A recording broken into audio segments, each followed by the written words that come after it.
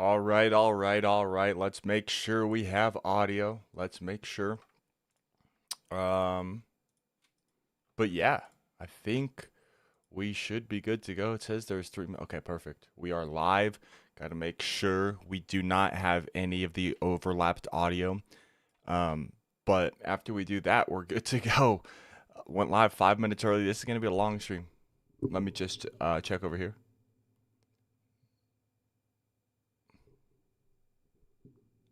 Okay. Don't think we do. I didn't change anything from last night, but I always like to double check. But yeah, welcome on in. We got a long day ahead of us today.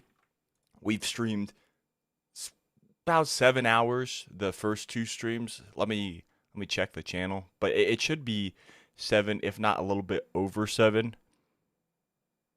Yeah, it's been a little over 7, like 7 hours 40 minutes. We're about to hit that today. we're gonna combine both of the streams from the first 2 days today, so it's gonna be a long one. Gonna try and make it through all 7 rounds, but yeah, guys, we are just 5 minutes out from the draft. We have two early fourth round picks. We have 108, which is gonna be the eighth pick today, and 111, the 11th pick today. And then we got a while to wait all the way until the end of the fifth round, but we'll have two pretty close picks, the 30th pick in the fifth round.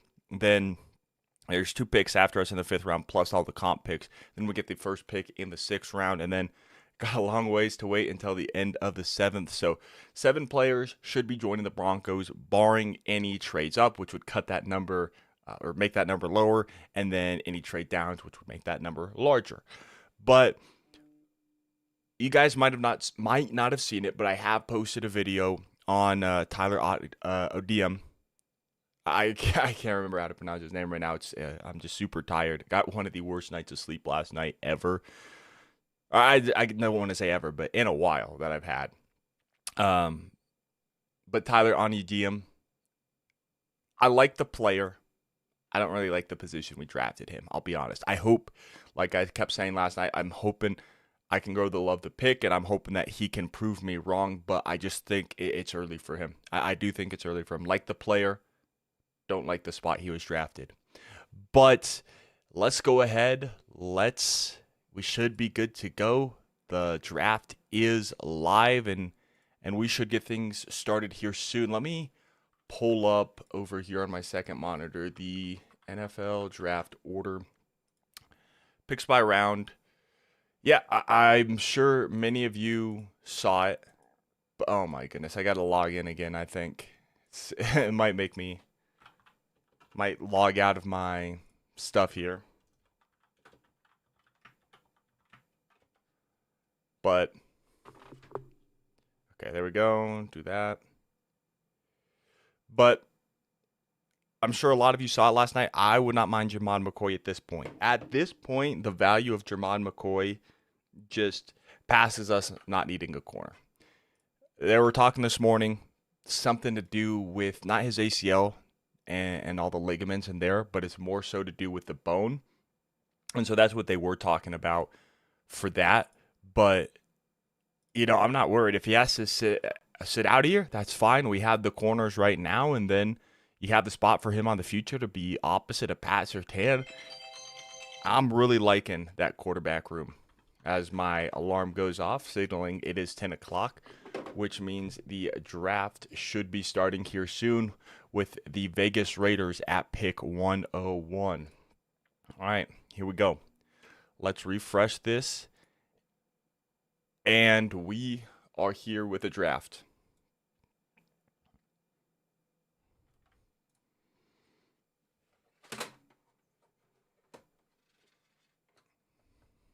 All right, here we go. Let's go ahead. I'm gonna try and update the scroll bar for as long as possible. If I get tired, we might just stop that. We're only gonna have the pick being in. We're not gonna switch to on the clock to the pick is in because the little amount of time in between picks. So just a little heads up for you guys. But we are going to, well, here's what we'll do. We'll put the Raiders on the clock, and then after their pick is, or once their pick is in, we're just gonna leave it as the pick in for the rest of the day. That's the plan right now. But yeah, at this point, Jermod McCoy is the guy who I'm targeting here.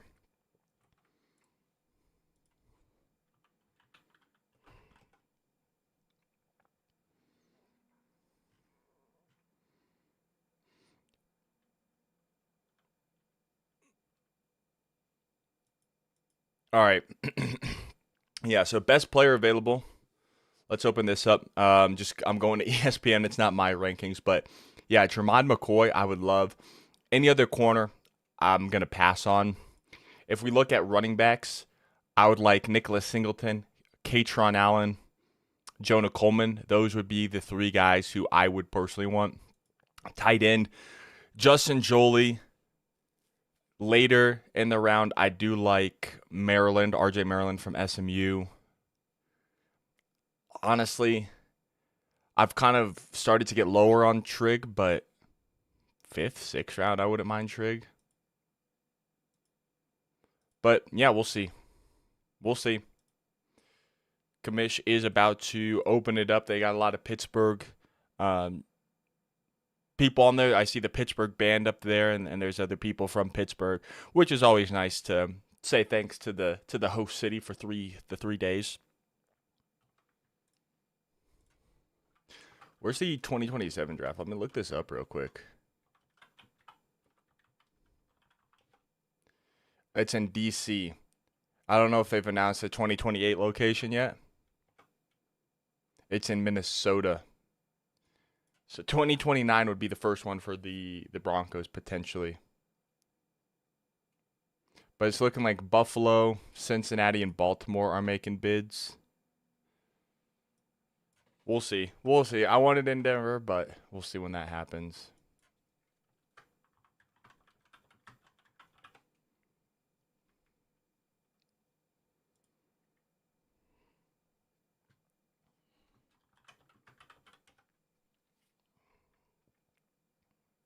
Yeah, it's potentially 2028 or later, but it sounds like we might not even be in the bidding for the next open draft slot.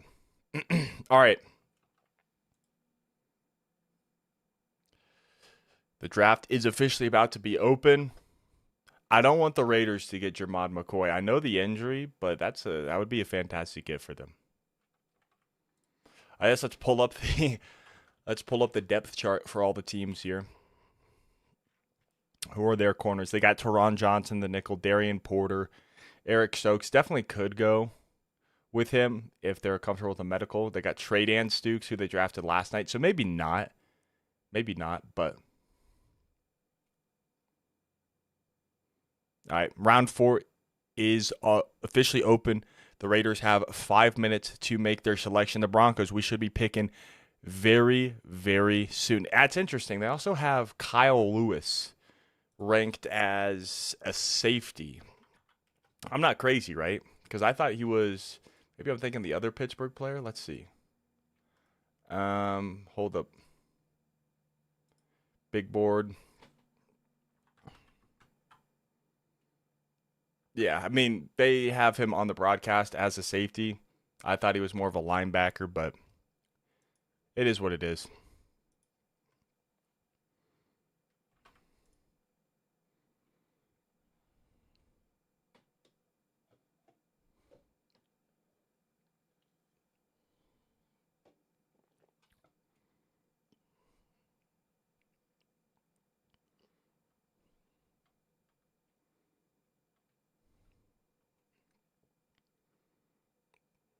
All right.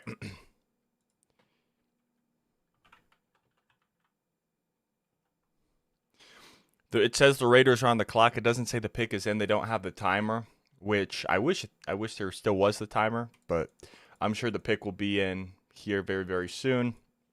Phone, I'm not going to throw it on my bed because I did that last time and I actually needed it last night. We're just set it over here. But the NFL Fans of the Year should be making their selection, and we'll just put the pick in. It doesn't say their pick is in, but we're just gonna put it in for now, and then we're getting up there towards the counts for how many things can be displayed on the scroll. We're gonna wait like maybe 4 or 5 picks. Okay, the pick is officially in now for the Raiders at 101. We'll wait 4 or 5 picks for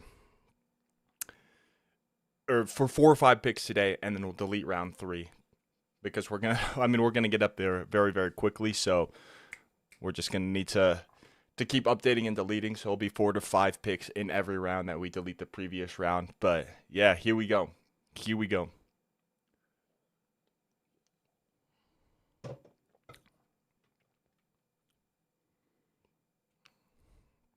Waiting for the Raider selection here at 101.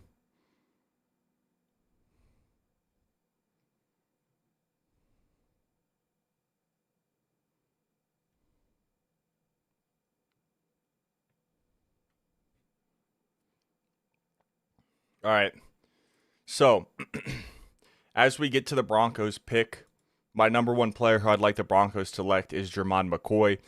Not really interested in any other corners at this point, but I think the value there, even if he has to sit around, I love the value of Jermon McCoy. Then if we don't go him, I'm liking running back Katron Allen, Nick Singleton, Jonah Coleman. Those are kind of the three I'd want. I'd be cool with Mike Washington here. Wasn't super high on him in the second round, but here, heck yeah, I'd be okay with that. Receivers, honestly, there's a couple receivers. I know we don't need one, but Skylar Bell, Elijah Surratt, Bryce Lance, some guys there. Tight ends, really like Justin Jolie, and if not, probably RJ Maryland in the later rounds. Michael Trigg, I started to get a little bit lower on, but if he was available in the 6th round, then I'm cool with that. But offensive tackles, I like Isaiah World here in the 4th round. That would be the guy who I'd really want if we go offensive tackle. Isaiah World, the tackle out of Oregon. The guards, Brian Parker, Jalen Farmer. Those are really the two who I really like at this spot. Centers, Connor Liu, Parker Brailsford later. I mean, if we double dip at defensive line, Grayson Halton is still available here. Linebackers, I like Caleb Alarms-Orr. I like Tareen York. I like Bryce Betcher. Honestly, still like Harold Perkins, someone who everyone thought was going to go super high last year, but has started to fall. But I wouldn't mind Harold Perkins there. But yeah, that's kind of the guys who I'm looking at right now. We'll see who the Broncos go with. We'll see who's available. But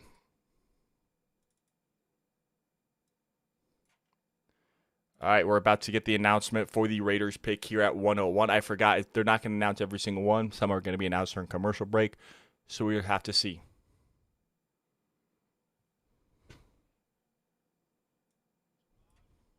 Wow, they do go Jermon McCoy. That's unfortunate. He's a great player, but it's about time he came off the board.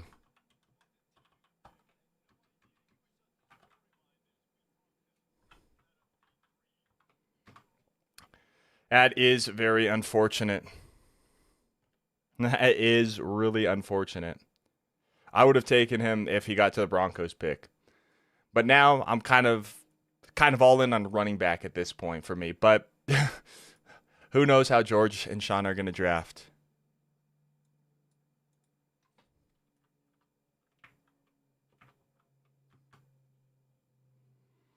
Now the Buffalo Bills are on the clock.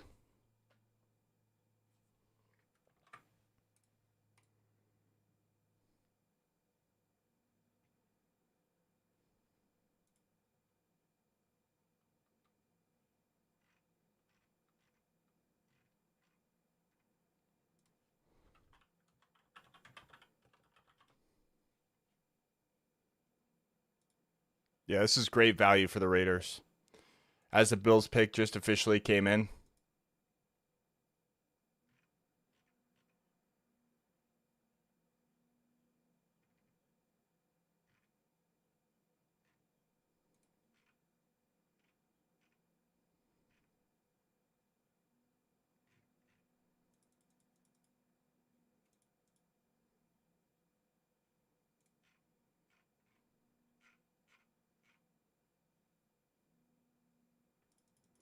Waiting on the Bills pick here.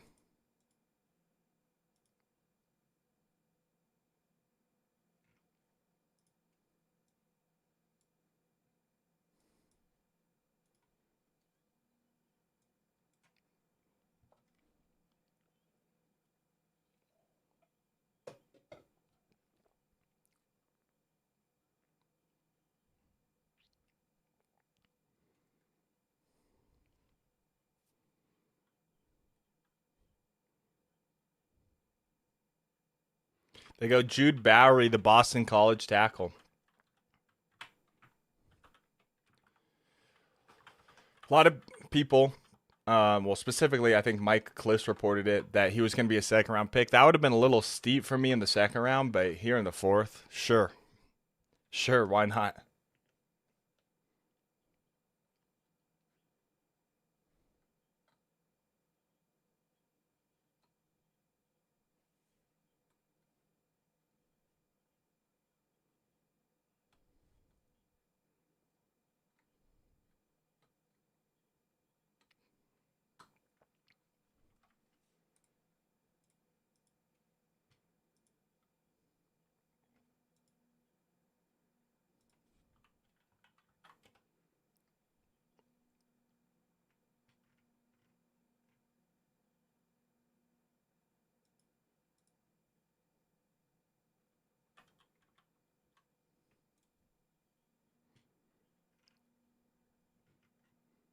Waiting on the Jets pick here.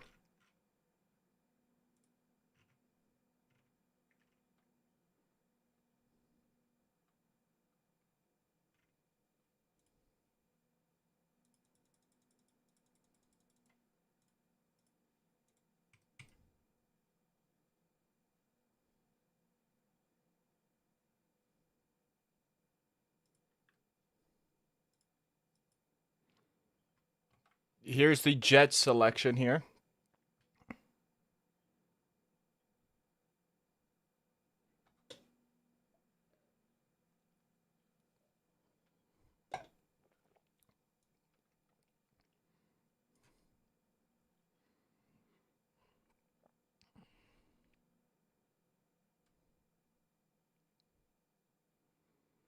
Here's the international fan of the year for the New York Jets.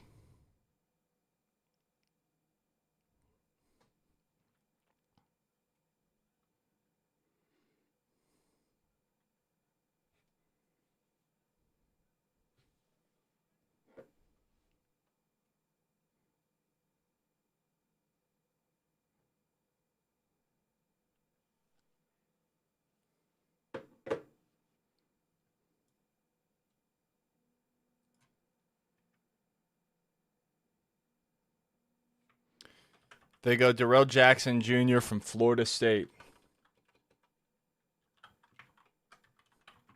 Dude, I think my R key is just broken. It spams R's. It puts 3 whenever I need 2. Or maybe I'm just typing too fast. Either way.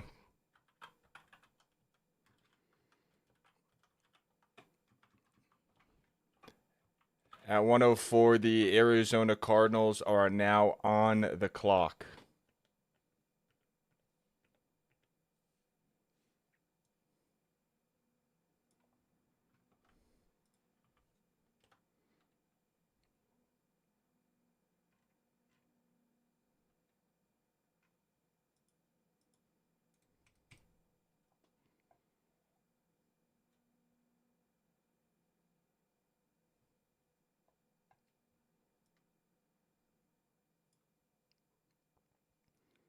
All right, I'm going to just close the best available. All right. Or not the best available, the depth chart for every team. For me, I'm kind of in on running back. Kind of in on running back at this point. Would love Katron Allen, Nicholas Singleton, Jonah Coleman. Those would be my 3 preferences, but I'd be cool with Michael Washington here. Didn't love him in the second or third round, but in the fourth round, heck yeah. Heck yeah, I'm cool with that. The Cardinals don't need a running back. If they take a running back, I might riot. You got Jeremiah Love, You got Tyler Algier. You brought back James Conner, and you still have Trey Benson, who I really like, who you drafted a couple years ago. But then the Cardinals are on the clock here at 105 after they traded down at the end of last night.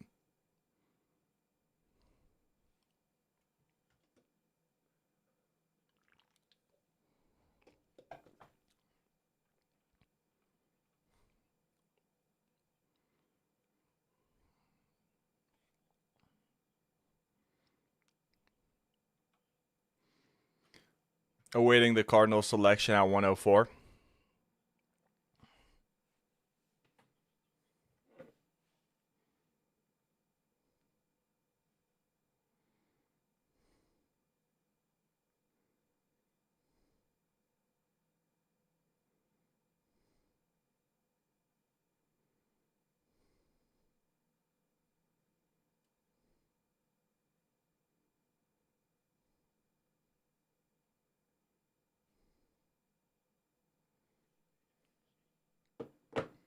All right. Where are the Cardinals going at 104?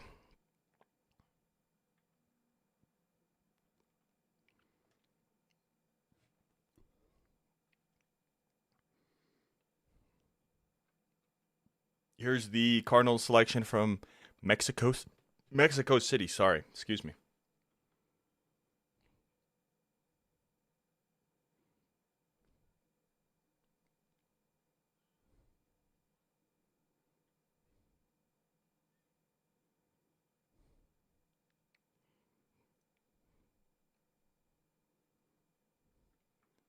Caleb Proctor from southeastern Louisiana.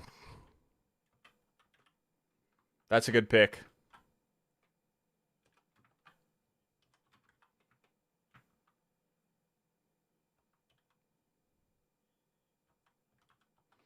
All right, well, let's go ahead here. And we're going to delete round 3 here. Now we just have round 4. And at 105, the Chargers are now on the clock. We will still pop up the trade alert if we can see the trades.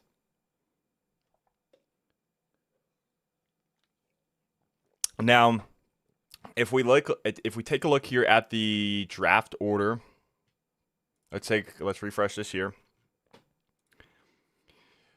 The Chargers, they don't need a running back. They got Omarion Hampton. I guess they could get a backup. The Texans, the Texans probably could take a running back. And then the Niners, let's take a look here. I mean, there's multiple running backs I like, so it's not super vital for me. Or if the Chargers go, or if one of these teams go running back. Because the Chargers have Omarion Hampton, Kamani Vidal, which I think they like. They re-signed him this offseason, right? Keaton Mitchell, Jarrett Patterson. So they could, with the 105th pick, though, because they did select Jake Slaughter, who could be a guard center, but they might want to go elsewhere on their offensive line potentially. They took Akeem Mesidor, so we'll see. I don't know if the Chargers need one. Then if we go to the Houston Texans, Houston. Yeah, I mean they brought in David Montgomery, so they don't necessarily need a running back. And then the Niners, they obviously have CMC. They selected Kalen Black. So I think we should be good. So we might have our pick of running backs if that's the direction we want to go. We might not, though, because who knows who knows what George and Sean Payton are going to do. They aren't showing. Oh, that's unfortunate. Where do you typically watch on? Because ESPN, if you have ESPN, you can access to it, but obviously not everyone has has access to ESPN. But I'm happy to help out. I love hanging out, talking football with everyone. So, absolutely.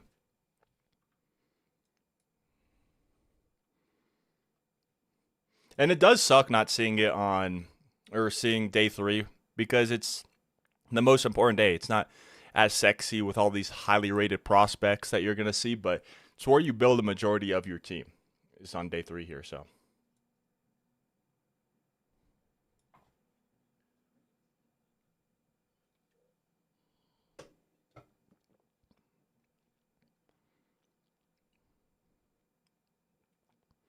All right, Chargers pick is in, Texans on the clock, and the Niners are following.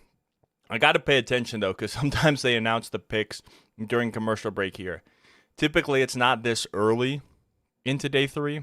It'll be more mid-4th round, but I'm keeping my eyes peeled.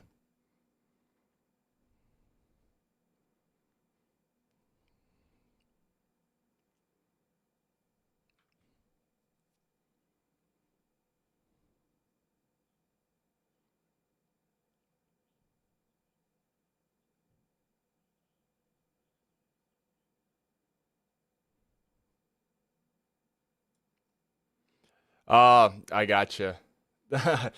I gotcha.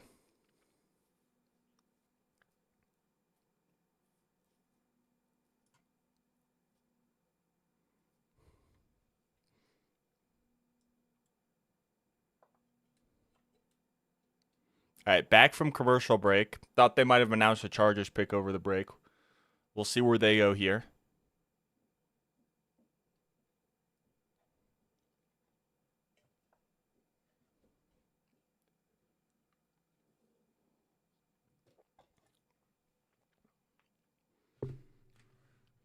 All right, here is the selection for the Chargers.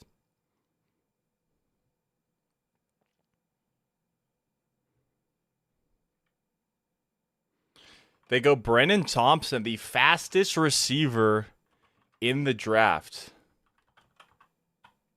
out of Mississippi State. He can fly.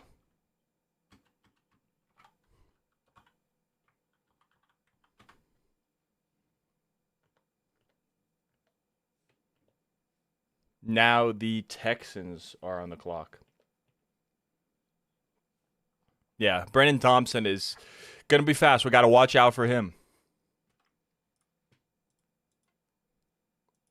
in terms of his speed.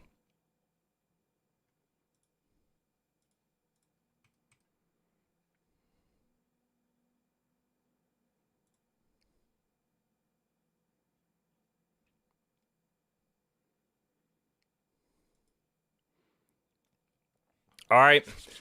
The Broncos are almost up. Got 2 picks early. 2 picks early if we don't decide to trade. And I'd be kind of shocked.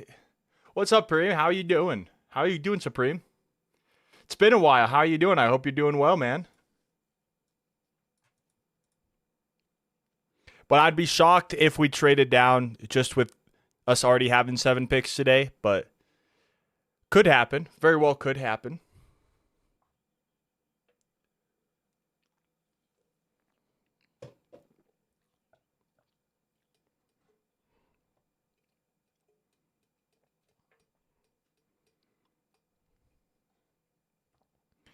All right, the Texans pick is in. We are awaiting their selection.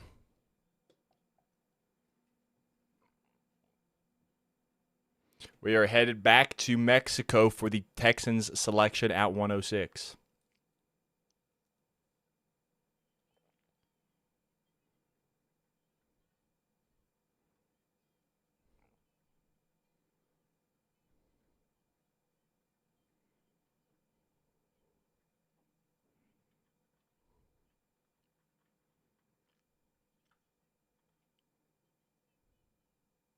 Who? Fabechi Nawiwu. To be honest, I have not heard of him.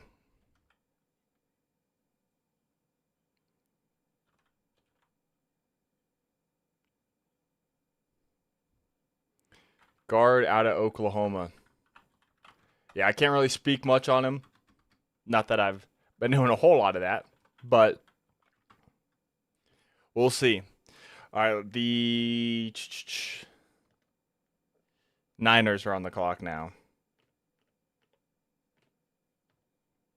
Cooking up breakfast for the family, listen to your stream. Let's go Broncos. Heck yeah. Heck yeah, that's awesome.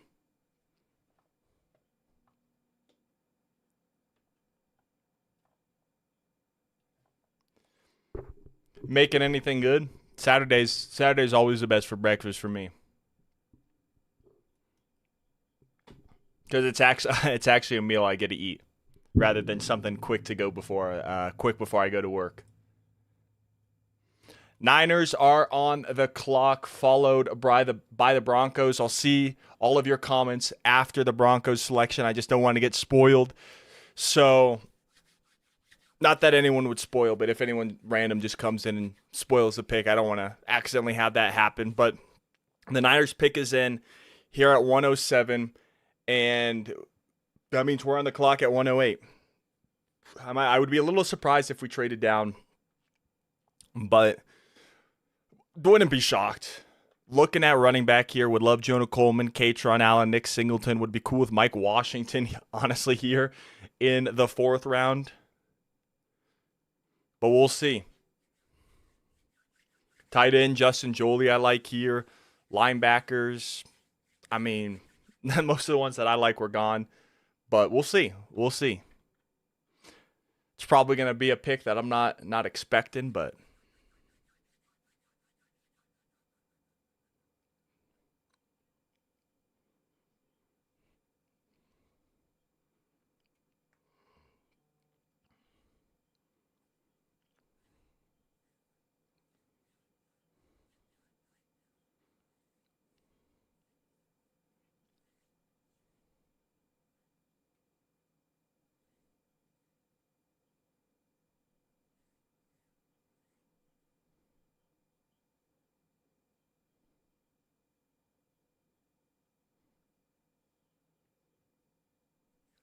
waiting on the Niners selection. They're announcing something on stage right now. It looks like it's raining in Pittsburgh. That's dedication for the people who are outside of the theater.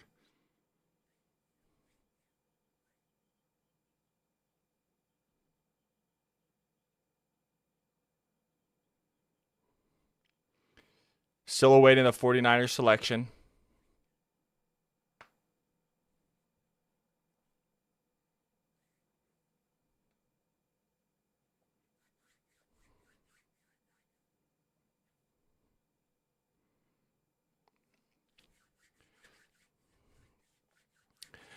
'49ers pick is in. Broncos are on the clock here.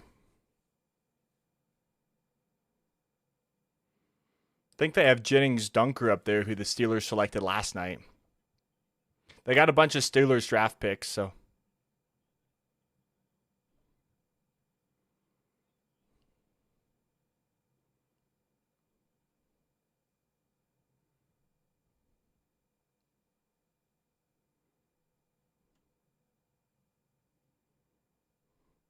Yeah, they're still catching up with previous picks because we are moving pretty fast here. But at 107, we are still awaiting the 49ers selection.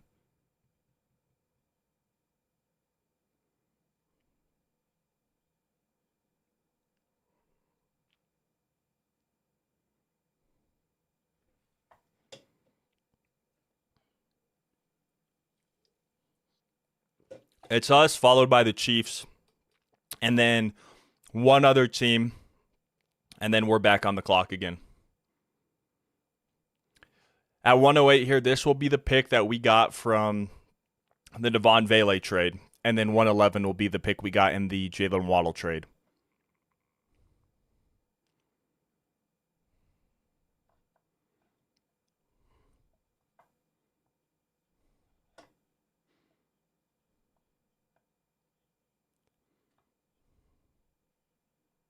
Yeah, they got all the Steelers draft picks from yesterday. There's Drew Aller, there's Jennings Dunker. I'd assume Jeremy Bernard might be there as well.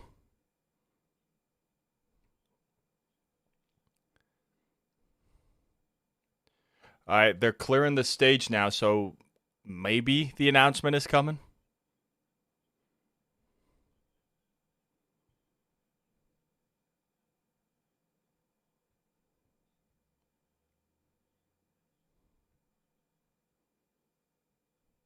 All right, here's the 49ers selection finally. They're a national fan of the year, international fan of the year.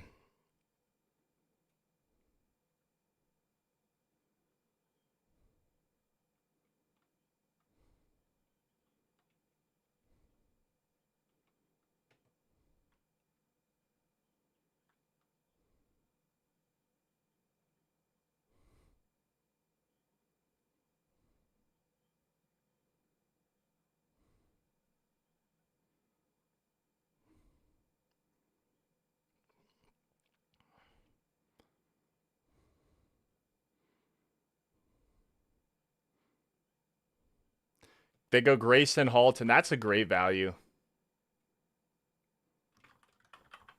I thought he was for sure going to be gone last night, but he's an early 4th round pick. That's a great player right there.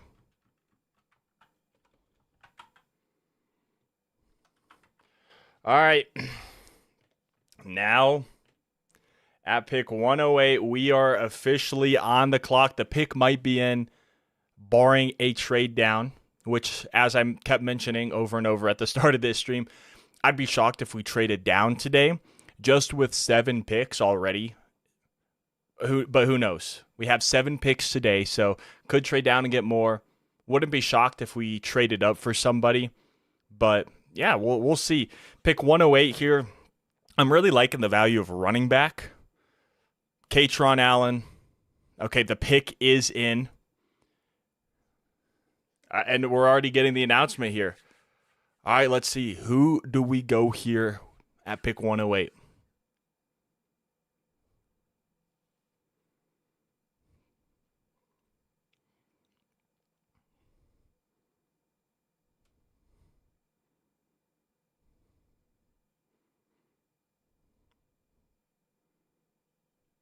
Jonah Coleman. Let's go, man.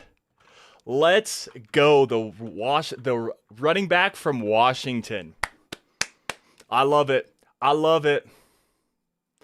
Yeah, I mean, corner or safety? Well, corner I would have been shocked. Safety I would not have been shocked. But we go Jonah Coleman, does all the little things, does not fumble the ball, is going to be a nice pass protector.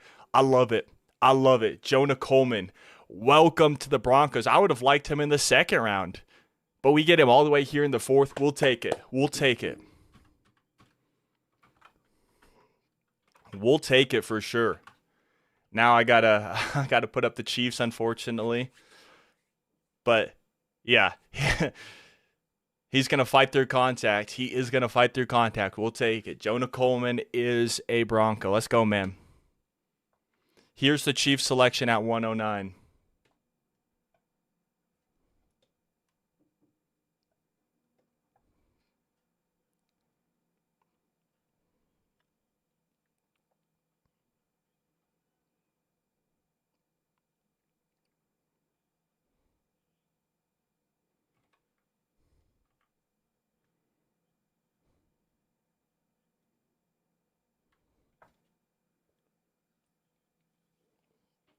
It's the Chiefs pick here, then the Bengals, and then we're back on the clock at 111.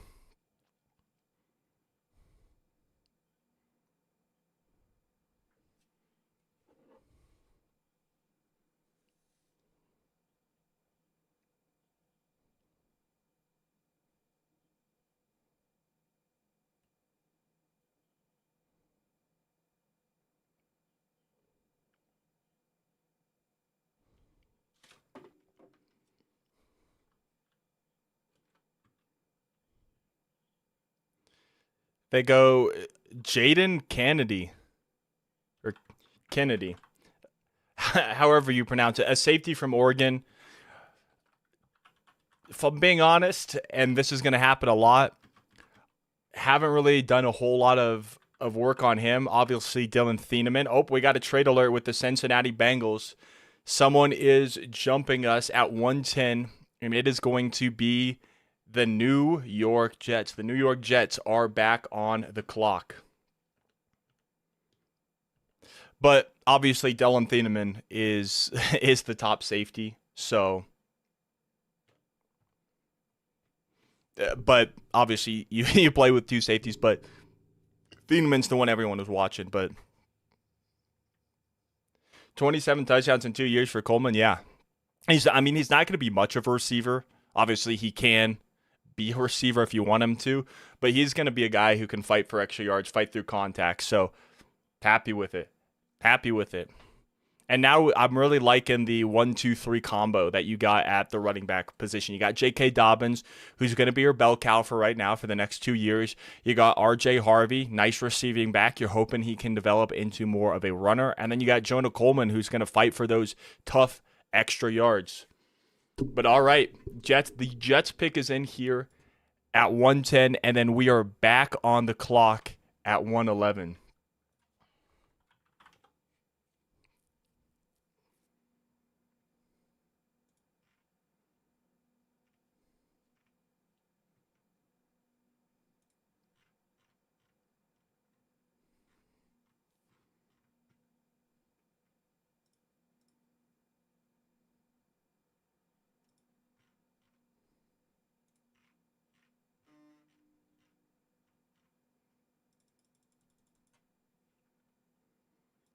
All right, awaiting the Jets selection right here.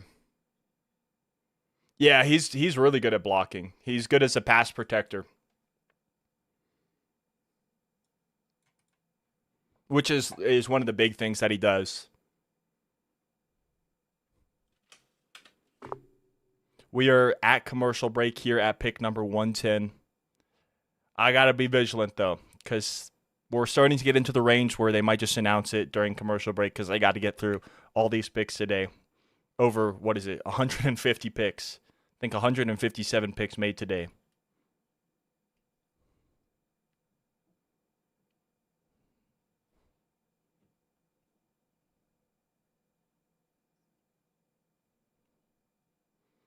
All right, I'm covering the chat over here just so I don't get spoiled with the second pick for the Broncos.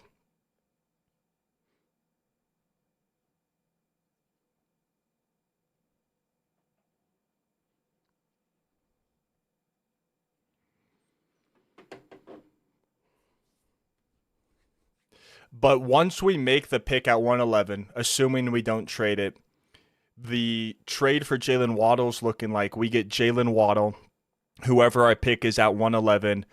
The Dolphins, they traded up from 30, but it's going to be Chris Johnson, the corner, and then it's going to be wide receiver Chris Bell from Louisville, and then whoever they pick with their fourth round pick at the end of the fourth round.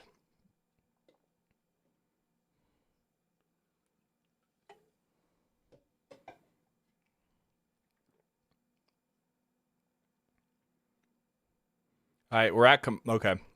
They got the commercial break thing popping up, so we'll see if I missed the pick or not because we got 50 seconds of this screen. That's the one thing I can't stand about ESPN, at least on the web version of ESPN when you're watching, is every once in a while it won't be a commercial, it'll just be the commercial break. We'll be right back, and it's got the ticker in the bottom left of how much time's left of commercial break. But the whole bottom bar of if the pick is in and all the info and who's up next, it just goes away. So that's one thing I can't stand. I wish I wouldn't do that for the draft, but what can you do? What can you do?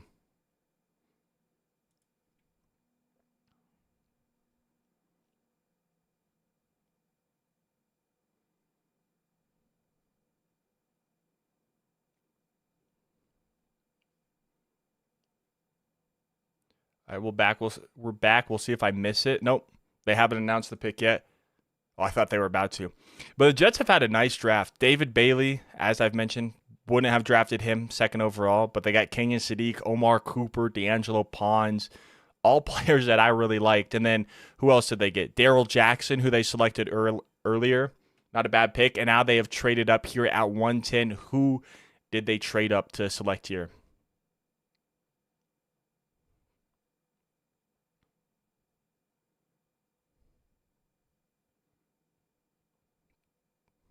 Who do I want here at pick 111 for the Broncos?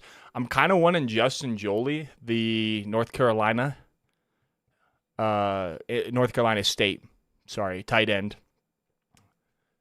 But here's the Jets selection at 110.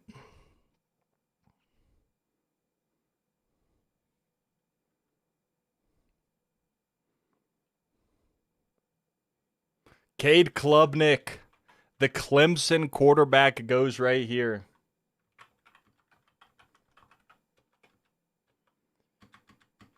I like Cade Klubnik, but I'm surprised that Garrett Nussmeier is still on the board. All right, let's put us back on the clock. If we don't trade here, I'd like Justin Joly, the tight end from NC State. There's some linebackers who I would like. As you guys mentioned in the chat, wouldn't be shocked if it was a safety. Let's go over best available here. Running back, don't need one right now. If we want receiver, Skyler Bell, Elijah Surratt, Bryce Lance, they're all pretty tempting, but I would like Malik Benson, honestly, in the 5th, 6th round. Tight end, Justin Joly, kind of the only guy who I'd want here. I could live with another tight end depending on who it was here. If we go offensive tackle, I love Isaiah World out of Oregon. Guard, Brian Parker, Jalen Farmer would be cool. Center, Connor Liu, wouldn't be mad at that. Defensive line, I doubt we double dip there. Linebacker, really like Caleb Alarms-Orr, Taurine York, Bryce Betcher, Harold Perkins, Aiden Fisher, I wouldn't mind. Those are kind of the guys that like. If we went safety, Genesis Smith, I wouldn't mind. We'll see. We'll see where the Broncos go here. The pick is in. We did not trade it. So we are using both of our early 4th round picks. But from the press conference last night, it sounded like we were going to use both of these 4th round picks because George Paton, I believe, said it's going to define the draft. So here's the selection. They're not showing the announcement. They're showing it at the bottom of the screen. We select. Who did we select here? I think it's the International Fan of the Year making this selection. So they did I think it's the Deputy Commissioner, did the pick at 108. Now it's the International Fan of the Year for the Broncos at 111. And who did we go ahead and select here? We went with Cage Casey, Boise State tackle. I'm okay with it. I think I would have preferred Isaiah World, but Cage Casey, I'm not mad at all. I like Cage Casey. All right, 112. The Dallas Cowboys are back on the clock. All right, Cage Casey, Jonah Coleman going offense there, getting some help for Bo Nix. All right. Interesting. I was reading Black from Indy was the only running back who could block. No, Jonah Coleman's a really good pass protector.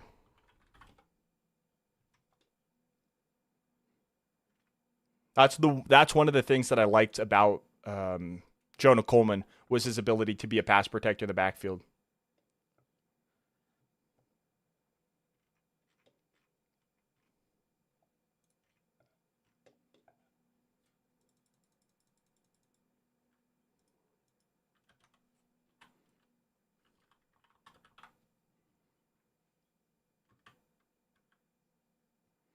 All right, here's the pick for the Cowboys.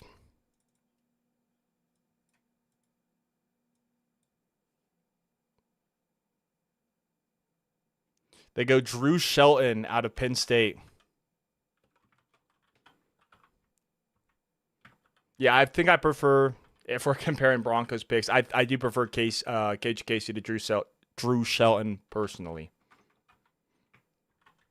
All right, we got the Indianapolis Colts now on the clock.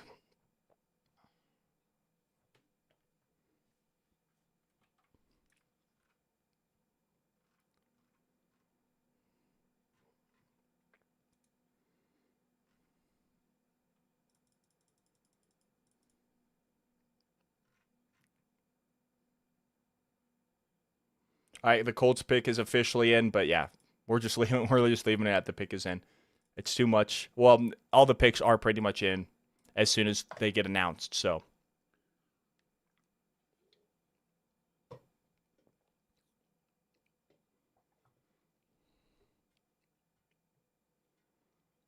I'm talking about Cage Casey now. He goes from a Boise State Bronco to a Denver Bronco. I never hate O-line picks, but there are a ton of guards available in the later rounds. Would have rather had a true tackle like Crownover. Sure. Sure. Well, I mean, especially with the argument of is Palcho a tackle or is Palcho a guard? So I understand that. But I like Casey. Maybe more of a. I mean, yeah, I like Cage Casey. But I get where you're coming from. There are better guards later.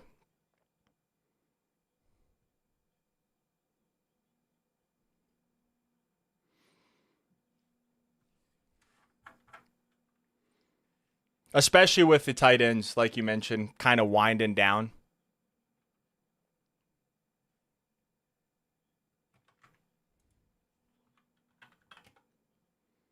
Now our next pick comes all the way.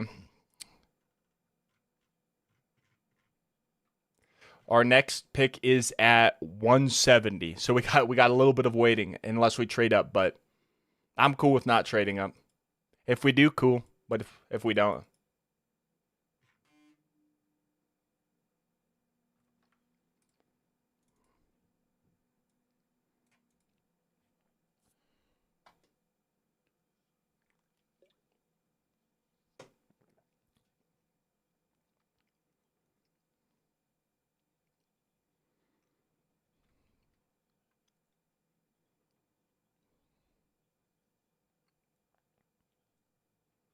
Hopefully they can use 246 to trade up a little. I don't want to wait another 60. That's fair. That's fair, but then you have to wait a lot longer in between picks again. Well, I guess not necessarily because you pick at the. Well, no, you'd get rid of your fifth and sixth round pick probably to trade up because I don't know how much 246 in the seventh is going to be valued. I think you'd have to give up 170 and what's it like 182 in the sixth round.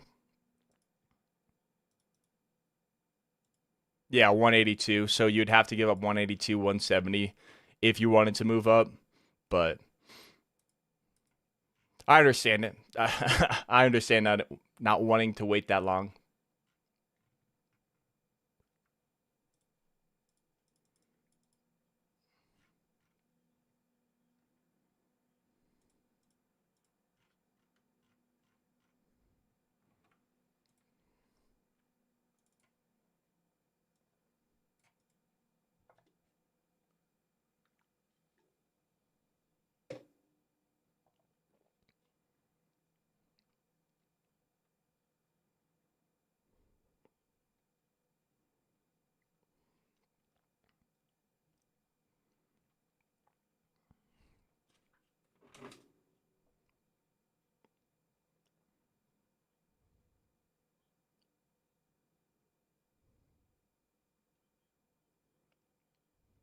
All right, here we are. We are getting the Indianapolis Colts selection right here.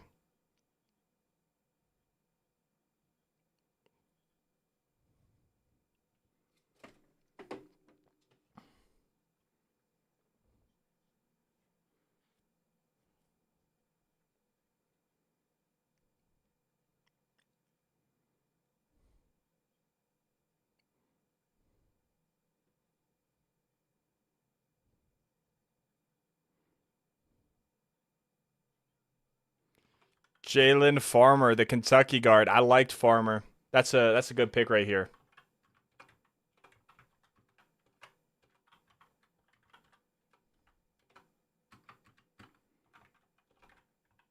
Thought he might go late last night. Dallas is back on the clock.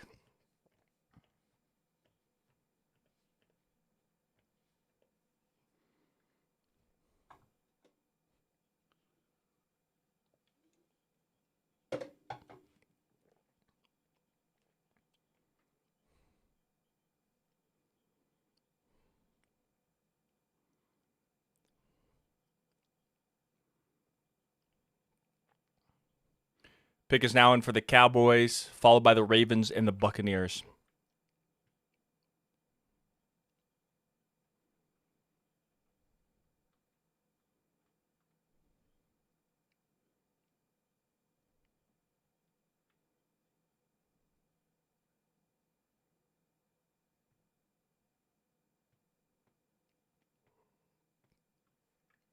All right, we're going back to commercial break, but here's the Cowboys selection. That is the nice thing about day number 3 is they announce it during commercial breaks. Now, you don't love it when it's your team, but it does make it a lot easier and a lot faster.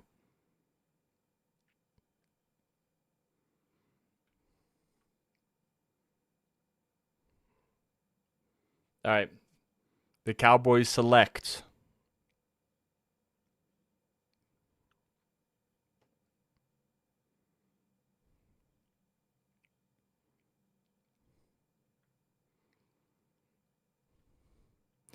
Devin Moore, Florida cornerback. I like Devin Moore in this range. I think I might have had another corner ranked above him, but at this point on day 3, it is what it is. This is where everyone's board really starts to differ. Let's get the Ravens on the clock. I am interested, though. Not to say this is a bad pick per se, but let's see. Nope, that's the wrong document. Where is it? There it is. Ravens pick is in. The corners I still liked at this spot, who are still available. Let's see here. Keith Abney. How is Keith Abney still available? That's what I'm shocked about. Keith Abney was awesome at Arizona State.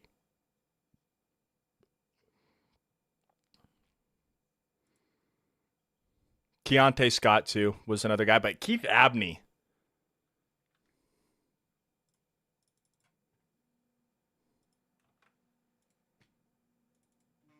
Elijah Surratt is finally off the board to the Baltimore Ravens. They lost Tylan Wallace, who went to my alma mater, Oklahoma State.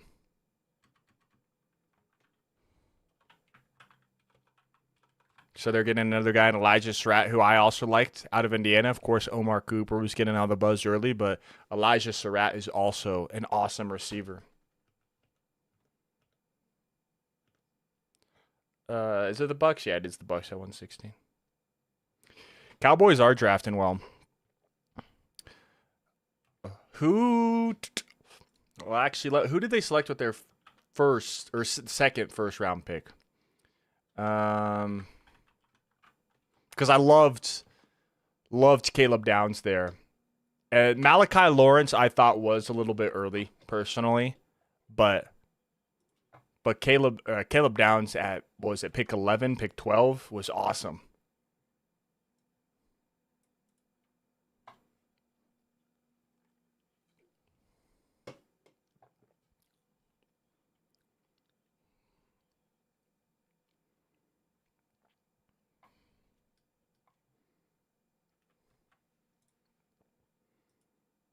All right, let's see here.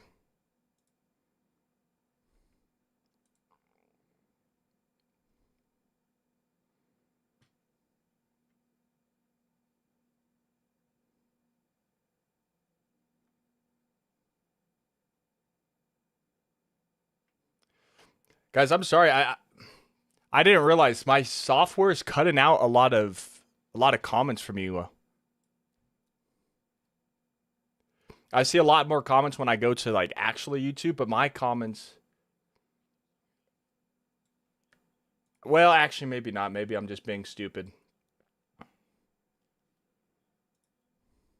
All right, I think we're good. I think we're good.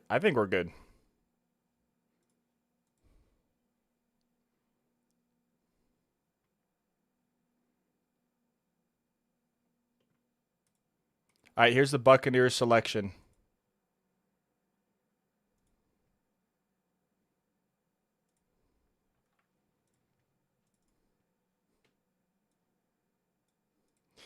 But yeah, I see the comment now. If he reminds me of Javonte Williams, and I can see the similarities. I think they obviously have some differences as well, but I can see the similarities.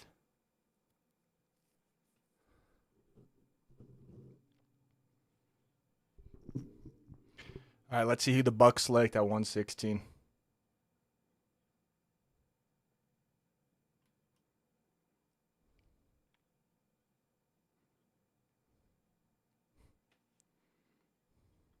They go Keontae Scott. Okay, that is a good pick. That is a good pick. But Keith Abney, Keith Abney, I'm shocked he's still available.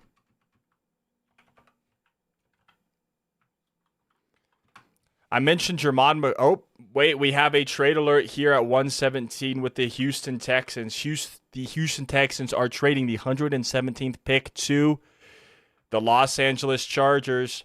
Hate when I see our division rivals trade up. Let's see who they go with.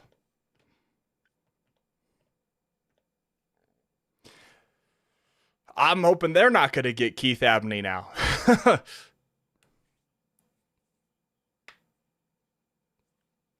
Because he's an awesome player, and I don't want our division rivals to get an awesome player. But yeah, Keith Abney's awesome. Let's see, they already got an edge. They got a center guard in Jake Slaughter, and then they got Brennan Thompson earlier today. So we'll see where they go. I think they had safety listed as a need for the Chargers. So Genesis Smith, I still like if they do go safety. Let's see. There's Genesis Smith, Kamari Ramsey, and then Michael Taffy still available. Those would be the three if they go safety, I would see. Safety, I like Later's Lorenzo Styles. Brother of Sonny Styles is super athletic, but very raw. Would be a nice guy to play on special teams for the Broncos. And then you can hope develop into that third safety.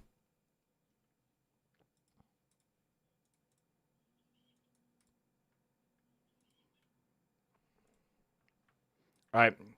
Here's the Chargers selection at 117.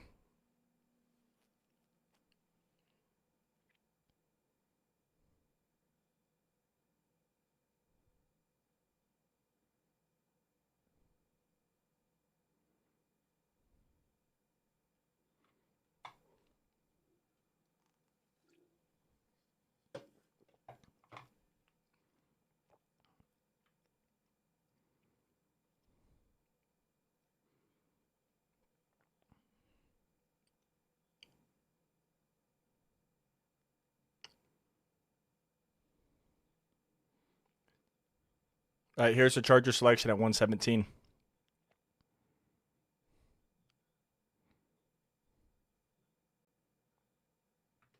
They go Travis Burke, the tackle from Memphis.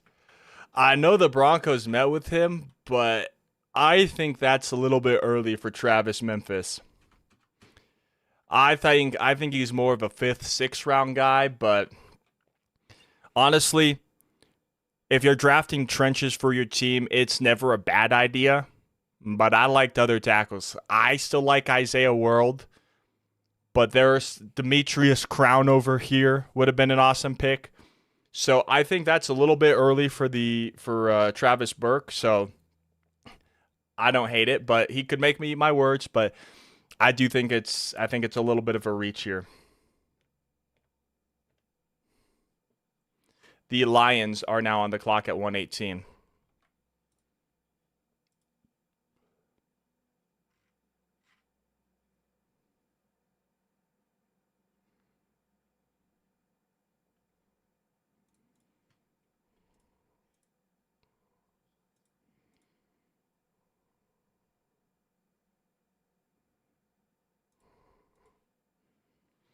All right.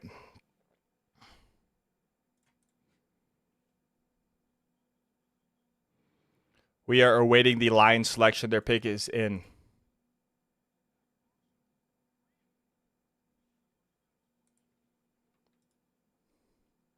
All right.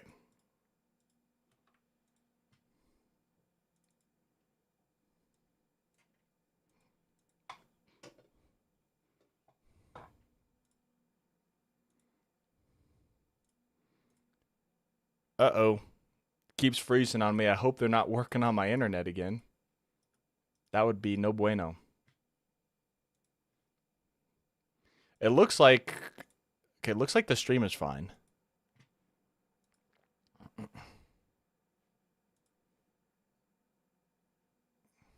Okay, we're back. I just refreshed everything. The Lions go Jimmy Rolder, linebacker from Michigan. Not the top guy there, but he's staying in state. Jimmy Rolder, the linebacker from Michigan. Also, the Panthers are. We got a trade alert here. The Panthers are trading the 119th pick to the Jacksonville Jaguars. So 119 now belongs to Jacksonville. Let's take the Lions off the clock here. Perfect. Thank you.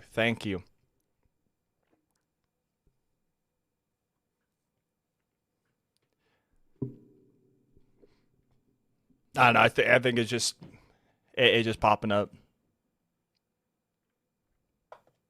It happened the past 2 nights too, and everything was fine. So we'll see. If we do go offline, I'll go back live again. So if it happens, it happens. Not too stressed about it. All right, here's the Jaguars selection coming in at commercial break.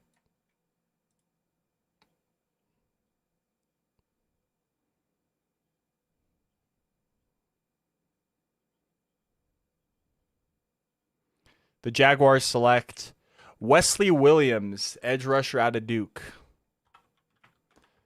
Be honest, I have no idea who this is. Oh man, I gotta mute my audio again. It's the commercial with bad audio. Oh my goodness, keeps making my ears hurt. All right, Green Bay's on the clock at 120.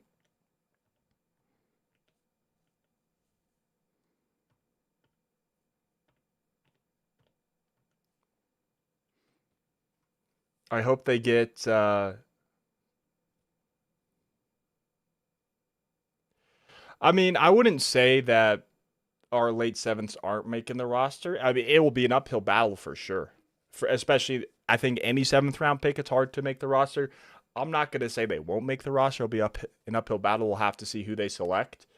But let me look up this player that you just suggested, because I'll be honest, I don't know if I've heard of this player, unless I'm just forgetting.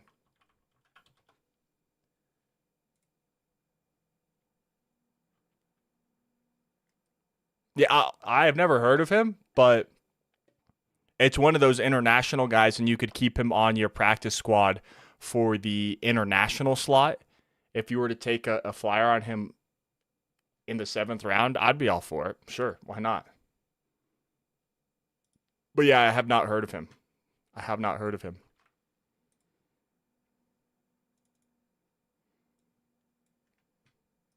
All right, we're back. Waiting on the Packers pick at 120. Steelers are on the clock, followed by the Falcons.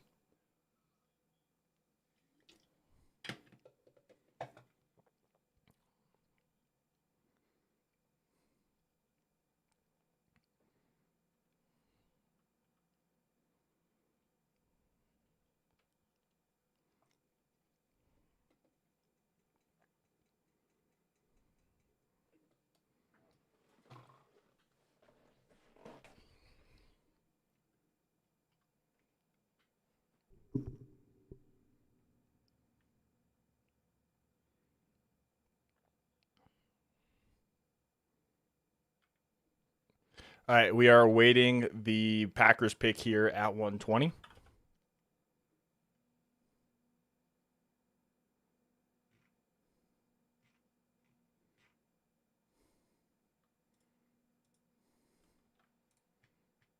He's never played football, but his traits are insane. I'm curious, where do you find these international guys? Because obviously I watch college football and I know the college football players, but where do you find these international guys? Because I saw it on the NFL's website for the prospects who have, I guess, declared. Is that where you're seeing them, or is there a specific place you go to find them? The Packers go deny Dennis Sutton, the edge from Penn State.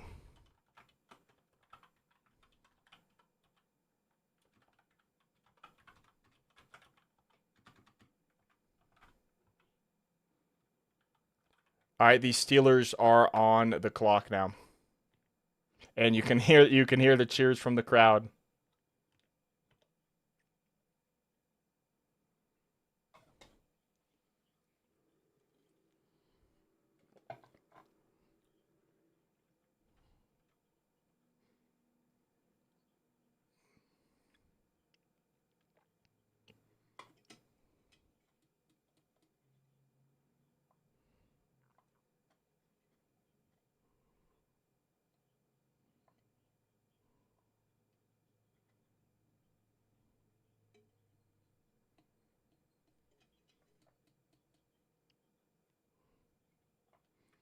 Let me see.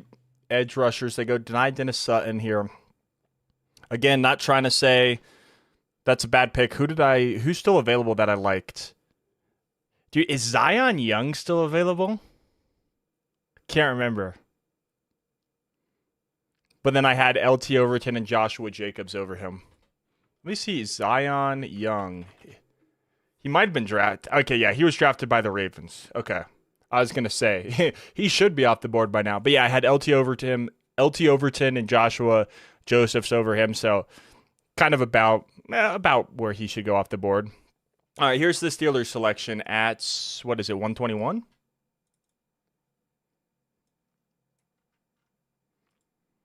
I see your message. I'll get to that right after the Steelers selection here.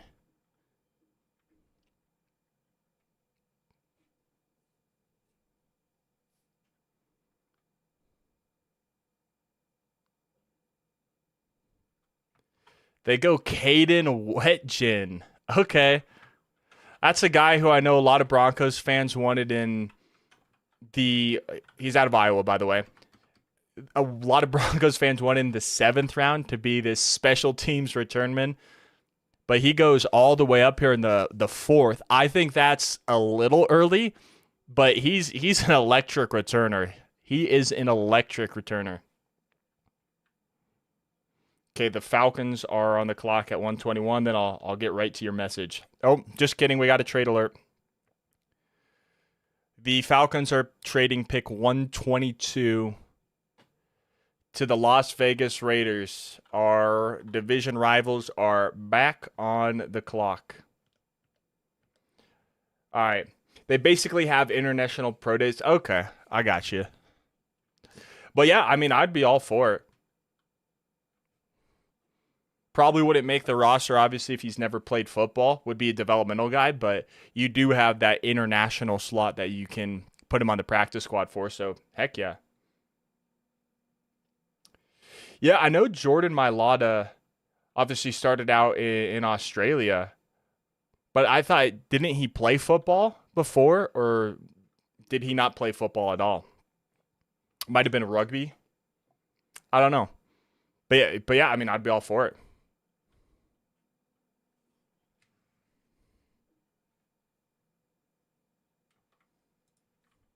Still annoyed that the Raiders got Jermod McCoy. I would have loved that in the 4th round. But hey, we'll see. Also,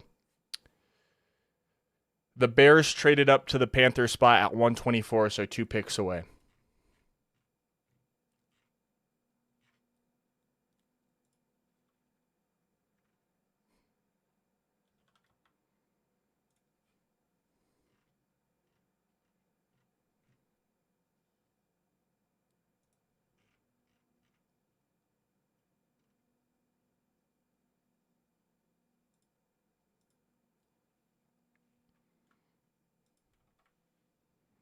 Still waiting on the Raiders pick. Rugby?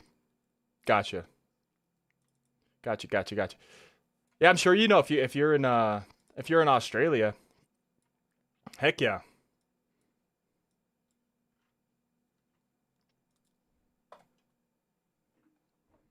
Now Jordan Mailata is an awesome tackle, so if we could get anything close to him, I'm all for it. I'm all for it.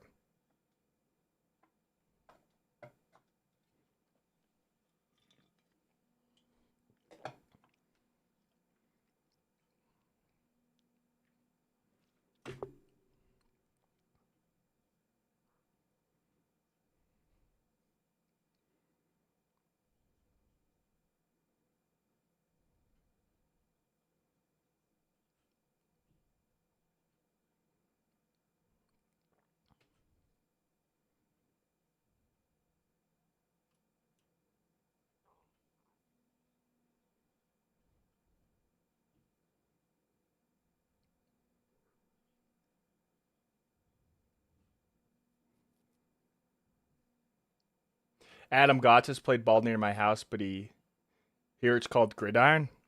Oh, I forgot about Adam Gotsis. I think obviously Gotsis is different because he went to Georgia Tech. I know that, but dude, I forgot about Adam Gotsis. Heck yeah. Adam Gotsis was so fun to watch back in what the the mid, or I guess the 20 teens, early 2010s ish. Well, I think as he was drafted what in 2015, I think. Let's see, Adam Gotsis.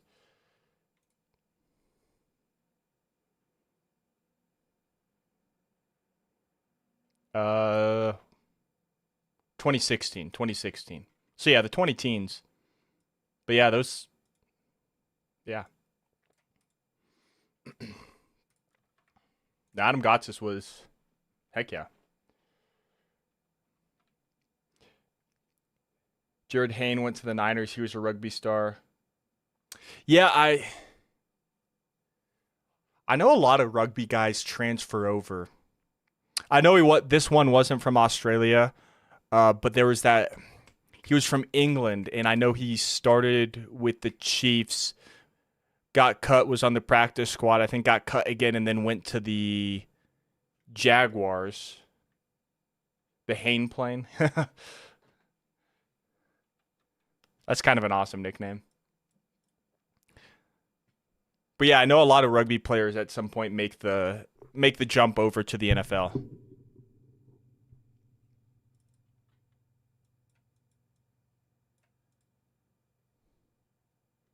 Okay, I thought I missed the Raiders pick here. They're just waiting to announce this one on the broadcast.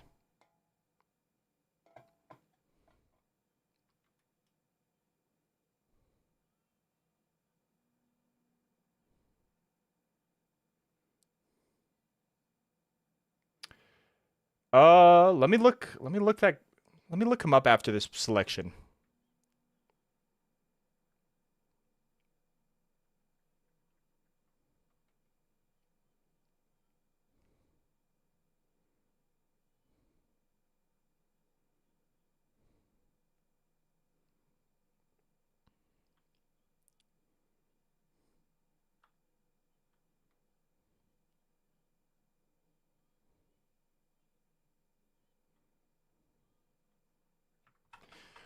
Wow, the Raiders get Mike Washington. Sorry to all the Broncos fans who liked Mike Washington. Now, at this point, I wouldn't have hated the pick, just his athleticism, but the fumbles were a big concern for me, so hopefully he continues to fumble against the Broncos. Kenyan rugby, gotcha. Let's or you're answering that? Cuz yeah, I'm not too sure. Let's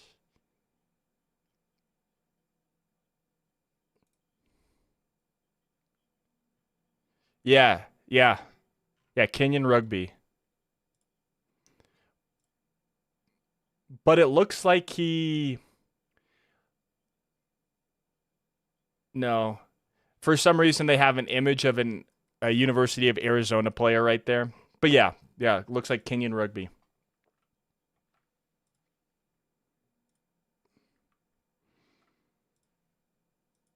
The Texans pick is in.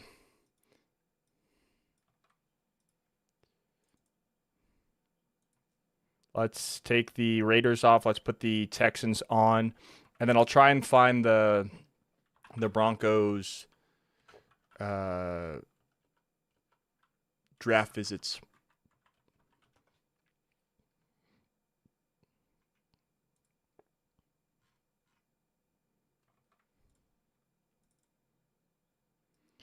The Texans go Wade Wood as the Clemson linebacker, which I thought he was going to be a seventh round guy, but good for him. So I think it's a little bit early, but at this point, who really cares? Every team's going to view. Oh, the Panther. Oh yeah, that's right. The Panthers are trading 124 to, I believe it's the Bears, right? Yeah, it's the Bears. 124. Chicago's on the clock. Let me get the. We'll get a trade alert going just really quickly here, and then we'll go there. Here's the Bears selection at 124.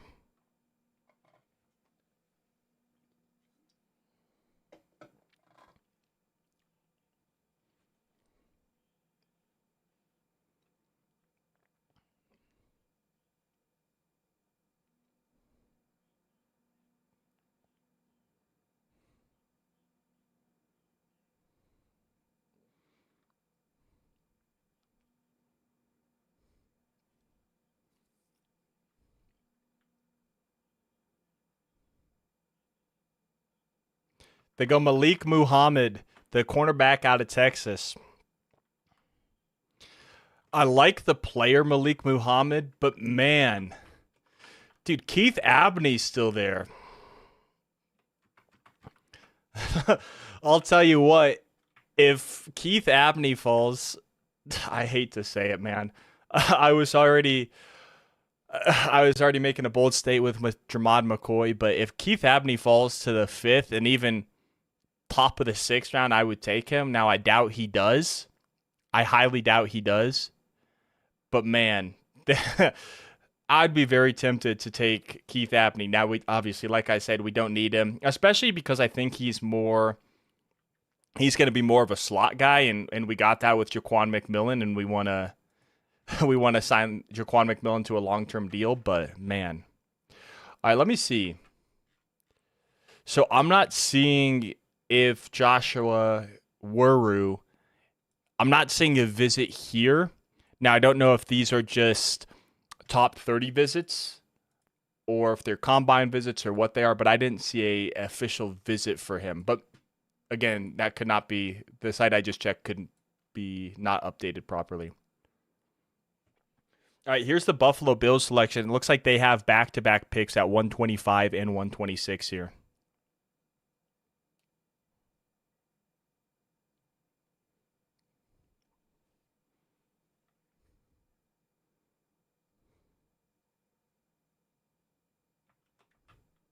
They go Skylar Bell. Okay, I like this pick. Skylar Bell out of UConn, I feel like should have been gone a little bit earlier. I liked him mid-third. So getting him, adding him to that offense, giving Josh Allen another weapon. I like Skylar Bell. And then the Buffalo Bills have another pick here at 126. They just they kind of mentioned how Skylar Bell plays a little bit like Khalil Shakir, so we'll see. We will see.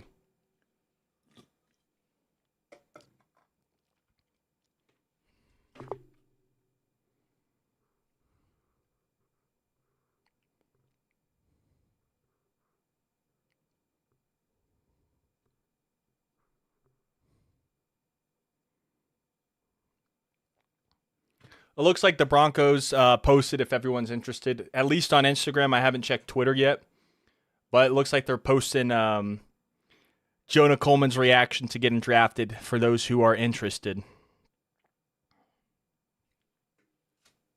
All right, here's the Bills selection at 126.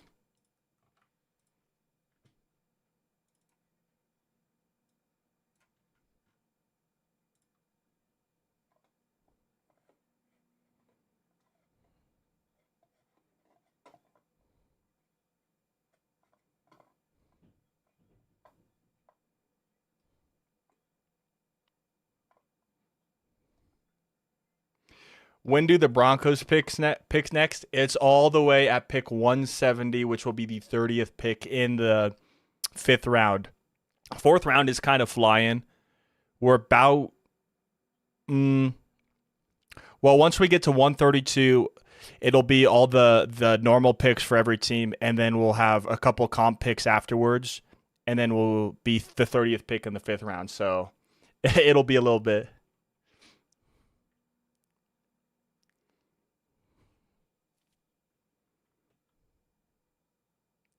They go Caleb Elarms Orr.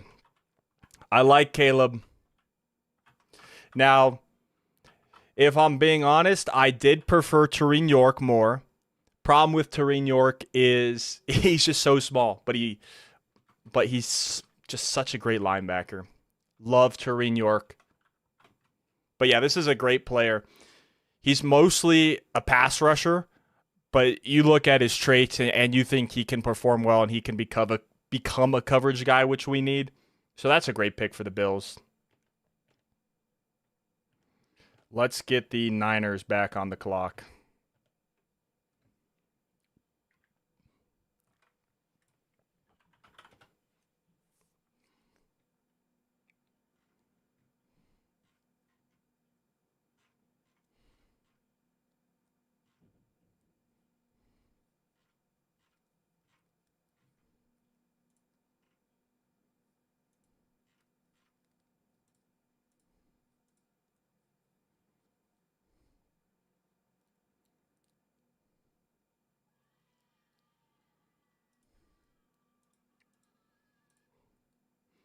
Okay, yeah, I do see it. They did post Jonah Coleman's reaction as well.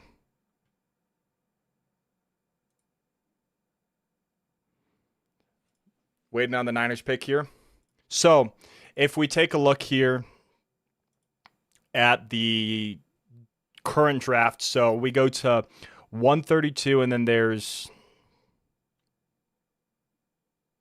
eight comp picks in this round. And then it's about the same. There's not crazy comp picks this year. I think, well,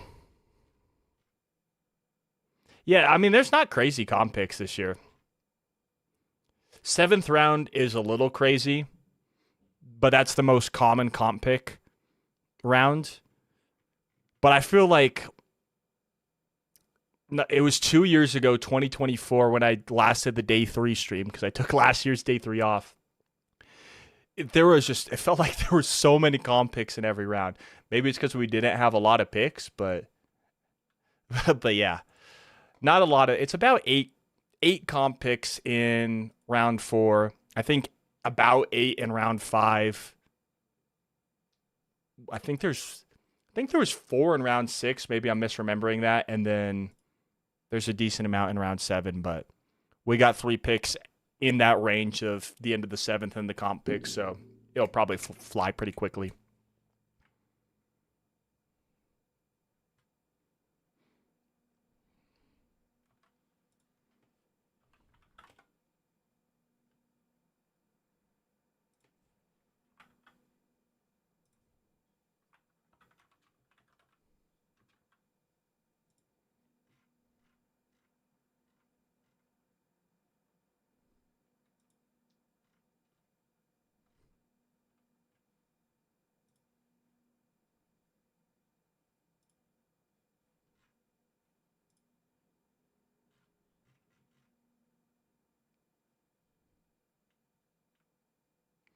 Okay, 9 picks in the 7th, 9 comp picks in the 7th.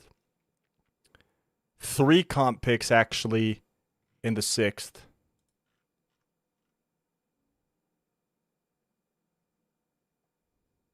9 in the 5th, and then what I mentioned, I think it's 8. Yeah, and then 8 in the 5th. So not terrible. The nice thing though is after the draft is over, which I love the draft, so I don't want it to be over yet. We can officially start signing free agents that don't count against the comp pick formula. So we'll probably get a 4th round comp pick next year for John Franklin Myers, which I don't mind. Next year's draft is awesome. If we look, let me go to next year's prospects. Well, for my Oklahoma State Cowboys, we got our new quarterback from the transfer portal, Drew Mestemaker. I'm hoping he comes back for another year after next, just because I would like to have 2 years, but we'll see. I guess let me just.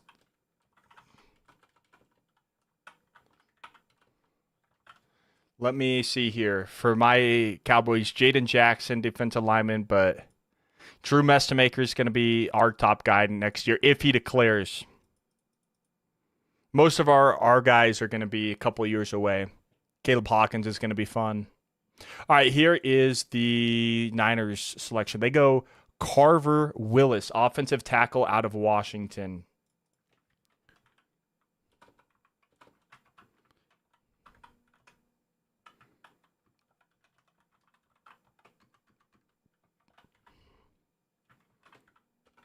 The Bengals are now on the clock.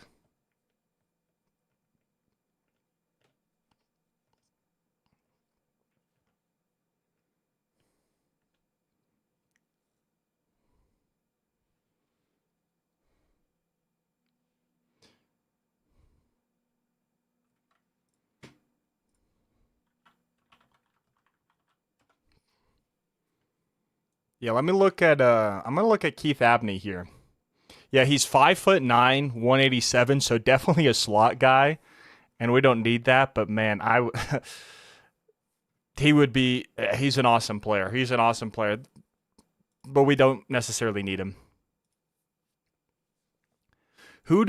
If everyone is still here, who do you guys want the Broncos to draft with their next pick? I kind of want Justin Joly. That he would be awesome. Linebacker, wouldn't mind Harold Perkins, Tareen York, Bryce Betcher, Aiden Fisher, like Jack Kelly later. We'll see though, because we got a lot of picks between now and when we pick. So a lot of guys we might want are going to be gone here soon, potentially. All right, here's a Bengal selection. They go Connor Lew, center out of Auburn. That's a great pick for them. Protecting Joe Burrow, obviously coming off of a torn ACL, but he is an awesome center. Who's my number one center in this class? Logan Jones, Jake Slaughter. I think maybe one more center came off the board above him.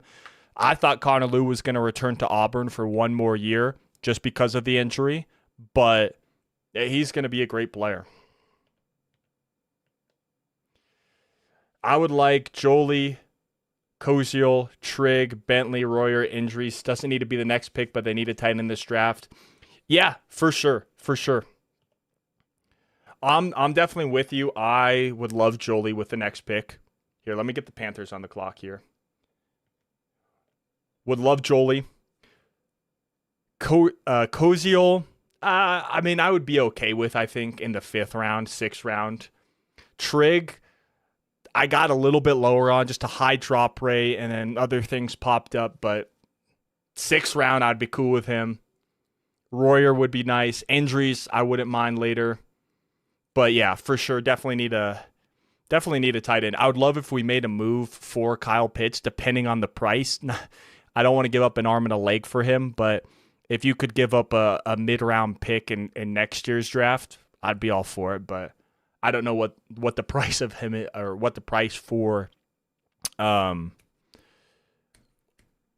Pitts would be. So, but I would like Jolie. I think Jolie right now would be my preference at tight end. All right, here's the Panthers selection. Then the Dolphins are on the clock at 1:30.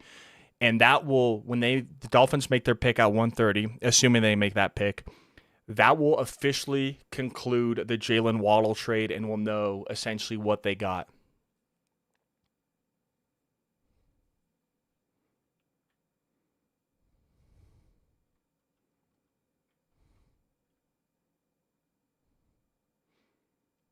All right, here's the Panthers selection at 129.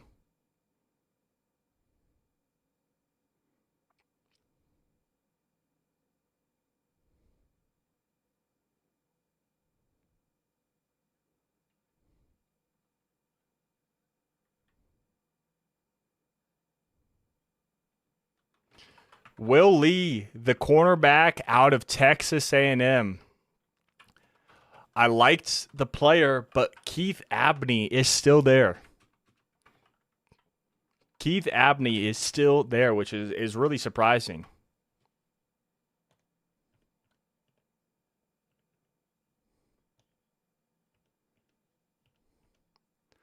All right, the Dolphins pick is in. We'll see. what is the official Jalen Waddle trade going to look like? So far, it's to the Broncos, it's Jalen Waddle, and then 111, which was Cage Casey, to the Miami Dolphins, who traded up with the 30th overall pick to select Chris Johnson, the corner out of San Diego State, wide receiver Chris Bell from Louisville, and then whoever this pick is in, as it just came in. So we will see the completion of the Jalen Waddle trade with this pick right here. And I will make I'll make a video on it. Or maybe I'll include it in my draft grades video, because I'm going to include the Waddle trade with the draft grades. But here will be the Dolphin selection. I don't care if they give up the 27 first for Pitts, as long as they get Atlanta's second in return. Yeah, I mean, I think I would understand if they gave up the 27 first. I wouldn't want it. Oh, here's the Dolphin selection, by the way. I wouldn't give up the 27 first, because next year's O-line class is extremely talented, or not O-line class. Next year's first round class is very talented, and Trey Moore is the selection for the Dolphins right here out of Texas, the edge rusher. And the Chargers are now on the clock at 131. I personally want to give up the first, but that's just me. And I guess if you did get the second, then you could theoretically trade back into the first if you really wanted to. But I don't know. I really love next year's class, so it would be a hard sell for me personally. But hey, that's the great thing about the draft. I said it yesterday. I love discussing different opinions with people, because not everyone's going to have the same view and opinions, and that is the best part about the draft, is to have these discussions. I love it. I love it. All right, the Chargers pick is in. Really hoping it's not Keith Abney. I kind of stopped looking at the depth charts because the Broncos are nowhere close, but here's the Chargers selection. So I don't even need to really look at their depth chart. Let's get it. They go Genesis Smith, the safety out of Arizona. I liked Genesis Smith. He was my best safety available, so that's a good pick for the Chargers. After a reach with Burke from Memphis.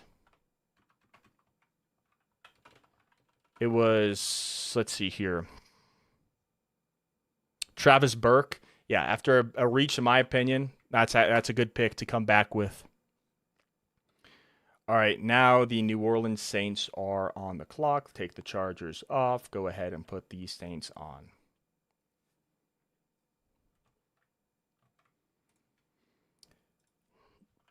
I was looking at next year's draft.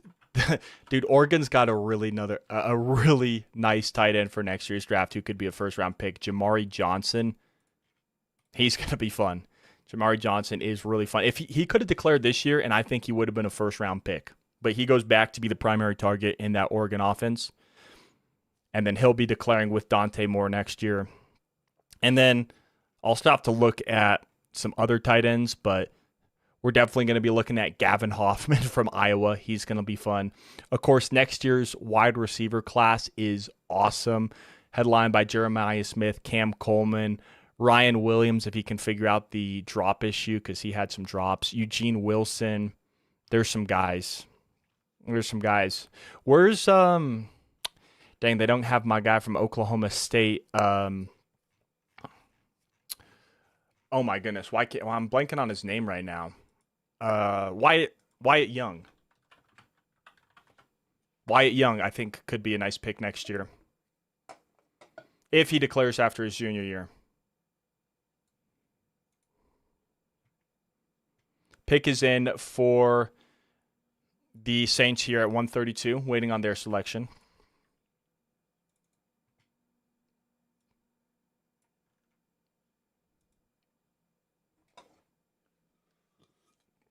This is officially the last pick of the third round, or not the third round, but before we get to the comp picks of the fourth round. Dang, I got the I got the pick wrong. I got the round wrong.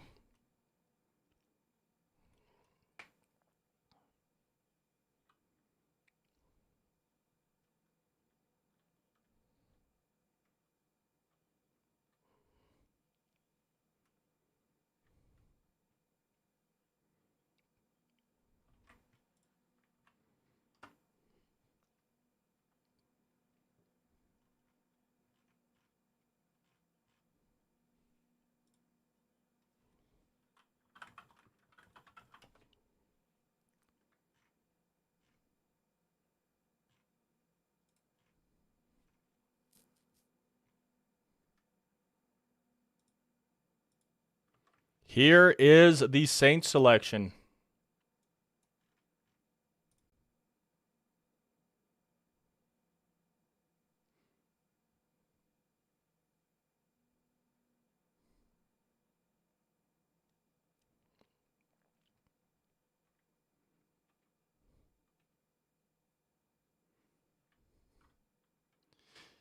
They go Jeremiah Wright, the guard out of Auburn.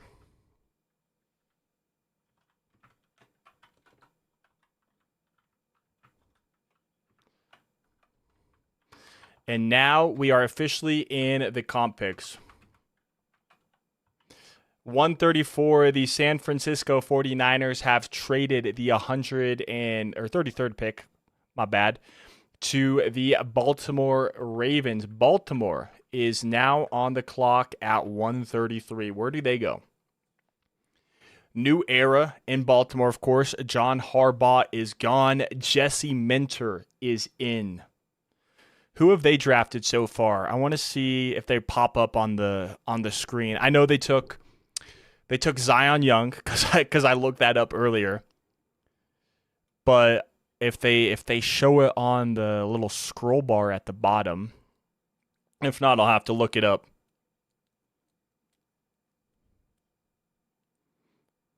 Of course, they took Vega Ioane, Zion Young. How did I forget Vega Ioane? Jacoby Lane, Elijah Surratt, gone back-to-back receivers. I think Elijah Surratt was their last pick. Yeah, it was. And they got 7 more picks, including this one.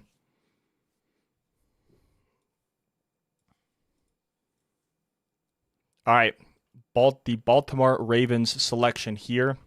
Well, what's actually the last pick of this round? Because I'm going to go to the bathroom once this round concludes. It's going to be the Bengals at 140. Bengals at 140.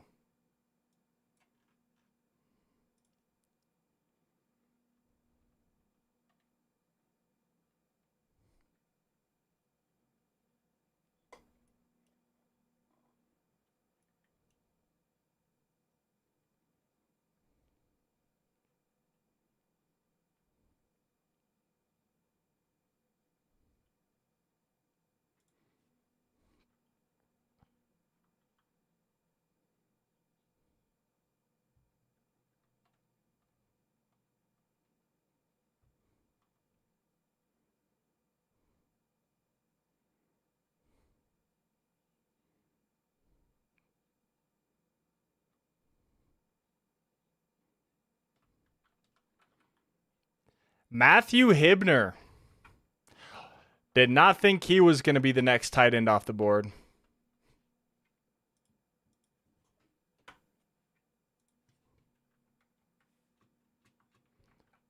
And then we have Atlanta at 134. I know George won't. I know George won't do that. He's a hoarder of picks, but the Broncos won't have any shot at.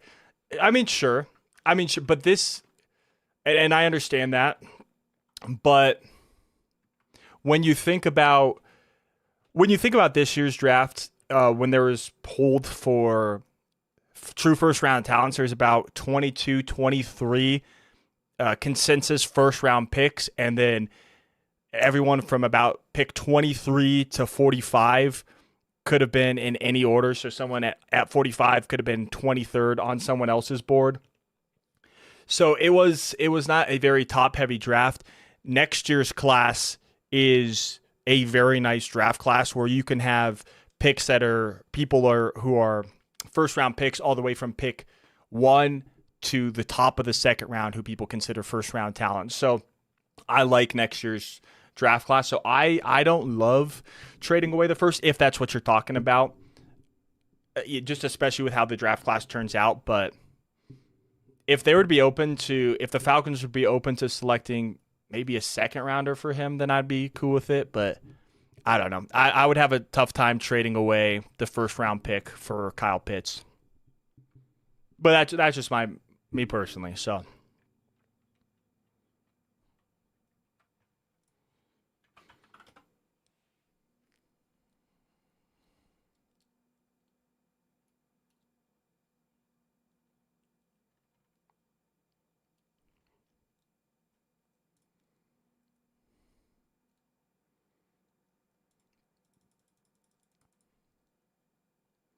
But Matthew Hibner, not the tight end I was expecting to go next.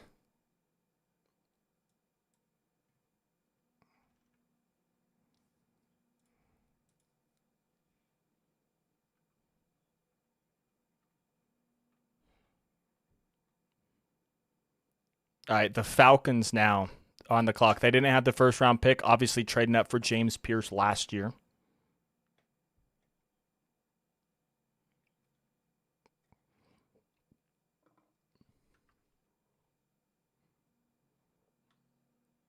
Here is the Falcon selection.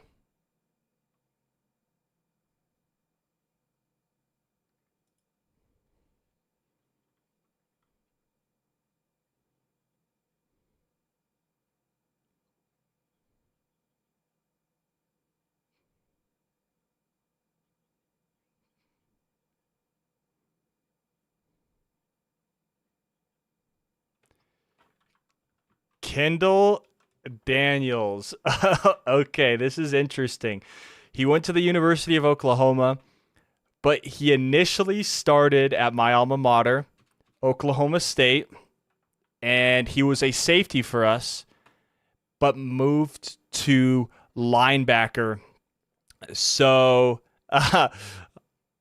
so yeah, I got some history with Kendall Daniels. Nothing personally, obviously. He transferred to OU from my Oklahoma State Cowboys, but yeah, was a safety with OSU and then moved to linebacker, put on some weight, and played pretty well as a linebacker, in my opinion. Obviously, he's getting drafted here in the 4th round, so.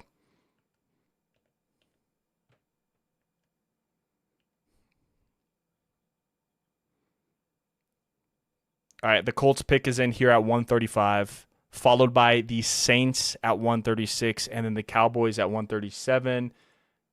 And then you have the Dolphins at 138, Niners at 139, and the Bengals at 140 to close it out.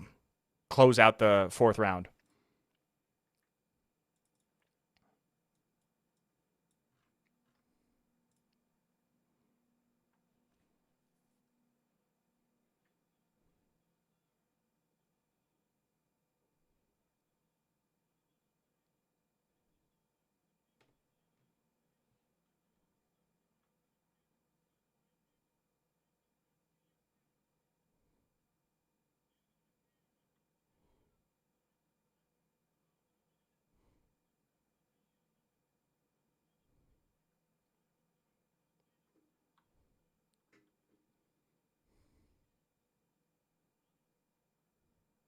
Bryce Betcher, the Oregon linebacker, is officially off the board.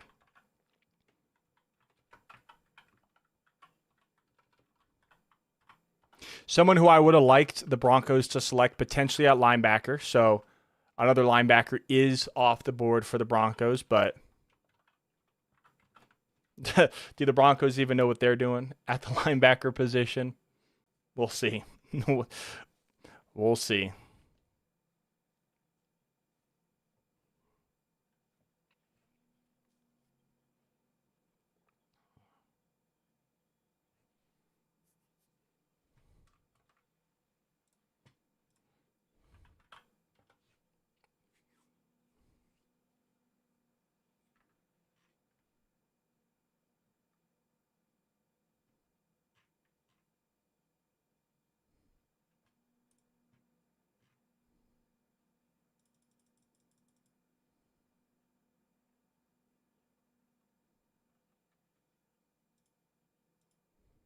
All right, the pick is in for the New Orleans Saints.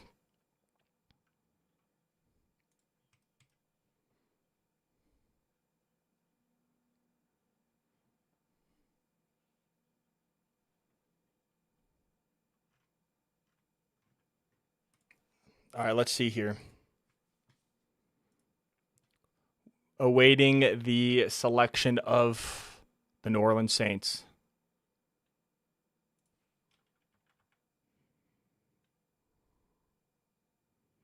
We are going to commercial, but that does not mean the pick won't be made during the commercial break.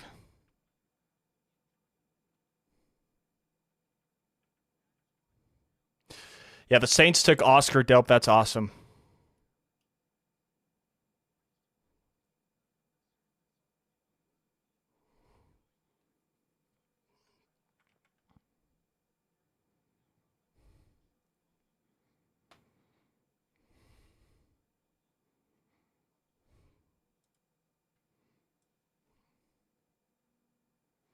All right. Still waiting for the Saints pick.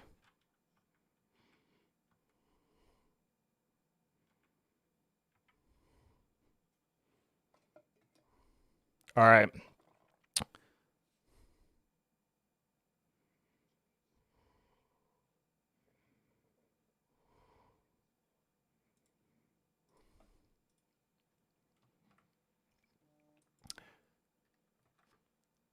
I don't have the ability to rewind. I don't know if any of you guys saw the draft up. I just saw, did they announce Cage Casey as a guard for the Broncos? Because he is a guy who could play both, obviously play tackle at Boise State. But did they announce him as a guard or a tackle?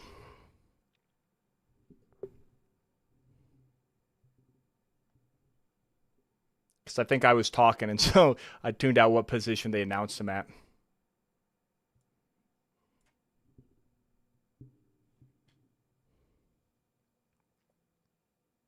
I can also go back and find the official selection here later.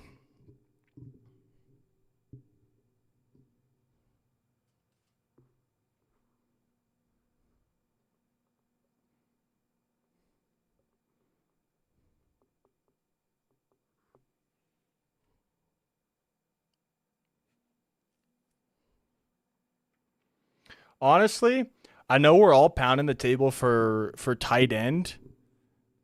Well, before I say this, let me let me double check if he's still a free agent, because signing free agents after the draft won't count as a against the comp pick.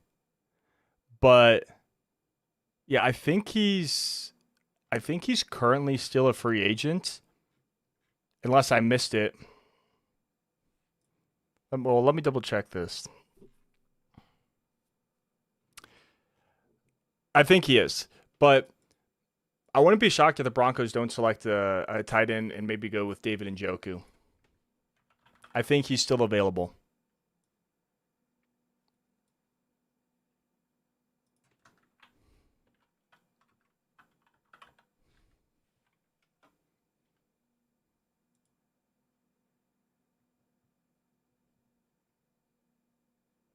Yeah, it looks like he's still a free agent. I think he still is. I was gonna say, unless I missed it. So I wouldn't be I wouldn't be surprised if maybe the Broncos sign Njoku later or after the draft. I also wouldn't be surprised if we just stick with our current tight end room. Oh my goodness, I hope not, but wouldn't be shocked.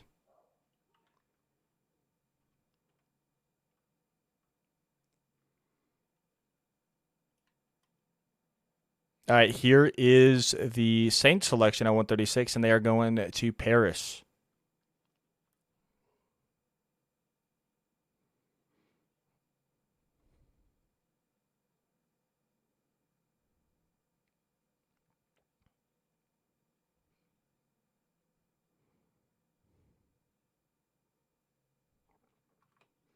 They go Bryce Lance from North Dakota State. Good pick. Good pick here at the end of the fourth.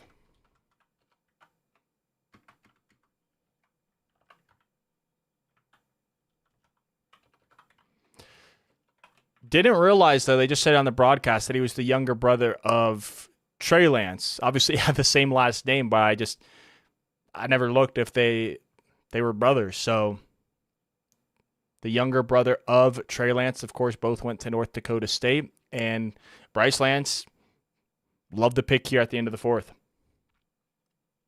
All right, we got the Cowboys now on the clock.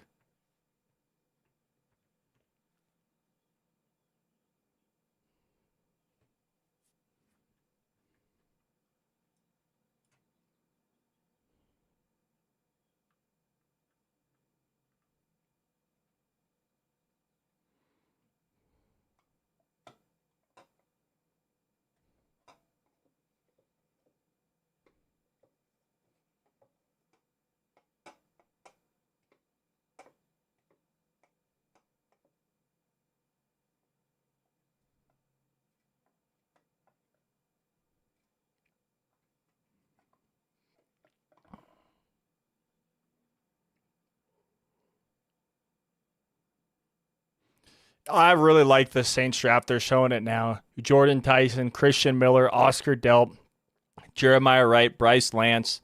Love it. Love it. Jeremiah Wright's the one pick where I was like, I don't know much about him, but the rest of the picks I love for the Saints. All right, the Cowboys, who I've also, as mentioned in the chat, liked the draft. 23, Malachi Lawrence was a bit early for me, but loved the Caleb Downs pick in the first round at 11.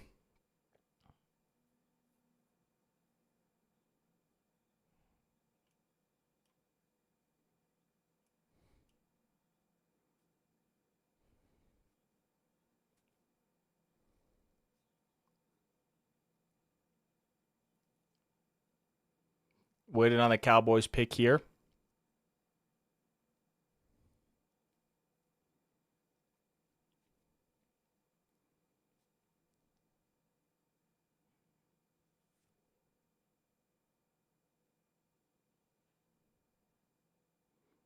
We are back on a commercial break, but the picks will probably be coming in here.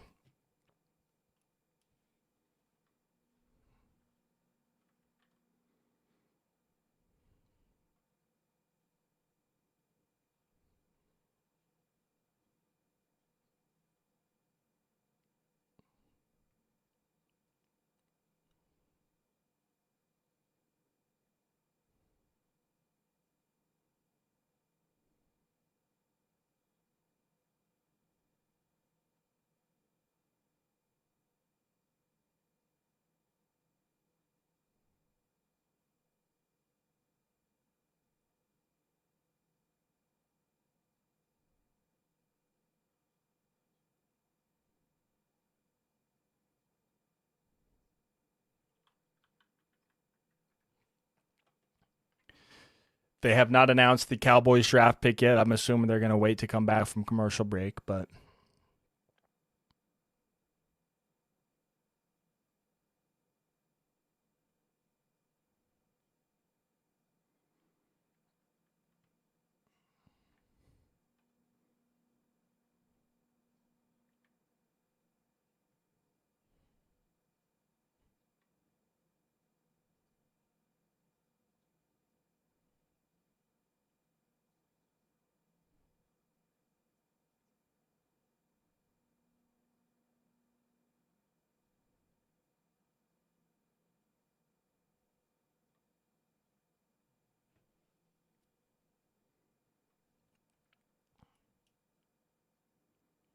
believe we're coming back from commercial break here in a second.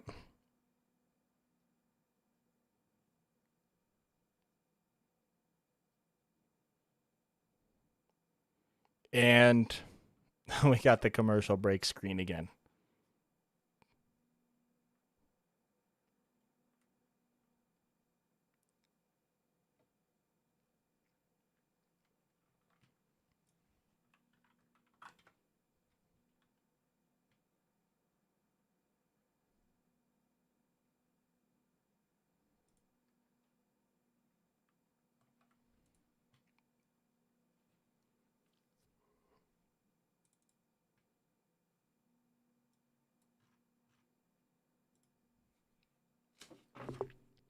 "25 seconds until we're back from commercial break."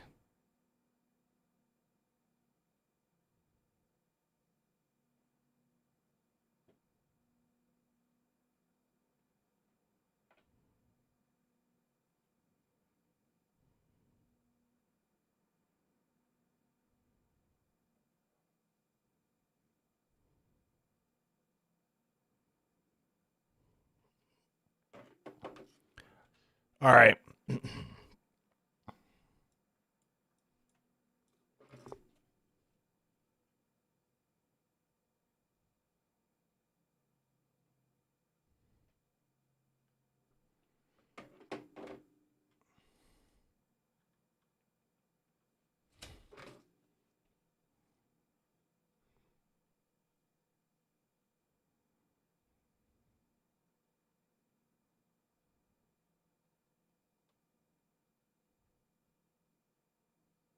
All right, here comes the Cowboys selection.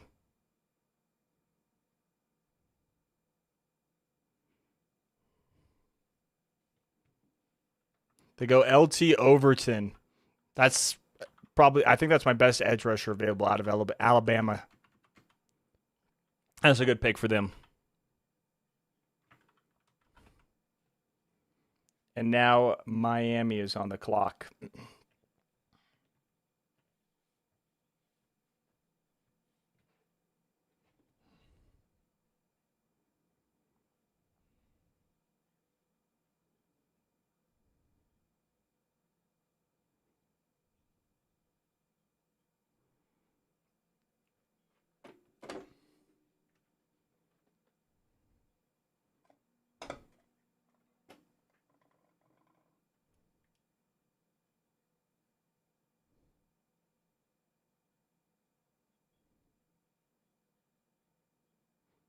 The Dolphins pick is in. We got the Niners on the clock, followed by the Bengals, and then that will conclude the 4th round.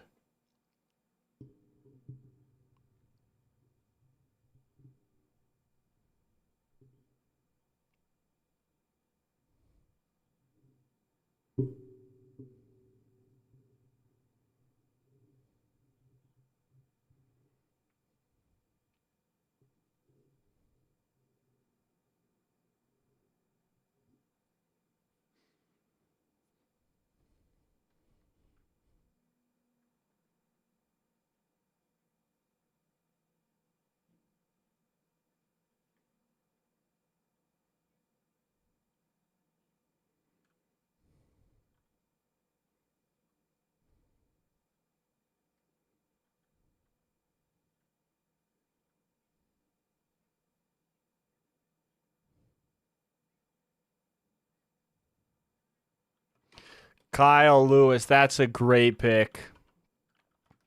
That's a great pick. They have him listed as safety on ESPN. I think he's a linebacker. But that's a great pick. And they got Jacob Rodriguez. Dang, what a 1-2 punch for the Dolphins.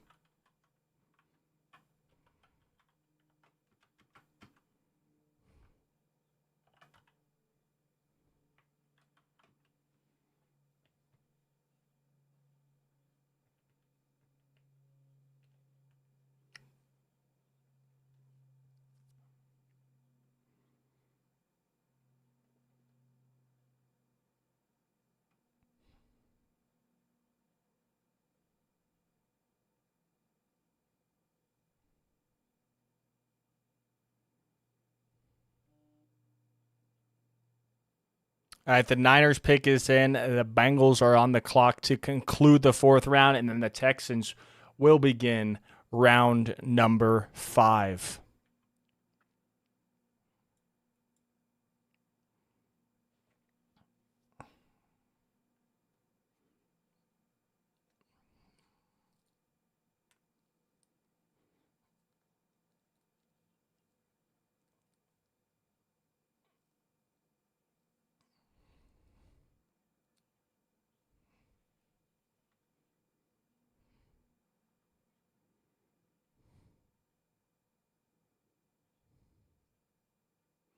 Ephesians Prysock, the cornerback from Washington. Ephesians Prysock.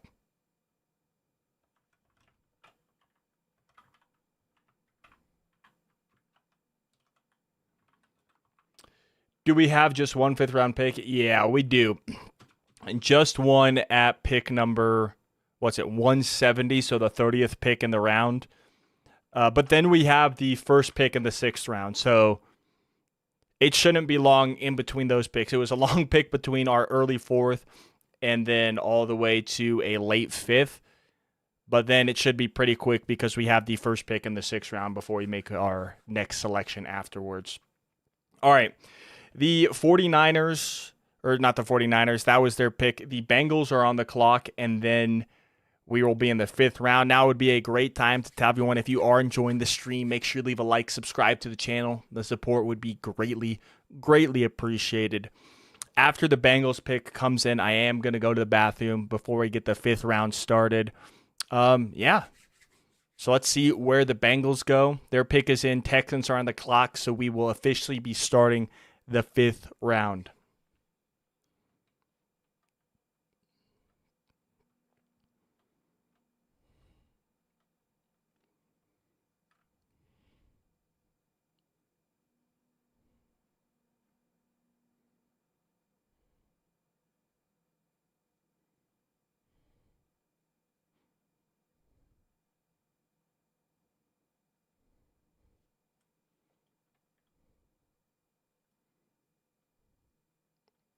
Appreciate it. I appreciate that.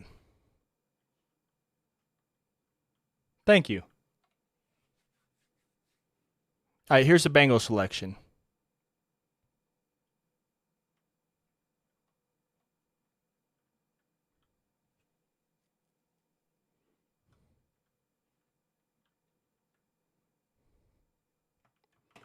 They go Colby Young, the Georgia wide receiver.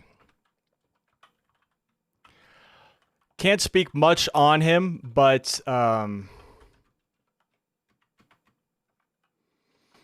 because to be honest, I was watching more Dylan Bell for a potential guy in the 7th round. But yeah, he's a big wide receiver. So that is, or actually, I need to do this and then round 5. All right, the Houston Texans are on the clock now to start the 5th round. Their pick is in. I'll be right back. I'm going to go to the bathroom. Be back in like 2 minutes.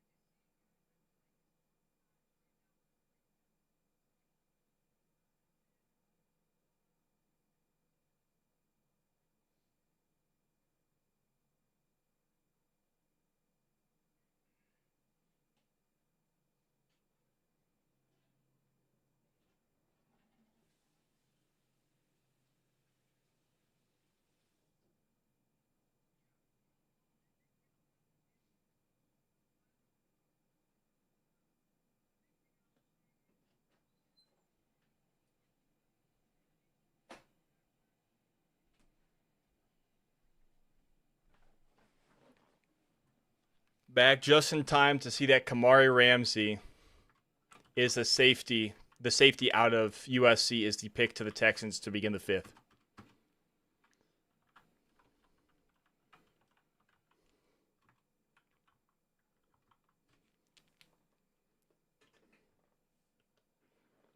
All right, the Titans on the clock at 142.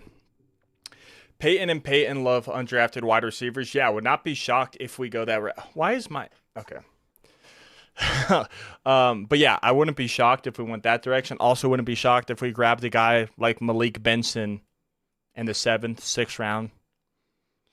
But yeah, for sure, there's a lot of good wide receivers that we could see.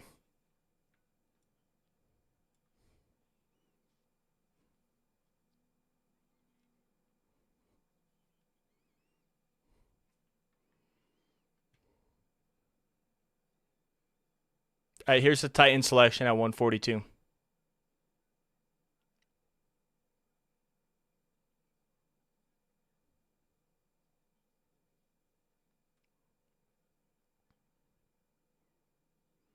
Fernando Carmona, the guard out of Arkansas.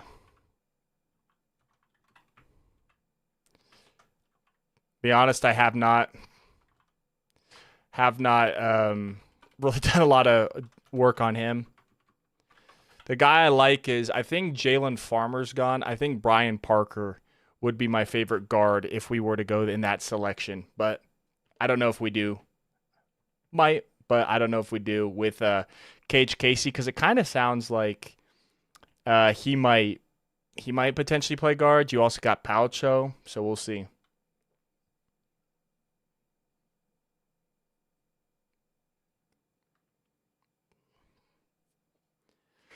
For next year's draft, I got to remember this because I'm probably not going to do it right away, but I got to update the Titans and the Rams logo.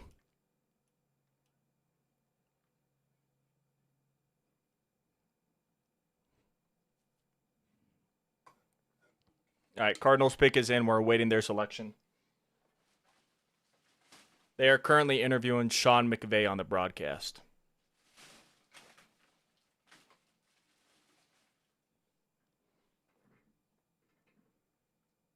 Did someone take Isaiah World? No, not yet. Not yet. Let me double check, but I think he's still available. Let me adjust the best available. Yeah, no, he's still available. Same thing with Demetrius Crownover.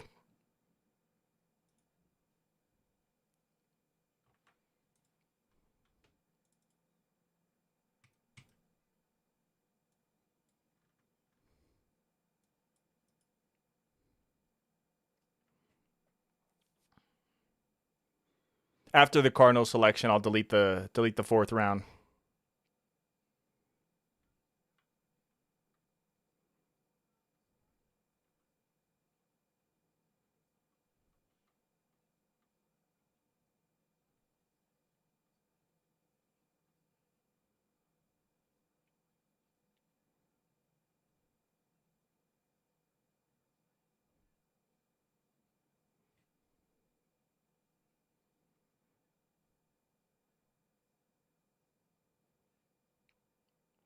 Still waiting the Cardinals selection. They might want to show it on the broadcast after the Sean McVay interview.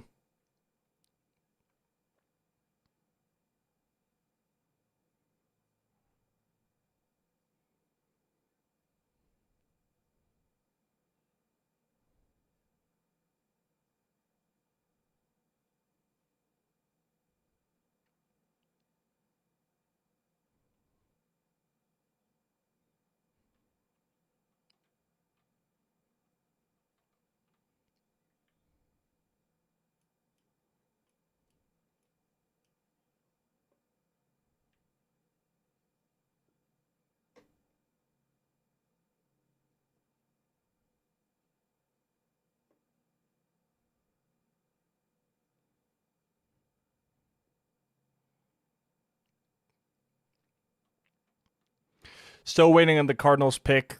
144 afterwards belongs to the Panthers, and then the Chargers would be back on the clock at 145.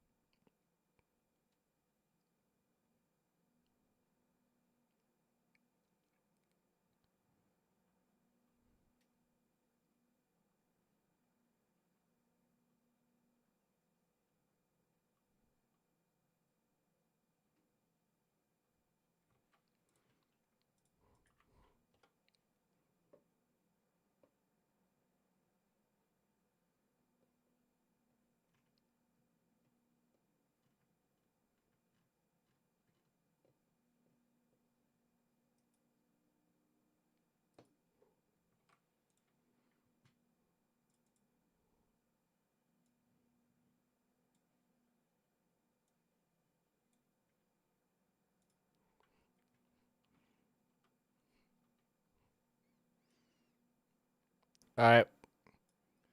Waiting from the Cardinals. They still got this interview, which I don't mind, but I just announced the pick maybe.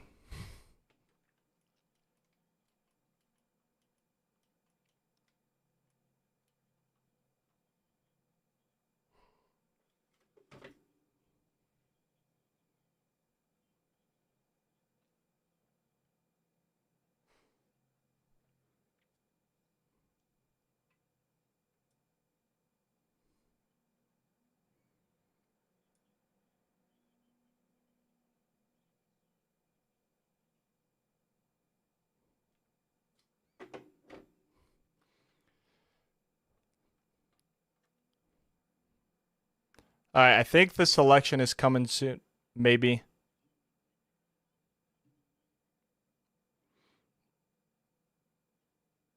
All right, here's the Cardinal selection at 143.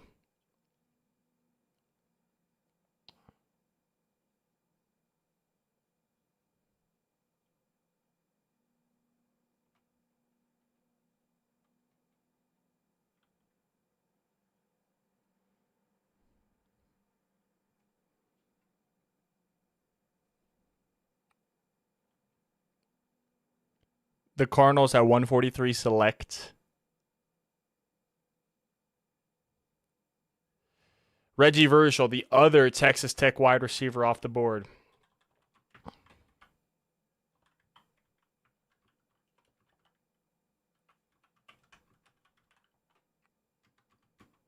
And at 144, if I can type it, the Panthers are now on the clock.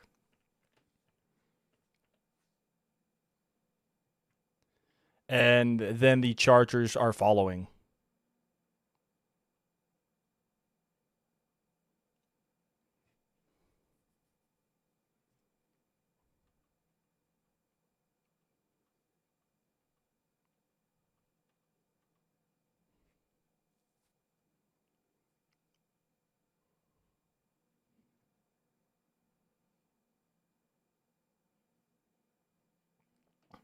Okay, let me delete the 4th round.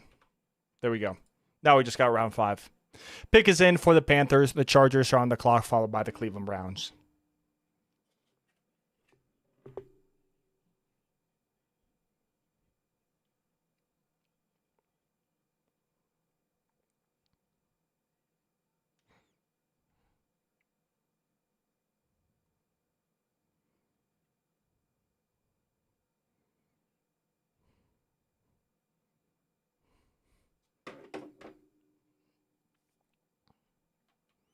All right.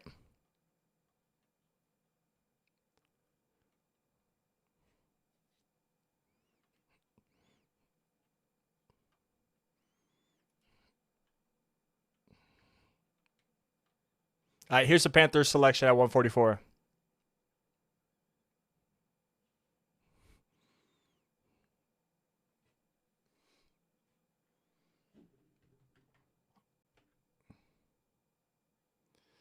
The Panthers select Sam Hecht, the center out of Kansas State.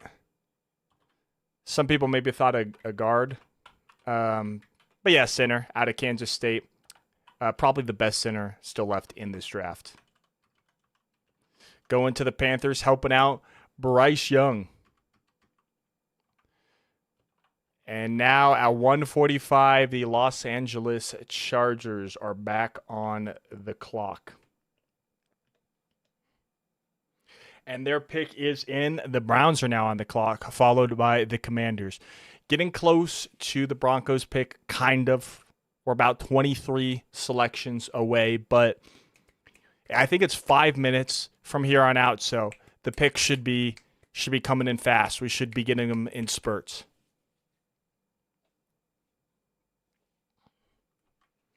Let's see, how many division rival picks are ahead of us here? That is something I'm interested. Well, let me get the Chargers selection here. It's just coming in. At 145, the Chargers select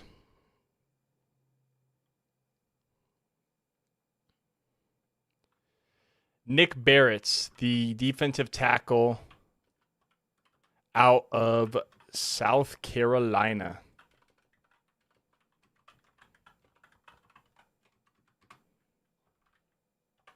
Now we'll see who the Cleveland Browns select. I'm not going to speak on Nick Barrett because I don't know, can't really talk about a whole lot about him. So the defensive tackle out of South Carolina is now with the Chargers. I think they're one of their 4th round picks last year in 2025 was out of South Carolina. So back-to-back drafts, they go with a South Carolina player. But the Browns are now on the clock.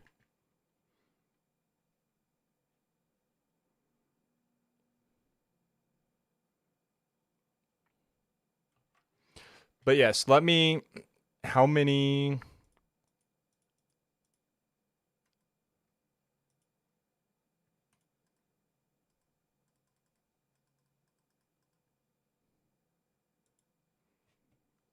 Let's see. How many division rival pick before us in the 5th round? So we have the Chiefs picking one spot ahead of us. And that's it. That's it, unless another one trades up. It's just the Chiefs one pick ahead of us for division rival picks.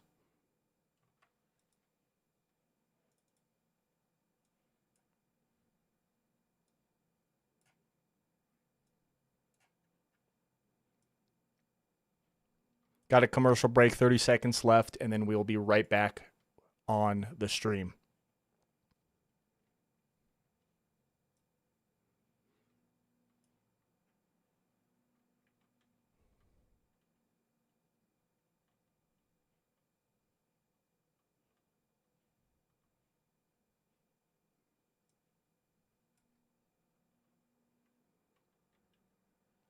All right, we're coming back just as the Browns are making their selection here at 146.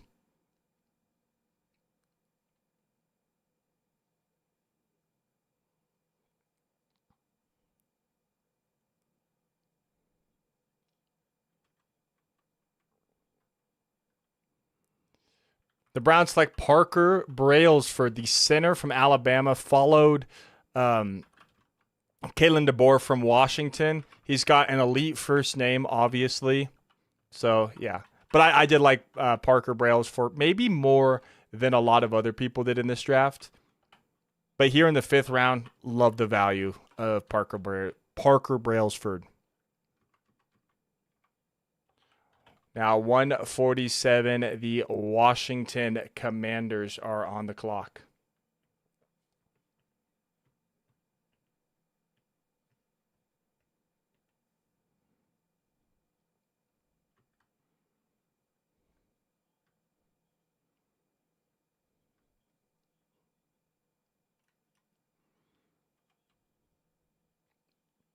Commanders pick is in. Seahawks on the clock, followed by the Browns once again.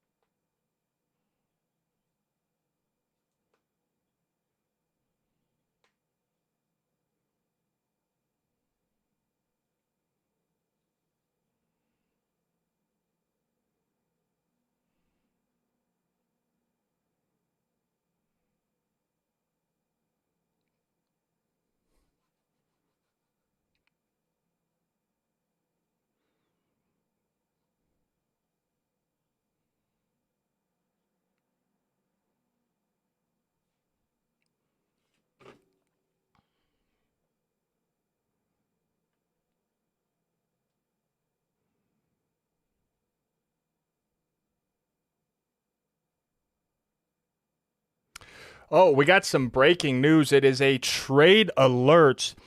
The Saints are trading for the former 7th overall pick in 2023, Tyree Wilson from the Raiders. So the Raiders are trading Tyree Wilson to the Saints. Never really panned out in Vegas. We'll see what they gave up for him.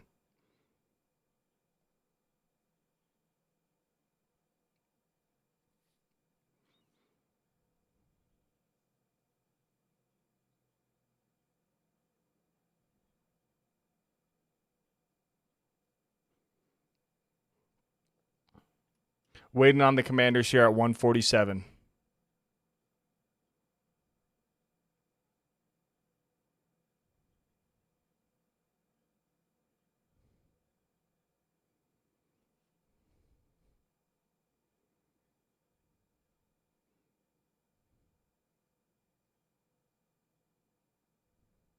We going back to commercial? Kind of looks like it.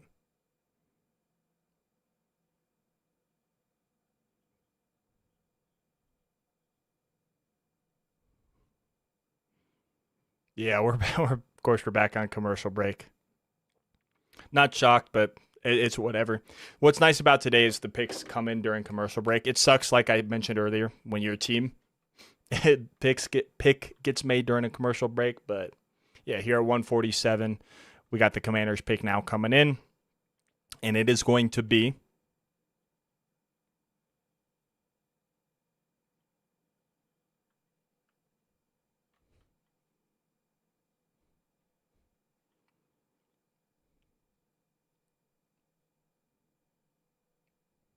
still waiting.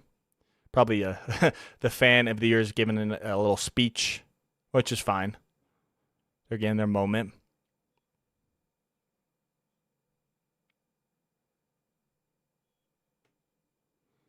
They select Joshua Josephs,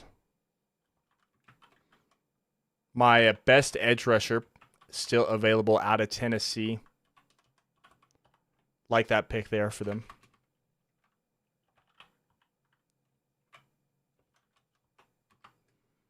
Now we have the team not in the nation's capital in Washington, D.C. We are headed to Washington State with the Seattle Seahawks.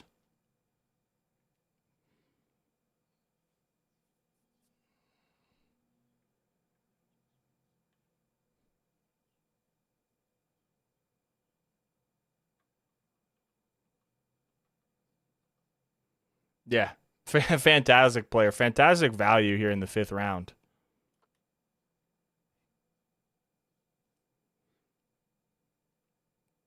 All right, back to the commercial break screen here. I don't mind being at commercial break. Just don't show this during the draft, or at least still have the bottom ticker. Seriously.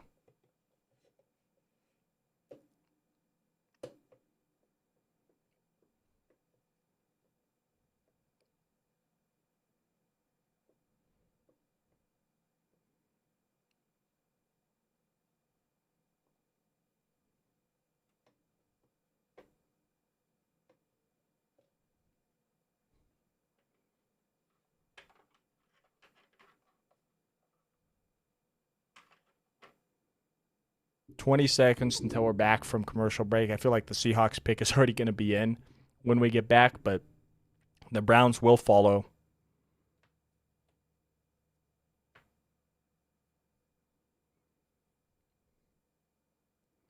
We're getting close. We are okay. The pick isn't in. It's the Seahawks, the Browns, and then the Raiders at 150. And then we will be 20 picks away from the Broncos, barring obviously a trade up or trade down.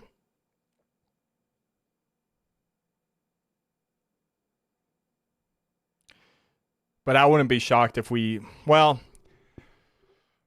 I don't think we trade up. If I'm being honest, I don't think we trade up unless a player that they love falls. Then they might trade up earlier in this round from 170. Probably would have to use your 6th round pick, but I doubt it. I think the most likely move would be if the Broncos potentially traded down from the first pick in the 6th round, and then they obviously get a later 6th round pick, maybe a 7th, maybe they get a future 6 next year. But if I had to guess, I'm thinking the Broncos are just going to stick and pick for the rest of the draft. Here is the Seahawks selection, and they're talking about the Tyree Wilson trade right now.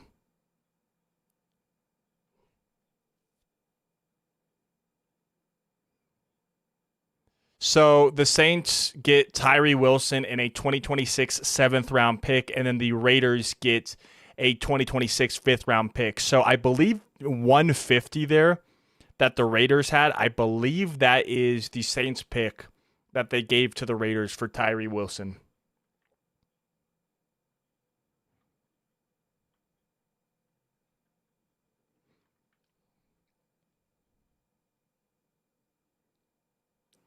Waiting on this the Seahawks selection. They got the fan of the year up there.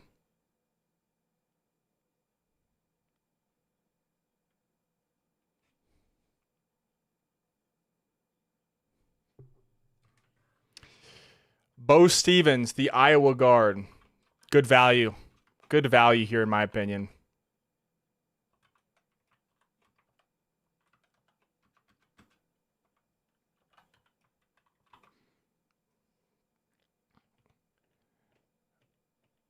All right, now we put the Cleveland Browns back on the clock.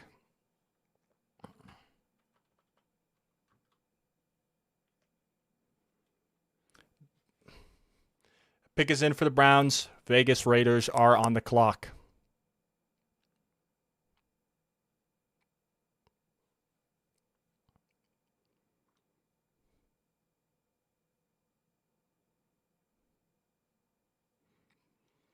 Here is the Browns selection at 149.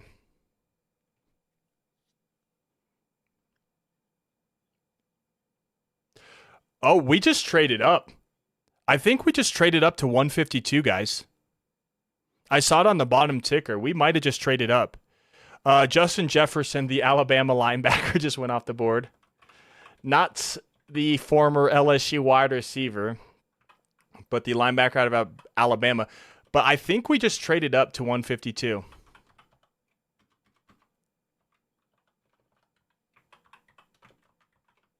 I believe we traded up. Yeah, we did. We have got a trade alert, ladies and gentlemen. We have traded up to 152. Let's take the Browns off the clock. Let's put the Raiders on the clock. The Panthers pick before us. But then we are back on the clock. I'm going to cover the chat. We have traded up. Let's turn off the trade alert now. Who do we want here? Who do we want? Linebacker, tight end, Justin Joly would be very tempting here. It might be someone, probably going to be someone we don't expect, but we have moved up to 152 right after I said I don't think we're going to trade up, but obviously 170 is going to be gone. I'd imagine 182, the first pick in the 6th round, is gone. And then I would imagine maybe one of the 3rds or one of the 7ths. I'm hoping we're keeping Mr. Irrelevant. I want to keep Mr. Irrelevant as a Bronco, but we'll see. Here is the Raiders selection at 150. They go with Dalton Johnson, another DB from Arizona, safety. But 151, we now have the Carolina Panthers on the clock, and then we're up after a trade up. Again, the chat is currently covered because I don't want to get spoiled. But we traded up, ladies and gentlemen. We traded up. I want to look at what the details are online, but I know I will get spoiled from the pick because it's probably already in. So we're just going to go ahead and we'll find the details after. We will find the details afterwards. I think right now I'd like Justin Joly, Terrene York, Harold Perkins, a couple linebackers that I still like. Wouldn't be shocked. Dude, Keith Abney, he's still available. We don't need a slot corner, but he's fallen. So where do we go here? Where do we go?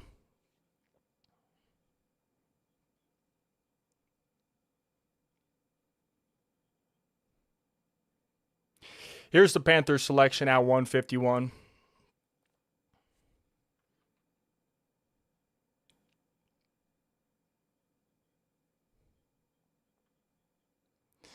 They go with Zakee Wheatley, the safety from Penn State. One of the better safeties still available.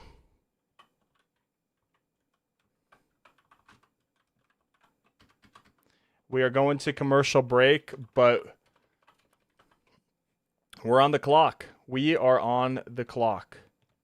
Let's get the trade alert going while we put ourselves on the clock. We got a trade. Interesting to see where we go here. Interested to see. I have no idea. I would like Justin Joly here. Would be my preference, I think. Would be cool with Terrene York, Harold Perkins. There's some linebackers I still like.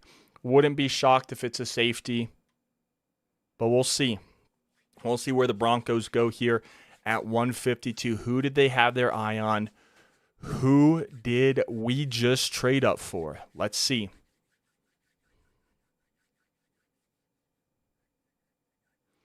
The pick is in for the Broncos. Let's see. Who did we trade up for? Brian Parker, if we wanted to go another offensive lineman. There's some guys still available. There are some guys still available. Here we go. Here's the selection at 152. We select Justin Joly. Let's freaking go. Let's go, man. Come on. George and Sean decided to finally lock in here. They finally decided to lock in Justin Joly. The tight end from North Carolina State is a Denver Bronco. Let's go. They decided they were done trolling last night. They decided we're done trolling. Heck yeah. Heck yeah, we love this pick. The Packers are on the clock. Let's go. Let me see if I can find the trade details. Let me see if we can find the trade details here.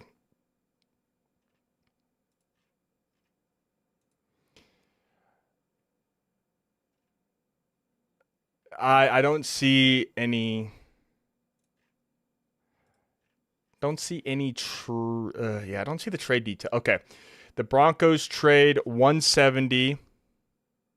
170 and 182 with the Browns to move up to 152. So yeah, we gave up 170 and 182. So it'll be a while until we pick because we don't pick now until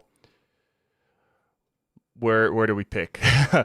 We don't have the 6th round anymore. We don't pick all the way. It's pick 153 now, and we don't pick till 246. So Broncos country, get comfortable. Get comfortable, but I think this is worth it. Great trade up.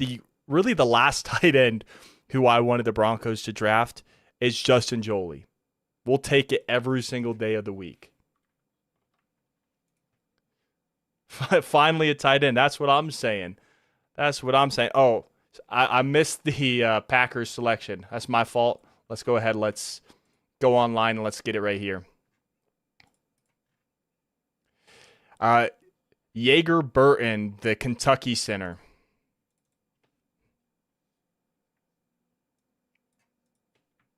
Jaeger Burton. Let me move this over here to this monitor to make sure I'm spelling it correctly.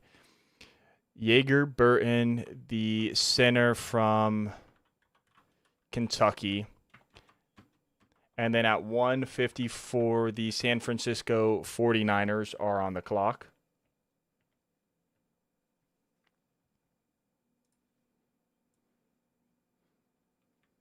We could trade up again, but with 7th round picks are hard to trade up with, especially at the end of the 7th.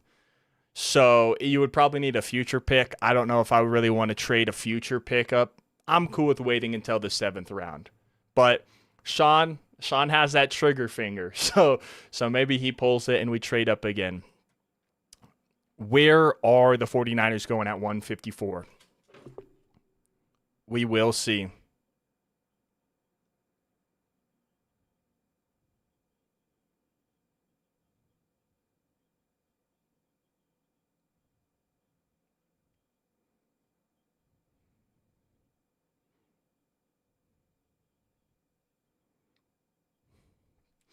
I'll tell you what, I'm having a lot more happy time here on day 3 than day 2. Again, nothing against Tyler. Like the player, thought it was a little bit early for him. But man, I'm having fun today. We are having fun today.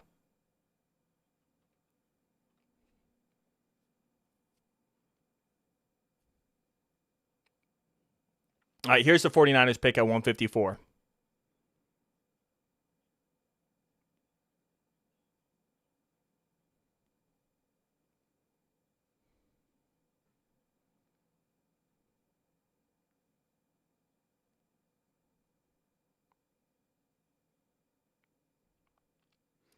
Interviewing Mike LaFleur, the new head coach of the Cardinals, as Jaden Duggar, the Louisiana Monroe linebacker, is off the board.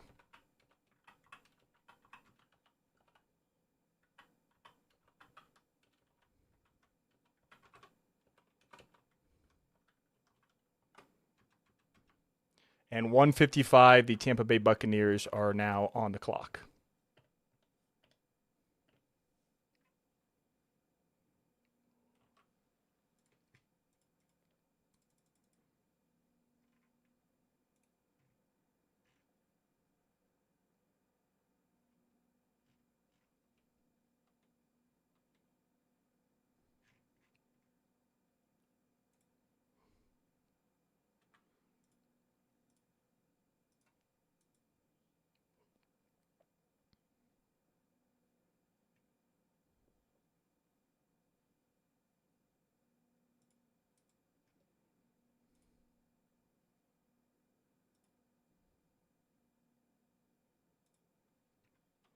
Demonte Capehart, the defensive tackle out of Clemson, is the pick for the Buccaneers.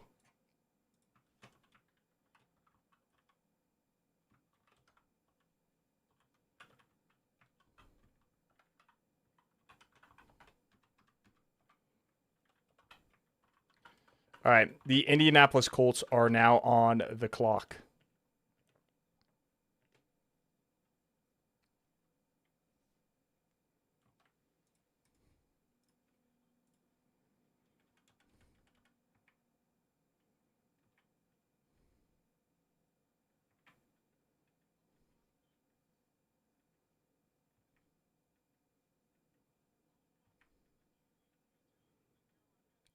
Waiting for the Colts pick, which is in.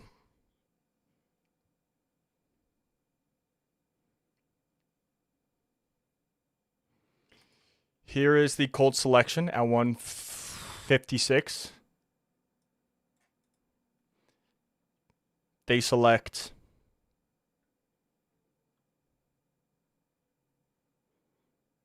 they go George Gums Jr.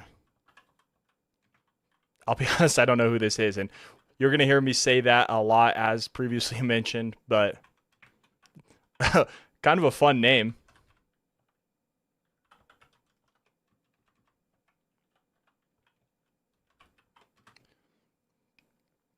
All right, now the Detroit Lions are on the clock.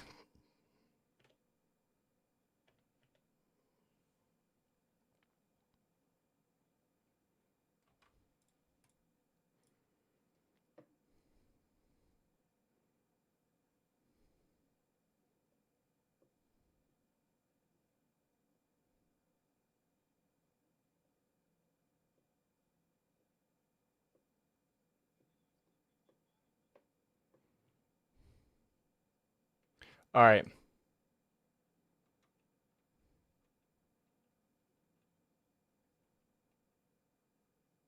Here's the Lions selection at 150. What is it, 7? Yeah, 57.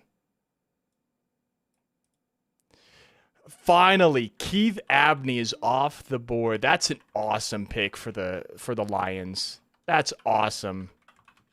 We didn't need a slot corner, obviously. But what an awesome player going to Detroit. Now the Miami Dolphins are on the clock. Oh, they're talking about Justin Joly.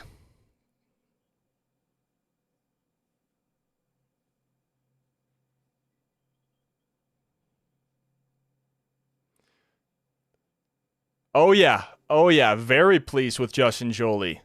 Very pleased. Honestly, the last tight end who I really liked in this draft, RJ Maryland in the later rounds would have been cool. I'm cool with giving up our 6th round pick and going up for Joly. Really nice play. Obviously not the greatest blocker, so just keep that in mind. But he is going to be a receiving threat. He's going to be a mismatch at the tight end position.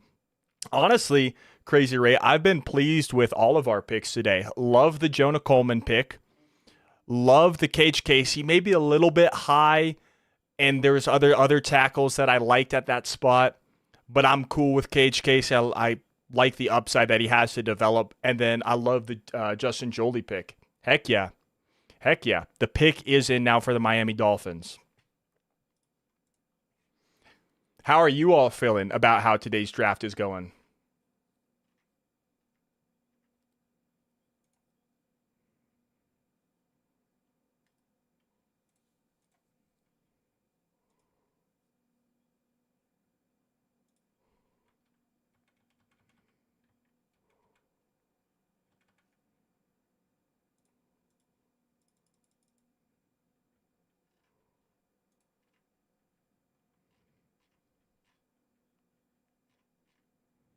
Still waiting for the Dolphins pick here.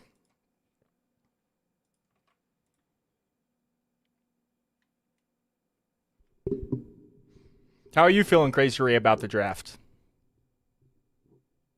I think you were the one who wanted Mike Washington, right? So how are you feeling about him going to the Raiders? In the fourth round, honestly, it's great value. But I'm hoping he keeps up his fumbling problems, obviously, for the Raiders. But super athletic guy, obviously.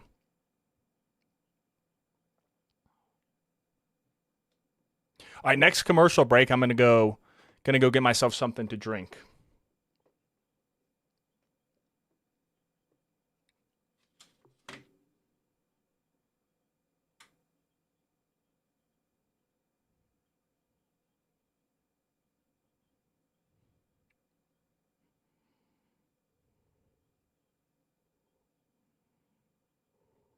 Here's the Dolphins selection at 158.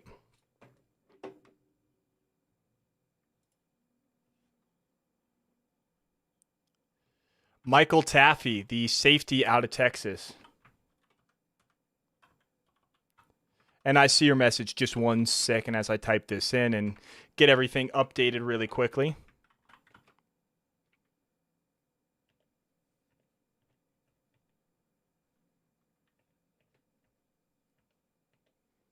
You don't watch college ball, so never disappointed. Fair enough. Honestly, that's that's kind of I'm jealous of the fact that the Broncos could really select anyone, and if you don't watch college or whatnot, you don't get super disappointed. I'm jealous of that fact, but man, I also love college ball, so I like I like seeing all of the draft picks and knowing the draft picks. So, but yeah, it's awesome not getting disappointed. All right, Vikings pick is in at 159.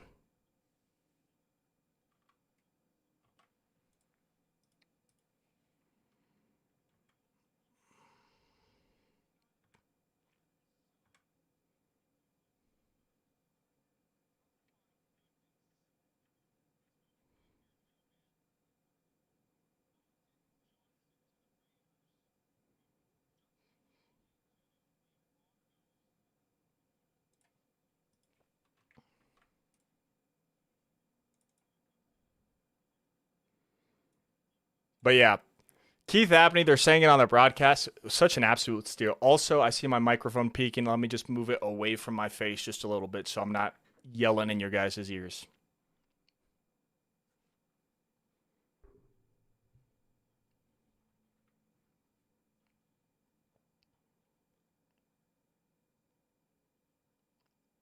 All right, a 159.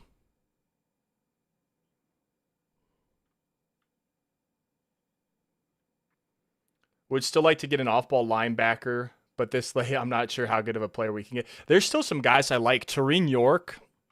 Well, all the guys I'm gonna say take with a grain of salt. Max Bredson, the tight end out of Michigan, or I guess another tight end out of Michigan, is the pick here to the Minnesota Vikings as the Tampa Bay Buccaneers are on the clock. But But Tareen York would be an awesome pick. I guess the biggest flaw for him is he's a little bit undersized to be an off-ball linebacker. I think 5'10". I can go look it up here.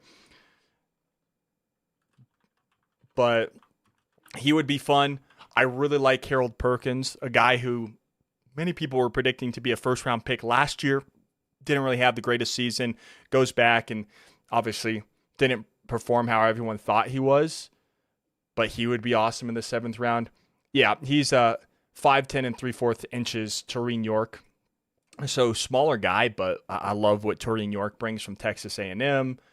There's still some linebackers I like. Let me go over them after we get the Buccaneers selection right here as it's just coming in.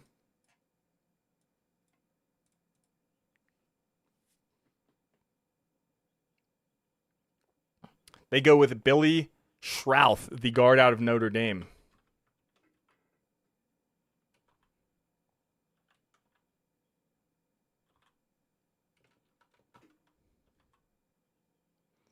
The Steelers, we have a trade alert. I'm not going to put up the graphic for this one, but the Steelers are trading the 161st pick to the Kansas City Chiefs. The Chiefs traded up. Let me get this.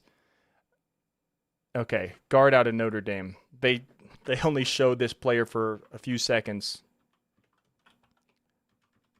But at 161, the Kansas City Chiefs are now on the clock. Let's see here. Let's take the... got to go to the AFC West. Chiefs, there we go. I wanted Washington, but Coleman is cool. Is there any good players out of Colorado this year?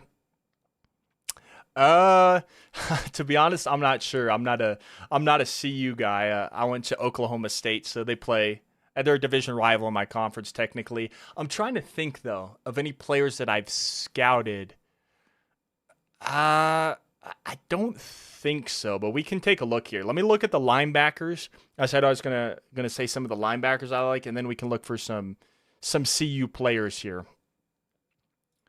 All right, best available. Let's go to linebacker. Deontay Lawson at this point. I wouldn't mind Harold Perkins, Torreen York, Aiden Fisher, Jack Kelly, Scooby Williams, Eric Gentry, Keyshawn Elliott, Red Murdoch. Those are some guys who I kind of like here at the linebacker position who could still be available. Obviously, we're not picking for about 100 picks, just under 100 picks, but let's see here. Let's see if there's any CU or CSU players available.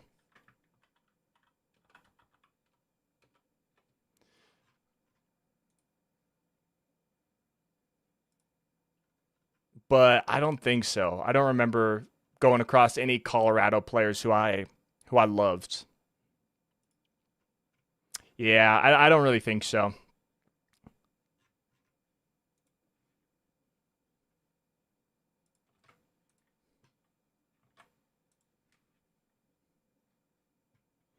But yeah, SG, yeah, you wanted to Mike Washington. It's really unfortunate that he went to the Raiders.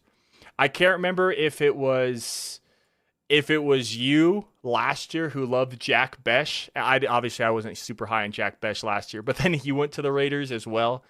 If it was you, next year you gotta love a long snapper. So the Raiders take the long snapper. I'm looking at the list from ESPN. There's no one from Colorado. Yeah, I mean, I kind of figured. I think they're getting young. Obviously, I don't know the inside of their programs like someone like David would, but I can't really talk because my Oklahoma State Cowboys, I don't think we have anyone in this draft. So that was you. All right, I think you gotta just like a kicker or a punter or a long snapper next year so the Raiders take them.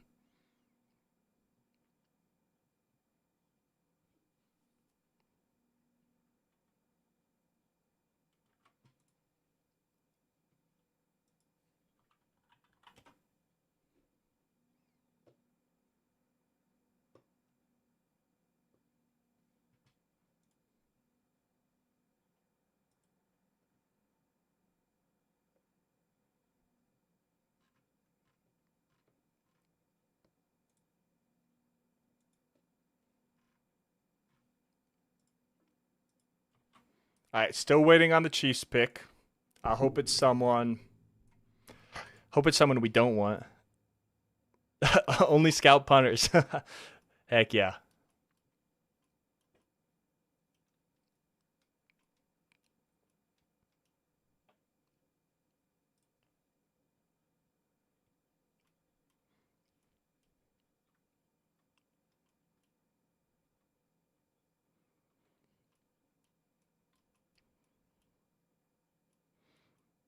The Chiefs only have 3 picks left. Now, granted, we do too, and they're all 7th round picks. But let's see. See, division rivals. How many picks do they have? The Chiefs have this pick. They have 176, which is the 36th pick in this round. And then they have I think it's a seventh round. I don't see their other pick. Oh, they do. Okay, they do. They have the 33rd pick in the seventh round, barring a trade. And then the Chargers have no seventh rounders. 206, which is 25th in the sixth. 202, which is 21st in the sixth. It looks like they have 2 picks left, and then the Raiders have 1, 2.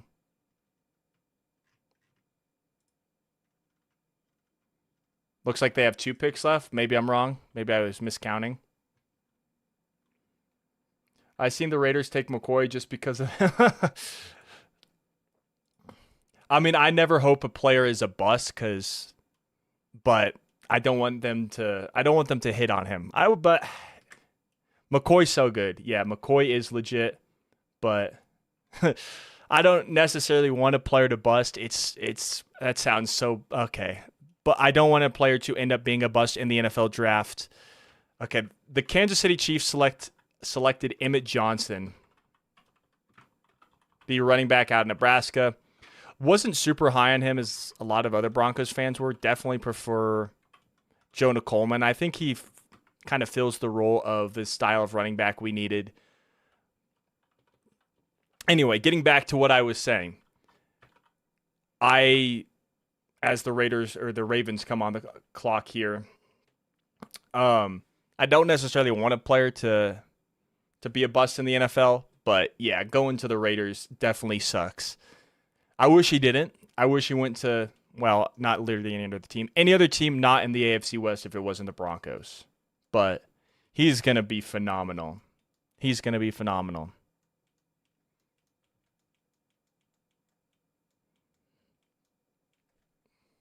But I feel you, Crazy Rabbit. I'm very disappointed that he went to the Raiders as well.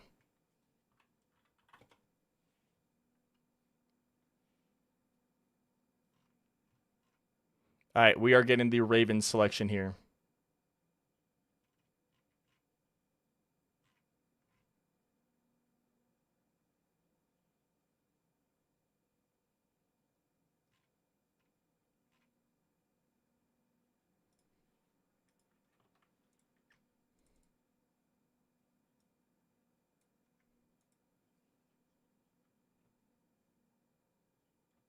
They go Chandler Rivers,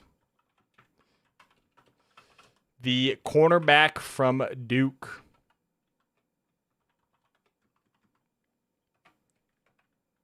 Minnesota is now on the clock.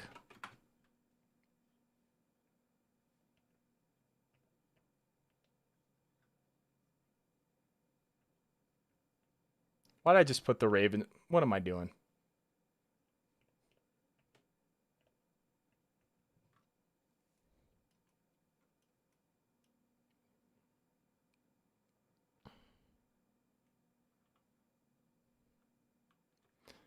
I guess I'll pose this question to you because I've seen the fan base split on this idea. In the 7th round, depending on who's there, and you can say one of the 3 picks. I'm not going to be too picky about these picks. The Vikings pick just came in. But would you take a quarterback in the 7th round just to get younger at the position, get cheaper at the position so you can spend the money you're paying to Jarrett Stidham currently, Sam Ehlinger, at other positions? Because Garrett Nussmeier is still available. Taylon Green out of Arkansas is kind of tempting. But Charles Demings, the cornerback out of Stephen F. Austin, haven't heard of him if I'm being honest. But would you guys take a quarterback in the 7th, or would you rather wait till an undrafted free, or to get one as an undrafted free agent or something like that? Because I'd be for it. It just depends on who's there and what pick. Not that it matters because it's a 7th round pick at the end of the day, but the Jaguars are now on the clock.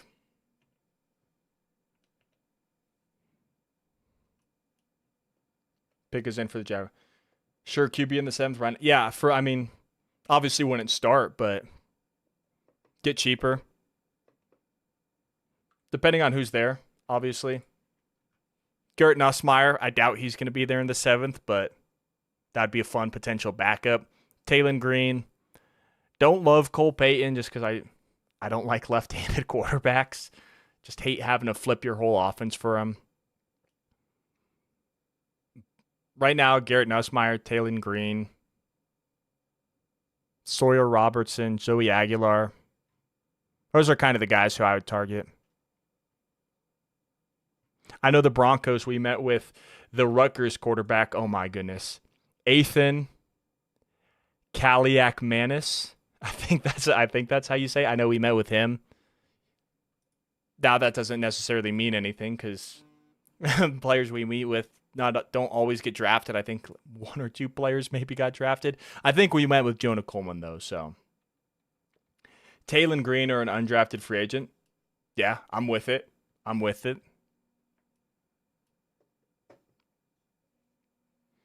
I think for me, Nussmeier, if he falls, Taylon Green, maybe Sawyer Robertson would be the 3-hour draft. But then, yeah, I'm kind of with you. Maybe a UDFA if you can get one.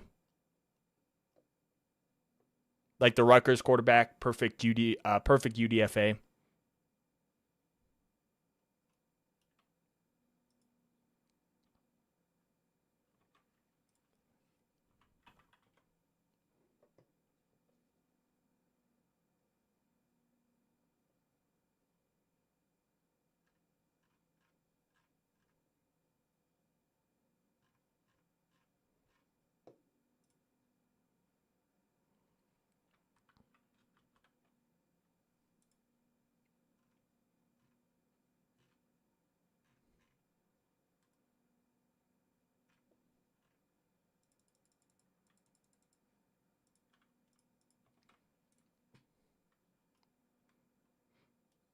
Tommy Castellanos, that's actually very tempting. A little bit smaller at 6 foot.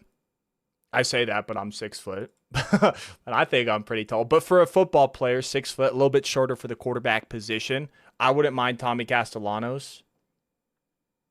Hayes King, sure. Tanner Koziel just went.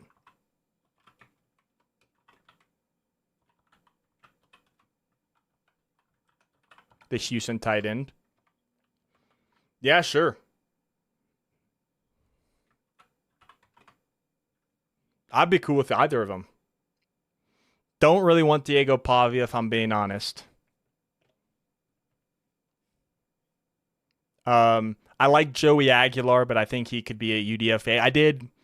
I talked about Joey Aguilar in one of my mock drafts as like a 7th-round pick, but I would prefer him more as a UDFA. I think one of the guys I like, and we don't need this position at all, but it's Malik Benson, the Oregon wide receiver. Bounced around, played at Alabama, Florida State, and then Oregon, but would be a nice return guy. I think I like the upside of Benson. I would take him in the 7th because at the end of the day, we're picking in the 7th. Now we're taking guys who we'd like to maybe sign as UDFAs who might have a deal in place elsewhere. So all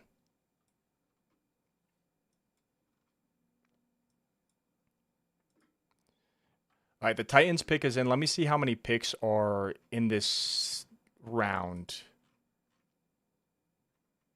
Okay, it goes all the way up to pick 181.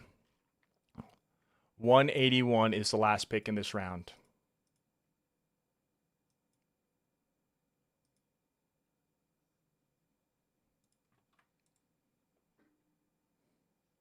They will probably end up on the Raiders now. Yeah, you're not wrong. You're not wrong. With how you and I have been moving these past 2 drafts, every player that we say ends up either right before our pick or just to a division rival. So you're not wrong. All right, here's the tight end selection.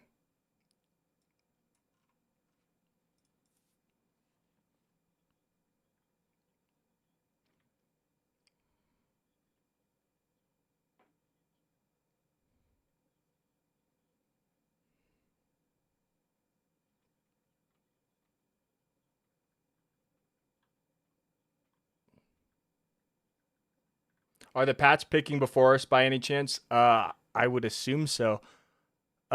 Nicholas Singleton just went. Good pick for the Titans. I love Nicholas Singleton. One of the two Penn State running backs that's going to be drafted. I'm assuming you're talking about in the 7th round because I'm sure they're picking before us either later in the 5th, 6th, or 7th. But let's see here. Let me take the Titans off and let me put the Bears on the clock. Let's see. So the Patriots pick at 171 in this round. In the 6th round, they pick at 191, which is 10th in the round, and 212, which is 31st in the rounds. And then in the 7th round,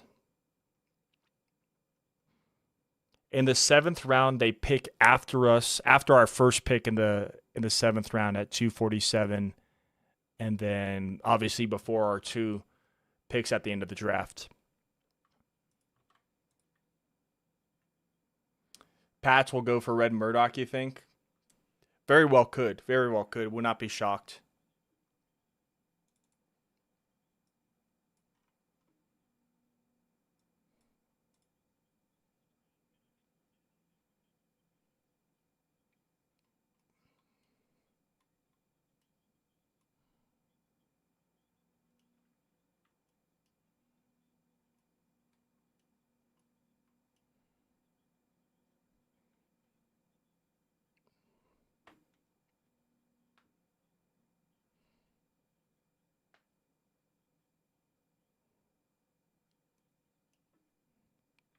Currently waiting on the Bears selection. Also, I forgot last commercial break I was going to go get a drink, so I will this commercial break if I can remember.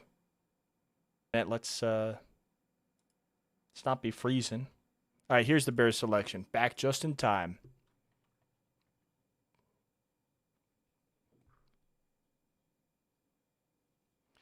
Keyshawn Elliott. Okay, that was a linebacker who I liked. He is gone. Okay.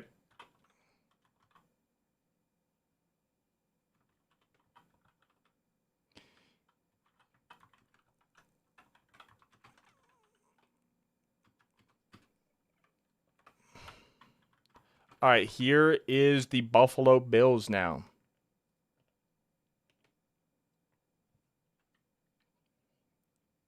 But I liked Keyshawn Elliott. I think he fell farther than I expected. I thought he was going to be a 4th round guy, but gets picked up here at the end of the 5th.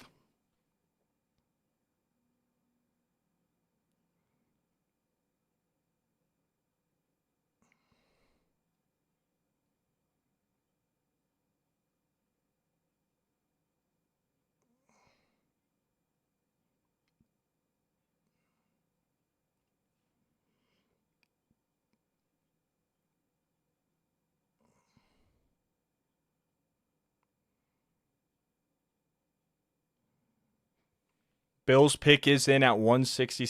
They should all be in probably because we are so behind. Just they keep rolling in.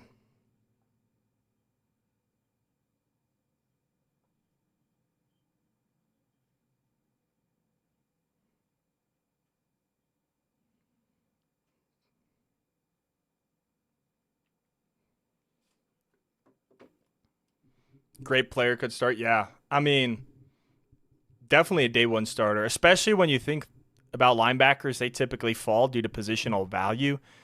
Absolutely could be a starter. Let me look at the Bears depth chart.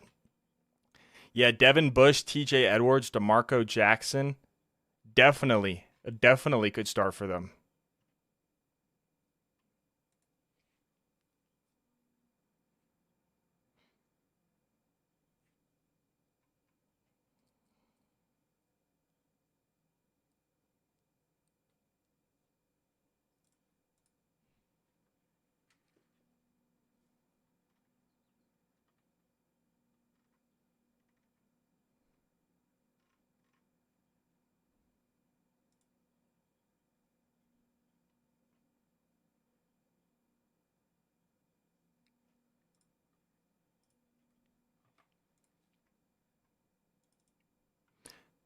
Man, the ESPN soundtrack is such a banger listening to in the background.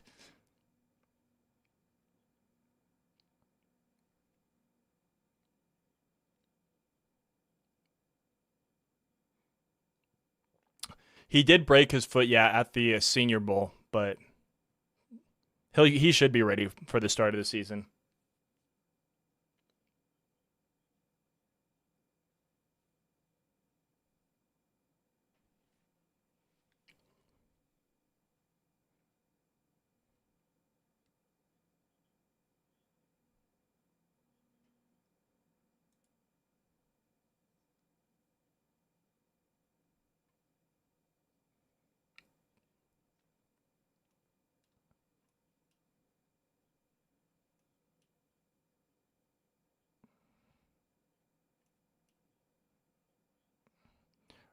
Waiting on the Bills selection here at 167 still.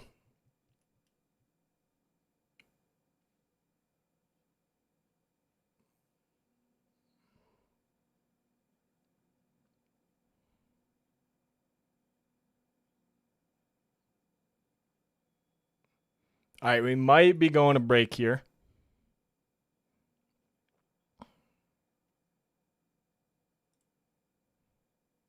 Oh, just kidding. They're showing it live here.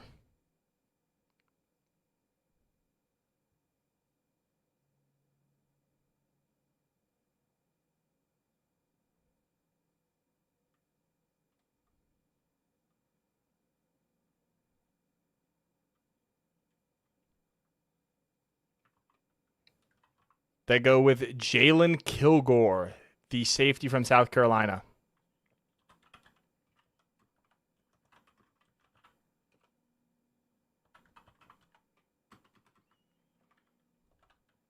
$168, and now the Bills have once again back-to-back picks here.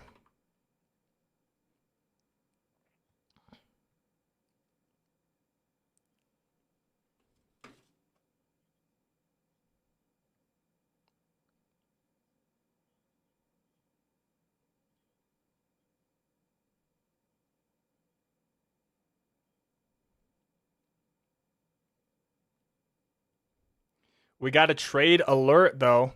It looks like the Bills are trading this pick at 168.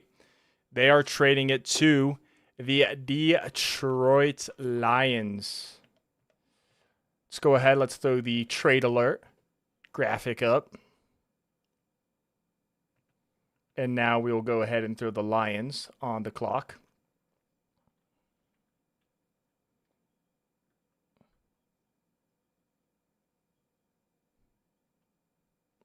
Here's the Lions selection at 168.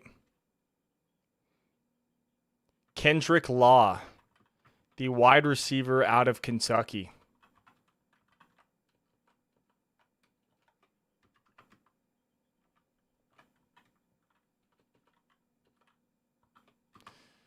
At 169, the Pittsburgh Steelers are now on the clock.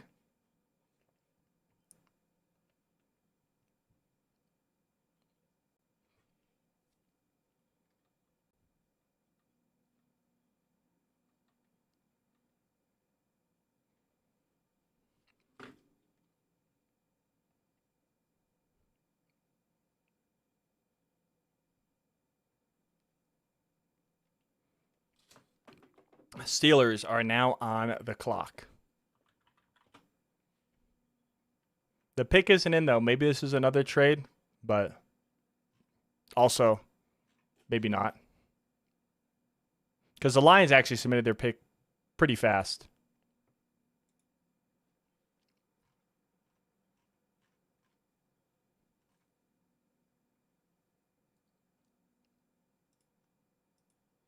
All right, pick is officially in for the Pittsburgh Steelers.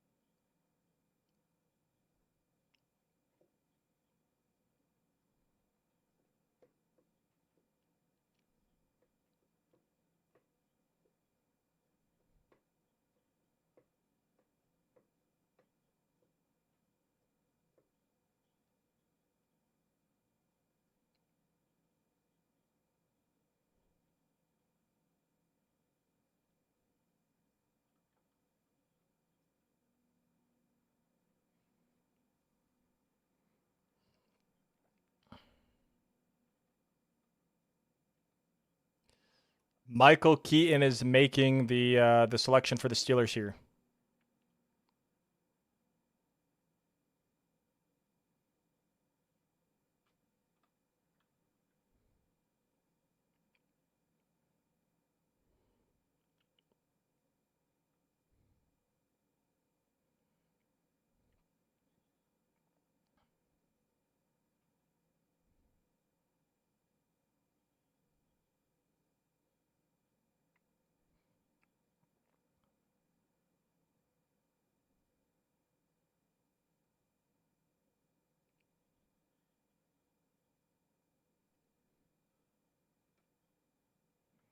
Riley Nowakowski, the Indiana tight ends. He is a guy who I forgot to mention. I wouldn't have minded him. Not probably here in the 5th round.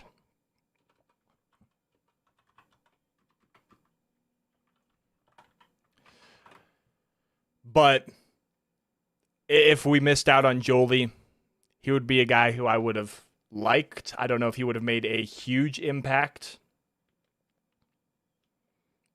But I like Riley Nowakowski. Can also probably play fullback as well. You thought he got drafted already? Yeah. No, I mean, I liked Nowakowski. Here in the 5th, I didn't love it, but big tight end, think he could play fullback as well.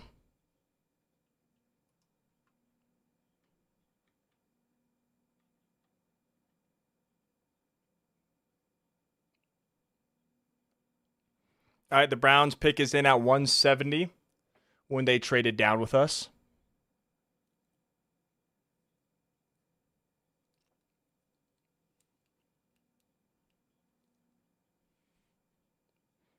But Riley Nowakowski really does feel like a Steelers tight end with who's the former Penn State tight end that they had there?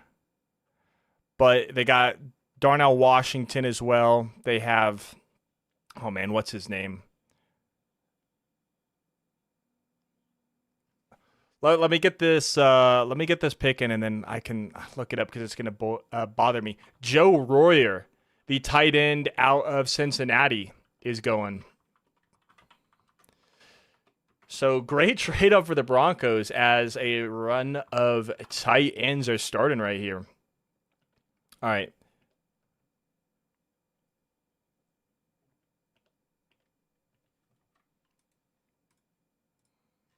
Let's go here.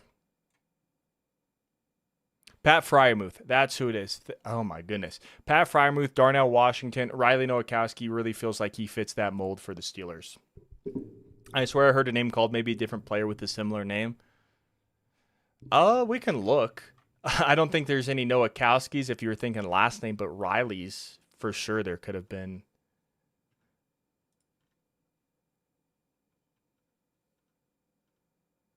Let's see. Was there any Rileys drafted in the 4th? No. Let's look at the Indiana players drafted. Elijah Surratt was drafted. He's the only guy who was drafted in the 4th. In the 5th, it's just Riley Nowakowski. Let's see here. Unless you're thinking maybe he went yesterday.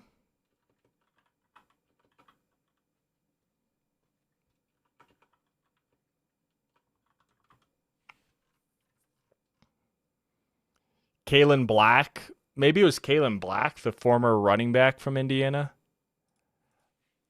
Yeah, I don't know.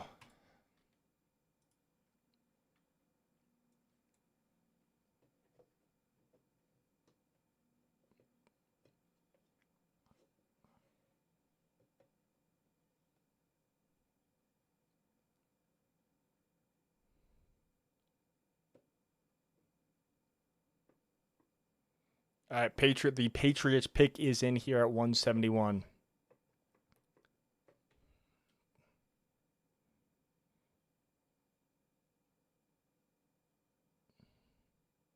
It's a commercial break and I forgot to go get a drink. Maybe I should I'm going to go and get one anyway.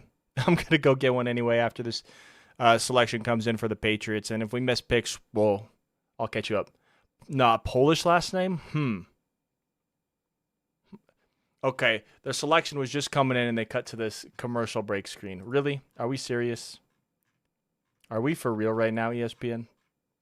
Anyway, they selected Karan Prunty, a cornerback from Wake Forest. Let me do this because I've not heard of this guy. Let me move over here.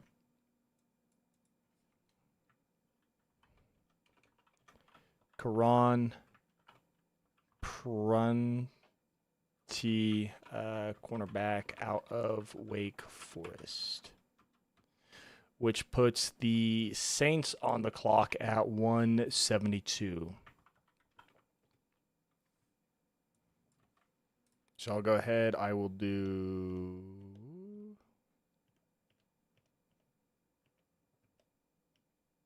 this. Hydration. No, I'm good. It's not a dehydration thing.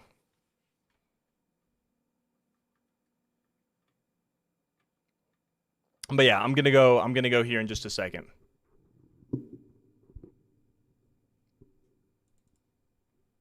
But I appreciate you guys being concerned. I do.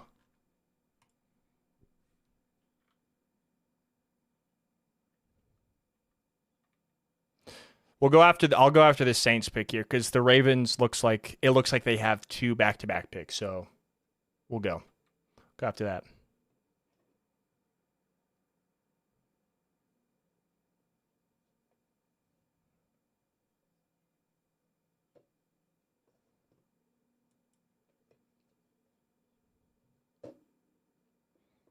All right, they're showing the best available.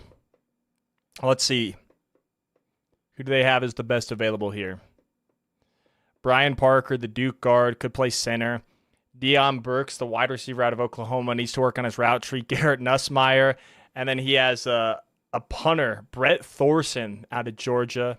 And then he has Katron Allen below Thorson. That's interesting. That's interesting.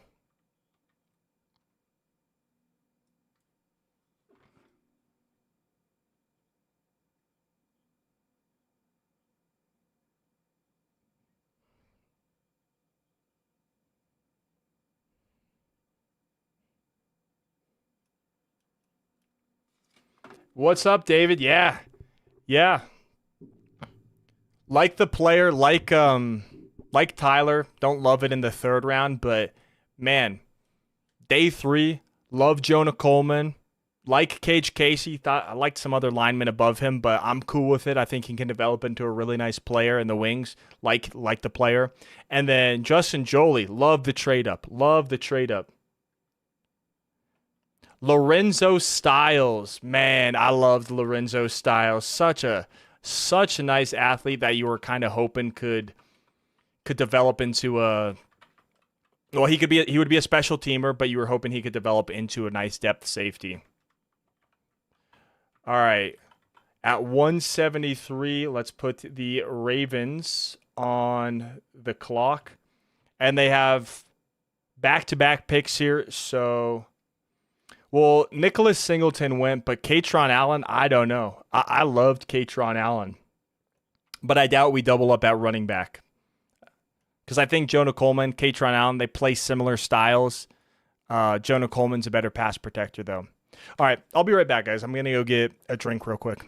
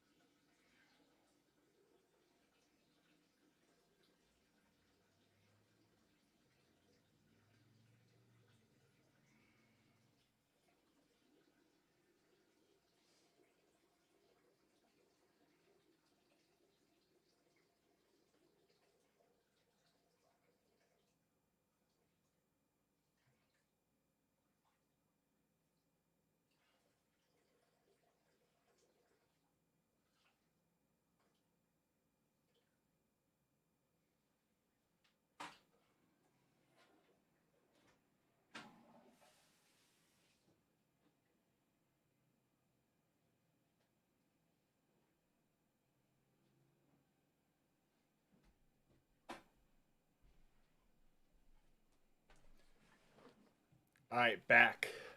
Still waiting on the Ravens selection. All right, let's see.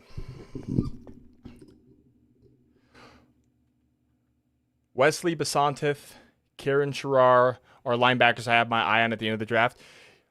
Yeah, I mean, but there's, and I know you want Jack Kelly. I think he could fall. There's the linebackers are honestly kind of slipping. Haynes King at 257. Red Murdoch. Yeah, I'd be cool with all of them. I still really like, what's his name? Former top prospect Harold Perkins. Love Harold Perkins. Tareen York, Aiden Fisher, Jack Kelly, Scooby Williams, Red Murdoch.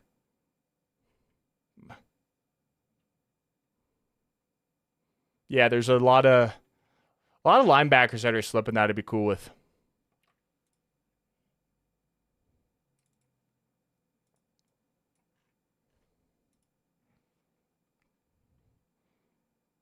All right, the Ravens at 173 select Josh Cuevas, the Alabama tight end. Yeah, there's a run of tight ends here. Good trade by the Broncos to get ahead of the curve here, to trade up for Jolie, who was really the last tight end I liked in this draft, who I think can make an impact. All right, Ravens have one more pick.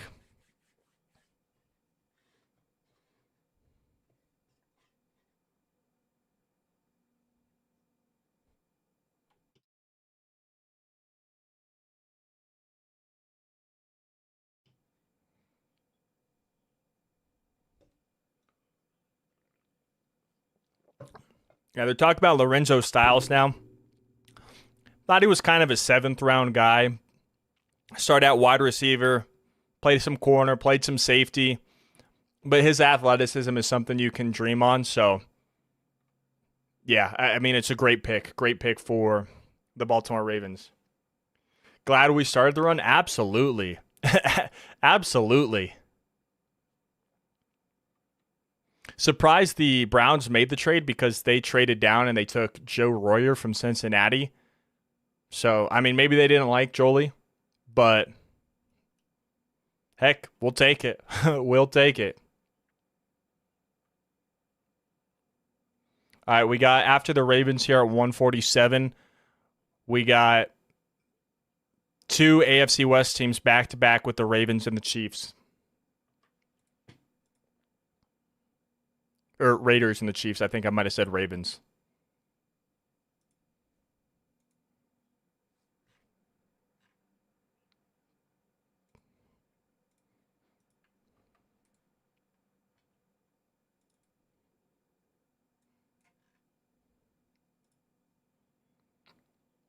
Ravens have just over a minute to make this selection here at 147 or 174.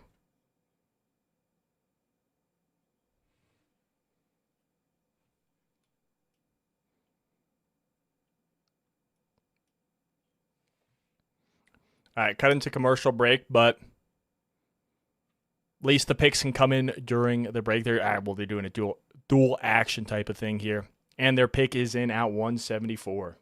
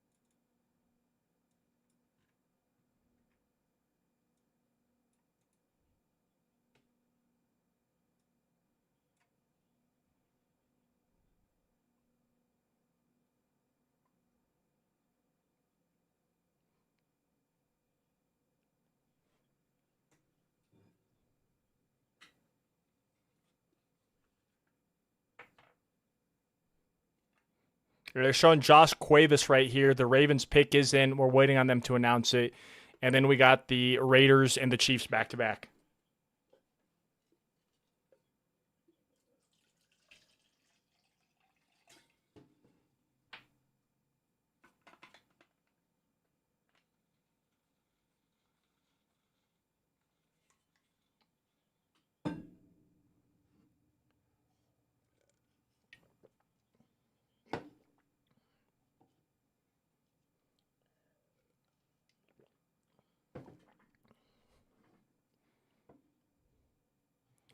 Still waiting on the Ravens selection. Feel like they might announce it on the broadcast, but we'll see.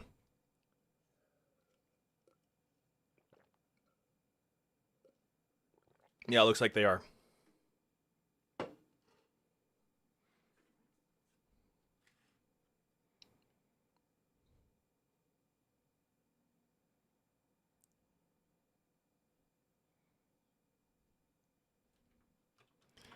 Adam Randall. Interesting. You know, we don't need it, and I doubt it happens.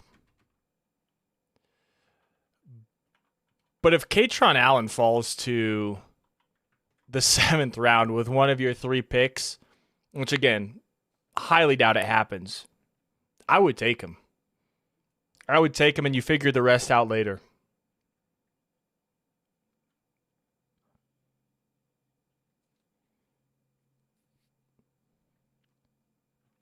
Let's look at all the running backs that are left, because I still love the value, honestly, at running back right now.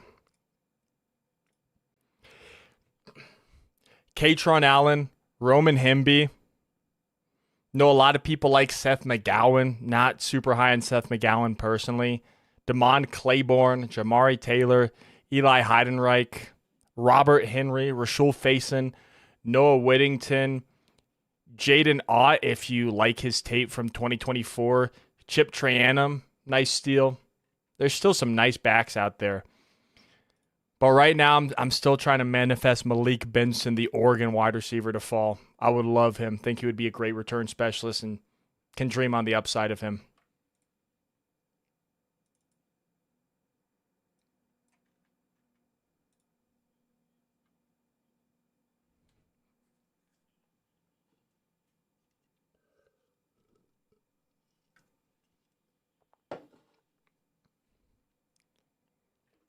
All right, who do the Raiders take right here?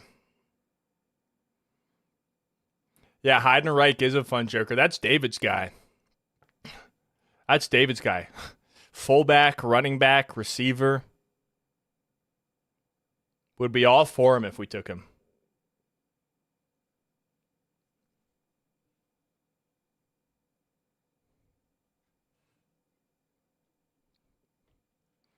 The Raiders have 2 picks remaining. I'm assuming it's counting this pick. So, don't have to deal with them much longer.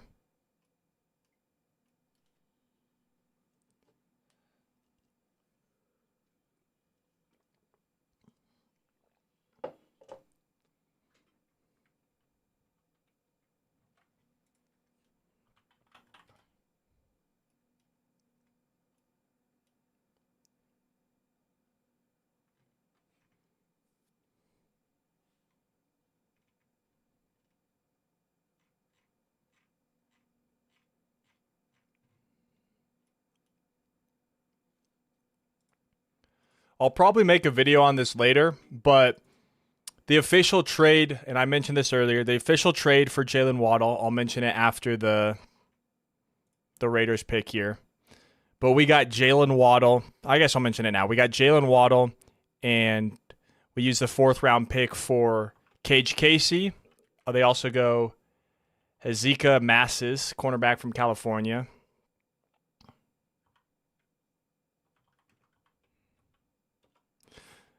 But we got Cage Casey, Jalen Waddle, essentially for Chris Johnson, who the Raiders or the Dolphins traded up for, Chris Bell, and then who was it? Who was it that they took? Oops. We'll look it up. But we have the complete trade for Jalen Waddle officially done.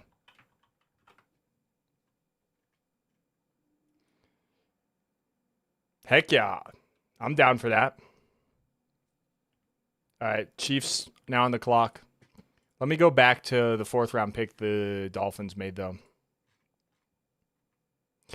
Yeah, it's Trey Moore.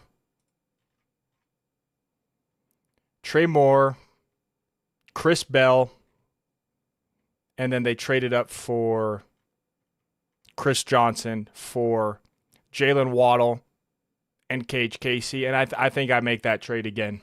I think I make that trade again knowing the results.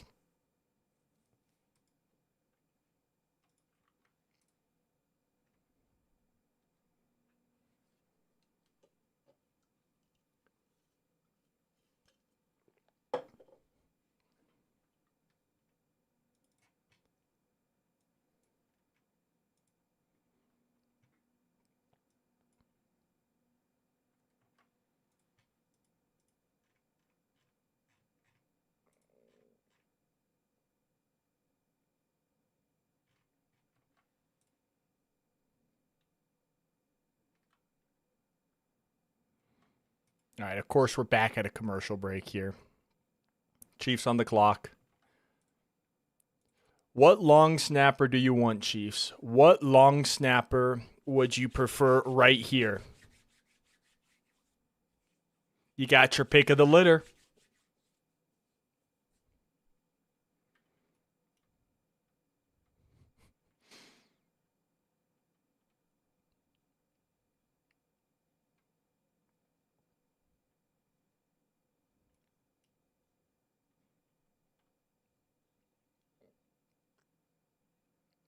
All right, here's the Chiefs selection at 176.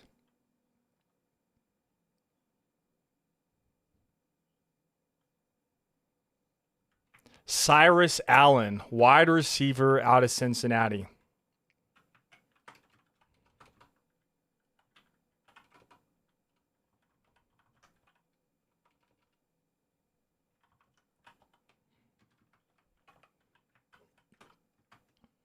All right, now the Miami Dolphins are back on the clock.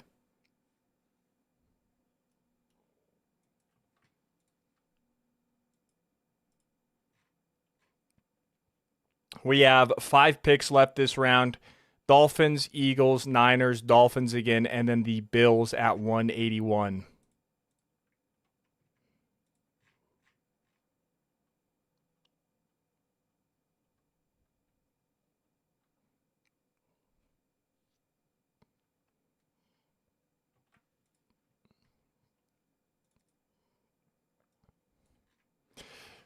Yeah, they're saying it on the broadcast right now. I am surprised Garrett Nussmeier is still on the board. I know he had an injury, but so did Drew Aller. And there's some traits you can dream on with Nussmeier. Obviously, we don't need a quarterback. Would be a fun backup for sure. But we'll see where he lands. The Dolphins could be an interesting spot right here.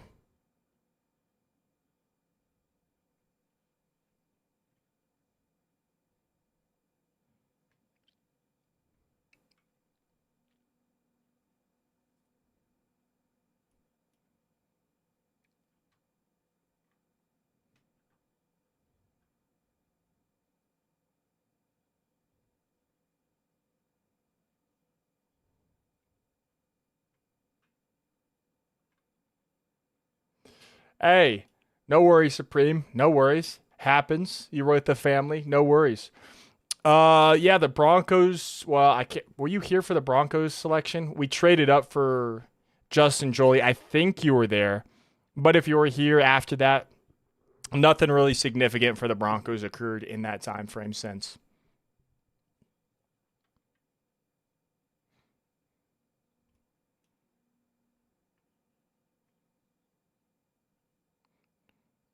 All right, the pick is now in for the Miami Dolphins. The clock was winding down.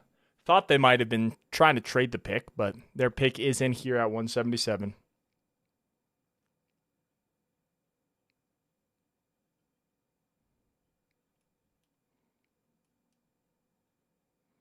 Gotcha. Sounds good. Yeah, nothing really happened since the Jolie selection, since we traded up.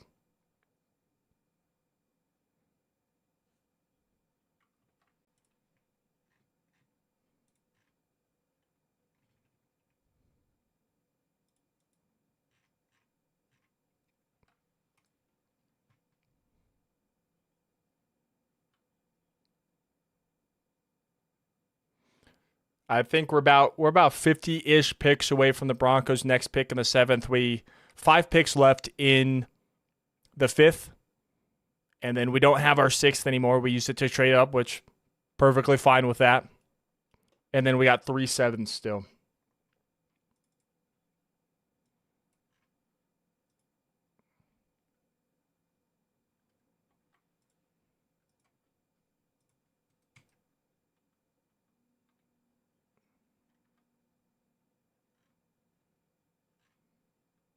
All right, here's the Dolphins selection.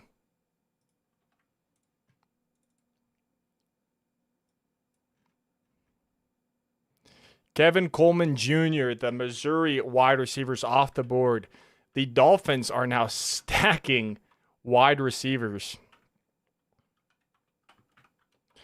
Now, I really liked their Chris Bell selection. Could have been very easily a first-round pick had he not suffered that torn ACL at Louisville at the end of the season. So you like that. Obviously, has to come back from a torn ACL, which isn't the easiest thing to do. We all know that. But then, who else did they have? They selected, it wasn't Reggie Virgil. It was the other Texas Tech wide receiver. But this is their next receiver. Let's see. They've selected Kevin Coleman. Can we actually see the full Dolphins draft? Let me see. Dolphins 2026 draft picks.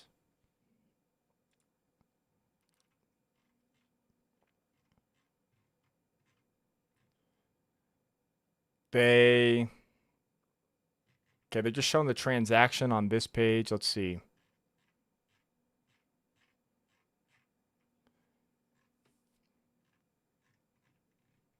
Chris Bell, Caleb Douglas. That's the other receiver they took.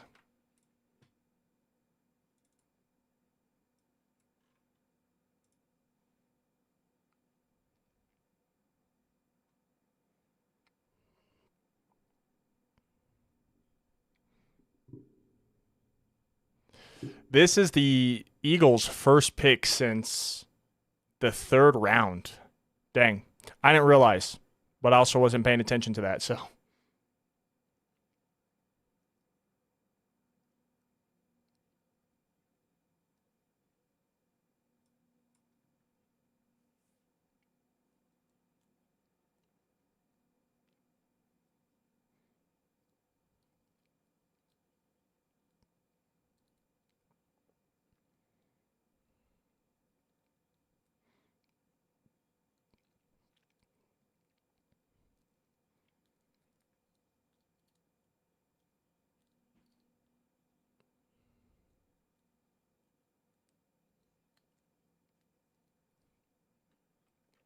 Waiting on the Phillies. Waiting on Philadelphia's pick at 178.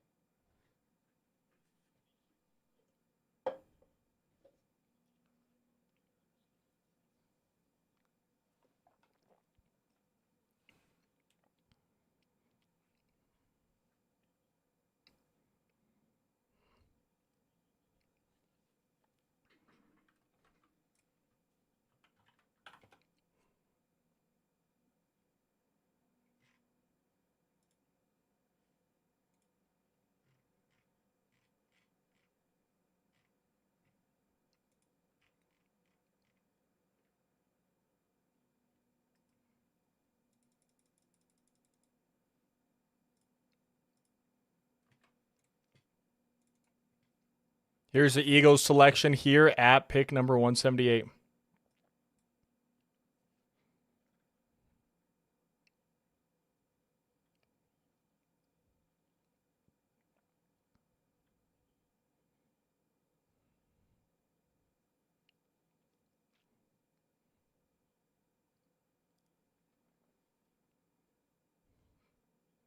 They go Cole Payton, the left-handed quarterback out of North Dakota State.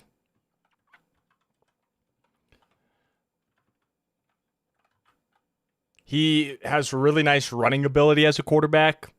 I'm not a big fan of left-handed quarterbacks, so I know I have a feeling the Broncos are going to get another quarterback at some point, whether that is going to be as a 7th round draft pick or as a UDFA. Didn't really love Cole Payton just because you have to flip the entire offense for the most part, especially on the offensive line side of the football for a left-handed quarterback. So I'm not the biggest left-handed quarterback guy. But I guess if you have the Falcons quarterback room, for example, with Penix and Tua, then sure. But heck of an athlete. A lot of people mention him as a potential left-handed Taysom Hill type of role. So could play that for sure. All right. Now we head back out west to the Bay Area for the San Francisco 49ers at 179.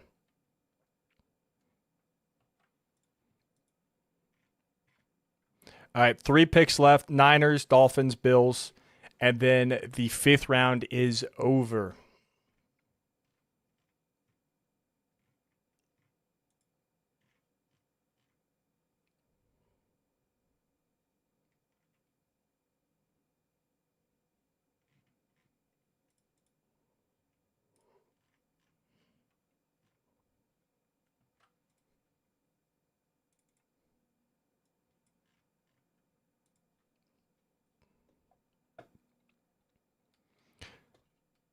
I just want to take the time right now to say thank you for everyone who's tuning into this stream. It means the absolute world to me. If you haven't already, make sure you leave a like, subscribe to the channel. Support is greatly appreciated. Appreciate everyone who's coming here to chat. It means the world. And yeah, waiting on the San Francisco 49ers pick right now. The pick is in. Currently waiting for the announcement.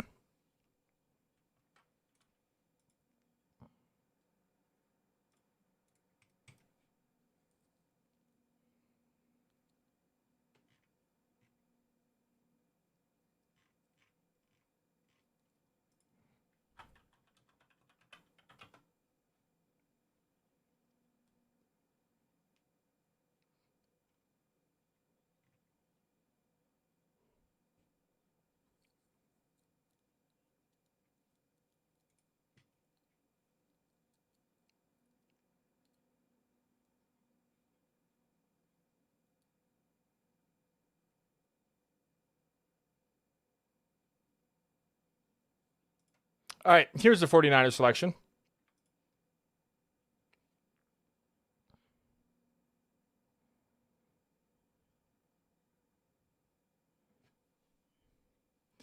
They go with Enrique Cruz Jr., tackle from Kansas.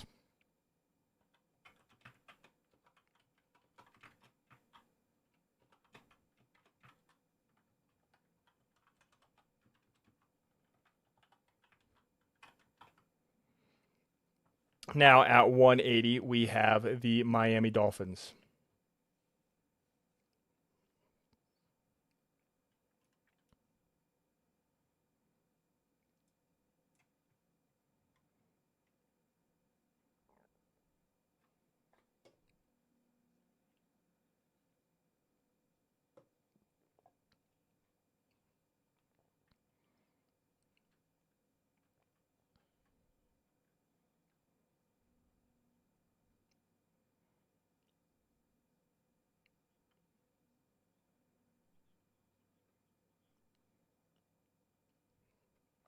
Pick is in for the Dolphins. The Bills are on the clock for the final pick of the 5th round.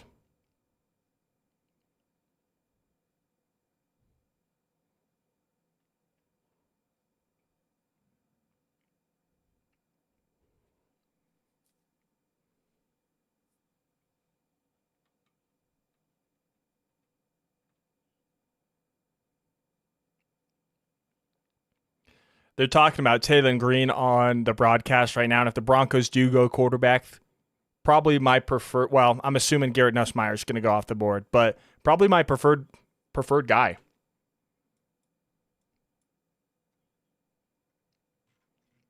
But again, it's not the end of the world drafting a backup quarterback in this range.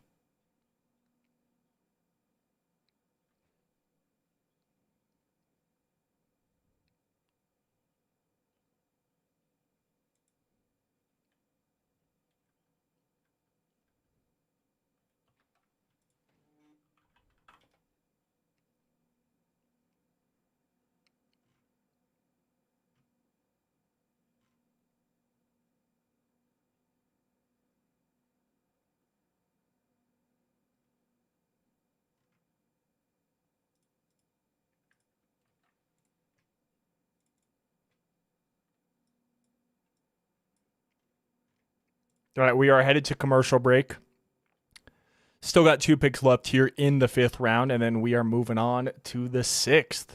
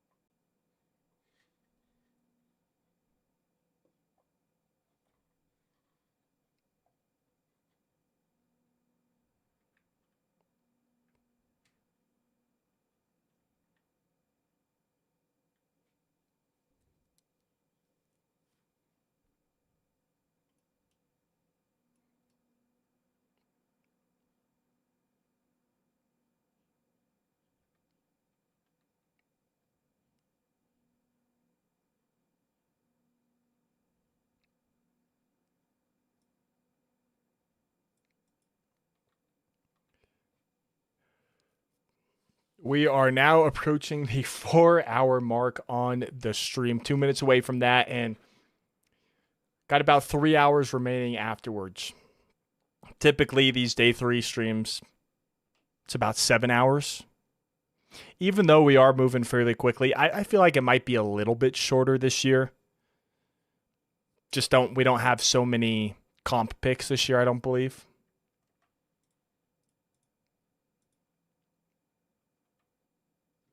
I believe the 5th round had the most comp picks. Because, 3 comp picks in the 6th. And then when we get to the 7th, there are more comp picks. But by the time we get into that range at pick 30, we'll be up. And then you get into the comp picks. And then we have, obviously, the 2 last picks in the draft. So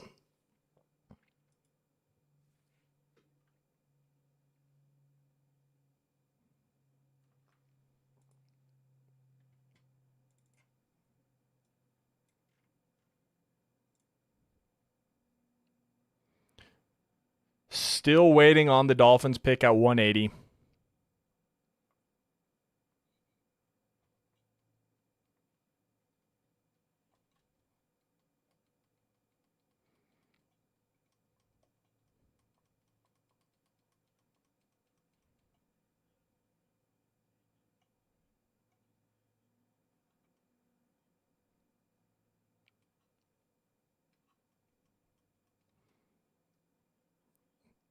Waiting for the announcement. They are going to announce it on the broadcast. It sounds like.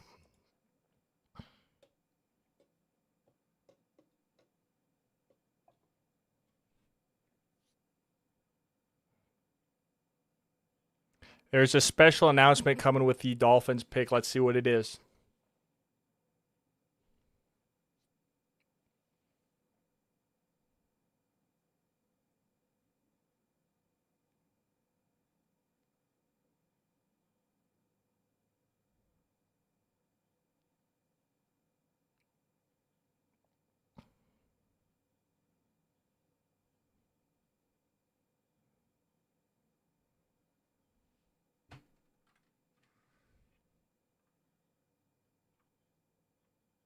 They get Seydou Traore.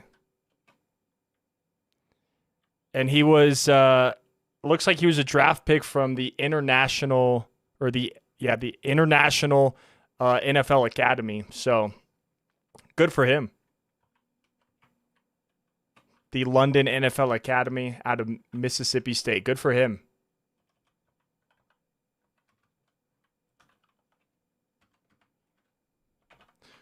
The first international draft pick of the draft, I believe.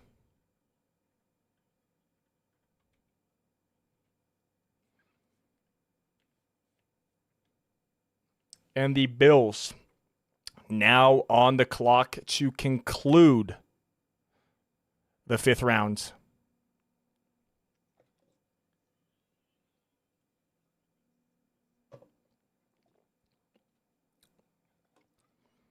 Good for Traore.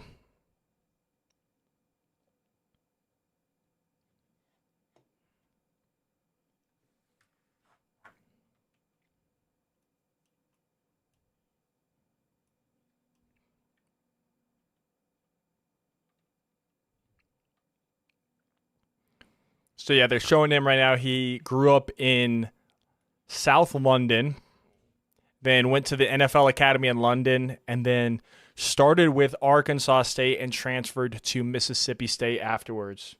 Very cool story. Very cool story.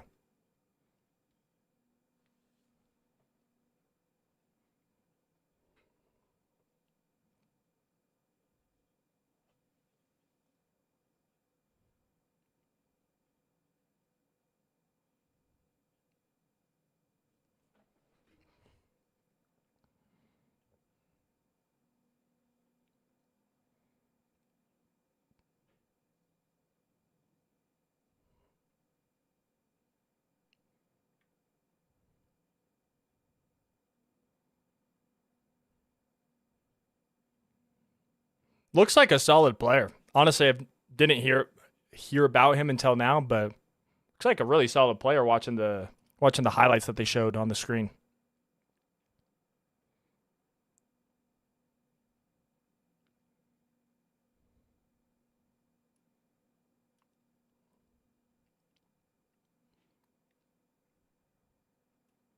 Not really a blocker, they said, but looked pretty nice as a receiver.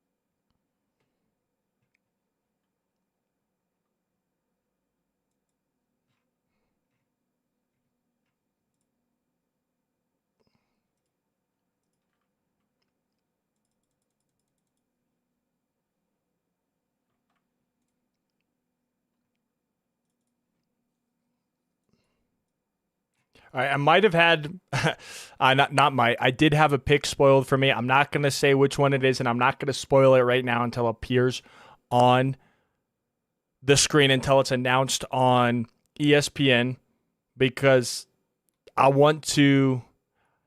asked you guys not to spoil for me in the chat, and you guys have been awesome at that. So if you guys like to see it on the broadcast or wait till it's announced on the broadcast, I will wait for that so I'm not spoiling it for you guys, because you guys have been awesome for me, so I'm going to do the same thing for you.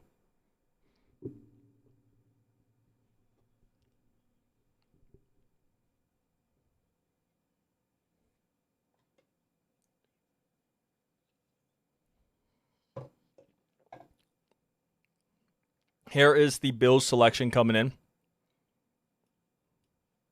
Oh. And my internet looks like it keeps resetting. I hope everything's good. I think it should be fine. But it just keeps going up and down recently.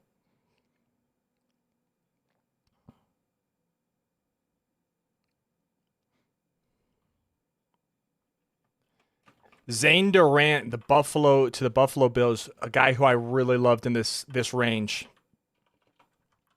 Obviously, we didn't need one after taking Tyler Onyedem, but great pick. Great pick. That was not the pick I had spoiled to me. I will just say that. But now we have the Cleveland Browns back on the clock at 162, the pick that we coupled with our pick at 171 to trade up for Justin Joly. But happy about it. Still happy about the trade.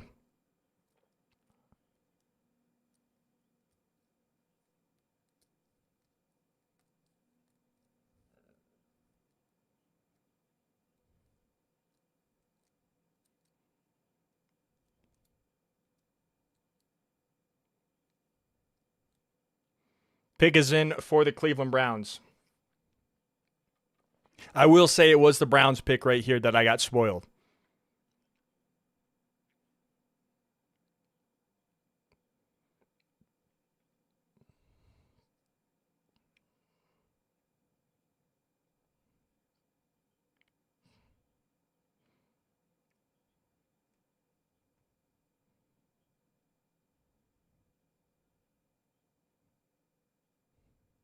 Here is the Brown selection at 182.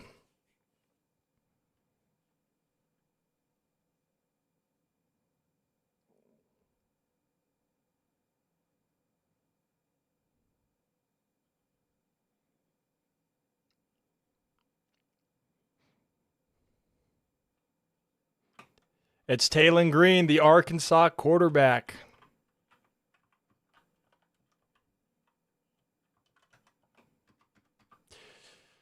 So the Browns in the past 2 years have drafted Dillon Gabriel, Shedeur Sanders, and now Taylen Green. So they got a lot of young guys in that quarterback room. As we put the Cardinals on the clock now at 182 or 183.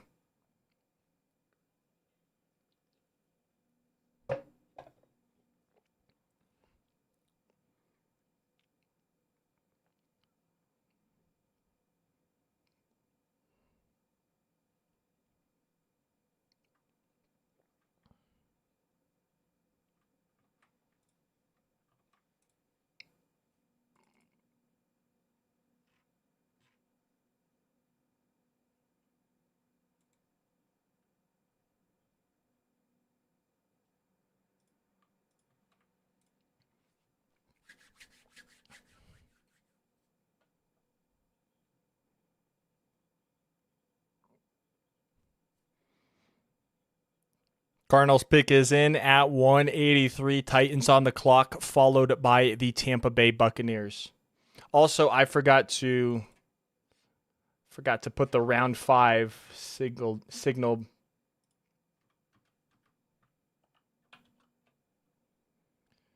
Round 6.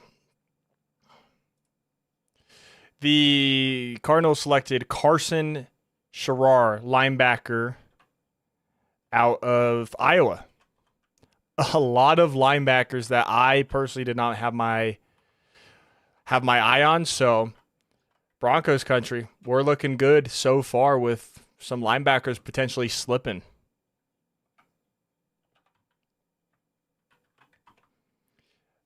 All right, the Titans are now on the clock. And for next year's draft, I will have to get the updated Titans logo, but I honestly forgot about that, and then the Rams logo came out pretty late for my whole graphics and producing everything. So I'll hopefully have them for next year. But the pick is in for the Titans at 184. Then at 185 is the Buccaneers, and then at 186, I believe is it the first pick for the Giants today? Definitely the first in a while, but I think it might be the first pick for the Giants today.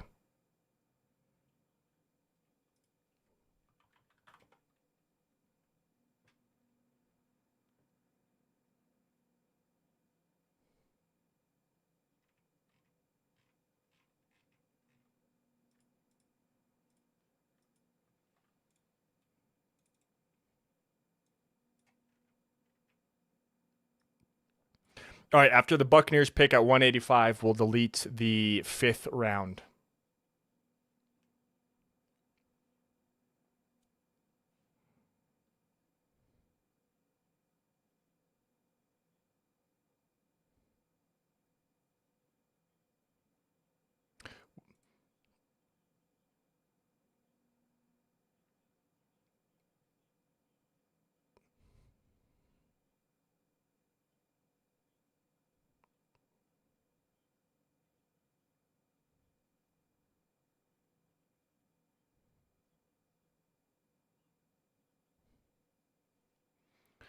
All right, still waiting on the Titans pick. I believe they want to announce it on the broadcast.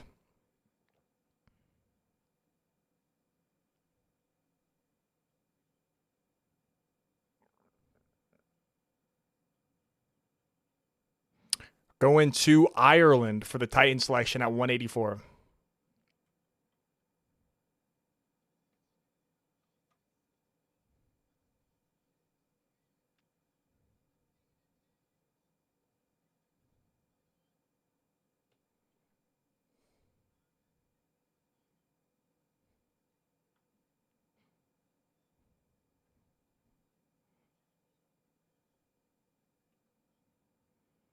They go Jackie Marshall, interior defensive guy from Baylor. Being honest, I didn't do a whole lot of work on him.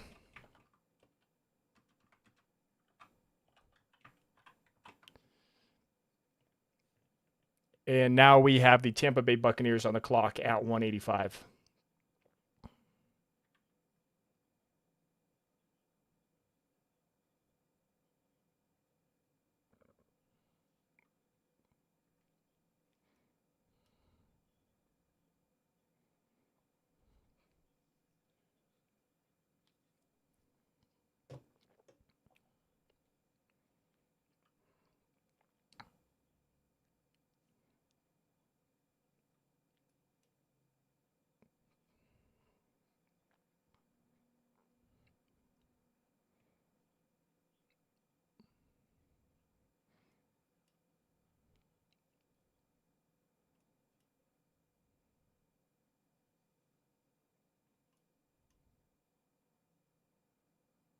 Here's a Buccaneers selection at 185.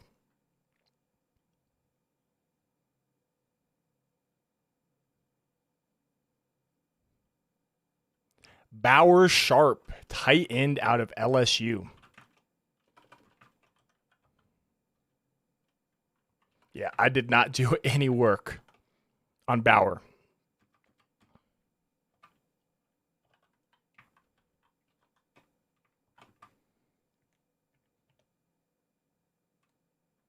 All right, the Giants are back on the clock for what I believe is the first time today. All right, we'll go ahead and we'll get rid of the 5th round, and now we got the 6th round scrolling at the bottom there.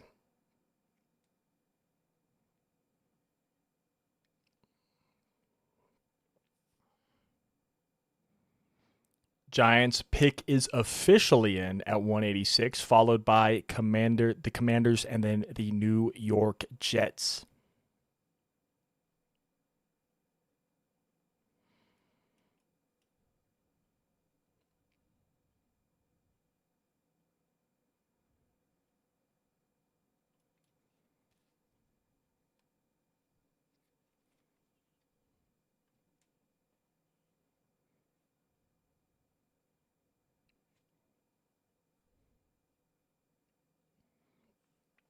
Let's see, they're showing the Giants picks right now. Obviously, Arvell Reese, Francis Maui-Noah, their 2 first-rounders. Took Colton Hood in the 2nd, and then Malachi Fields in the 3rd, and I think that was their latest pick. It was. They got 3 picks today. I believe I think they're all 6-rounders here, if I'm not mistaken. Yeah, it's 3. They got this one, and then which is the 5th pick in the round, and then they got the 11th and 12th picks back to back, and then the Giants are done for the draft.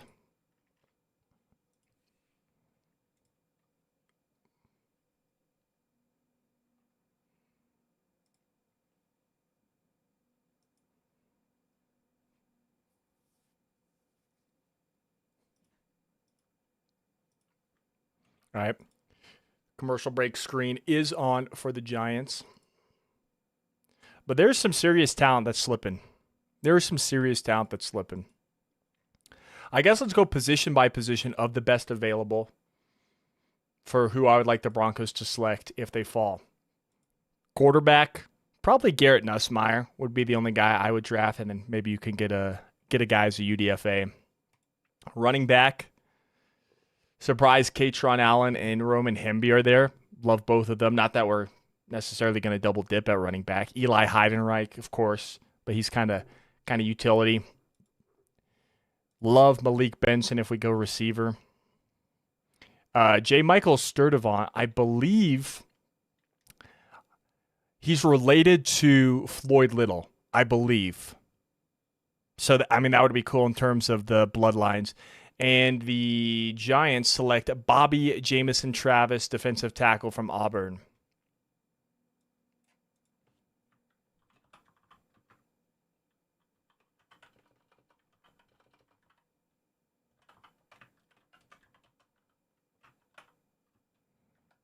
Out of Auburn.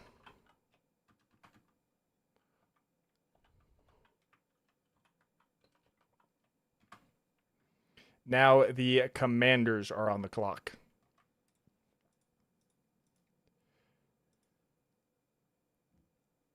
Then tight end, don't necessarily need one. Don't love any other guys there, but tackle, Isaiah World, absolutely would take him right now. All right, here's the Commanders. We'll go more over the players who I like as we get closer to the Broncos' 7th round picks. Kaytron Allen finally off the board. Good for Kaytron. This is tremendous value for the Commanders. Tremendous value.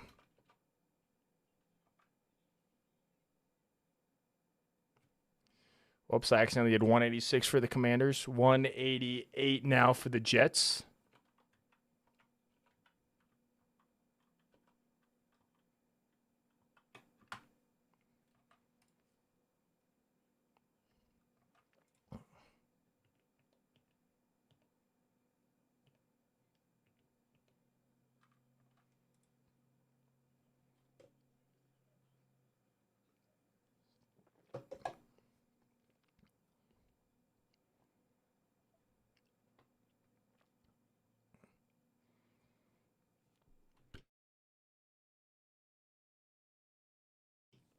All right, the pick is now in for the New York Jets here.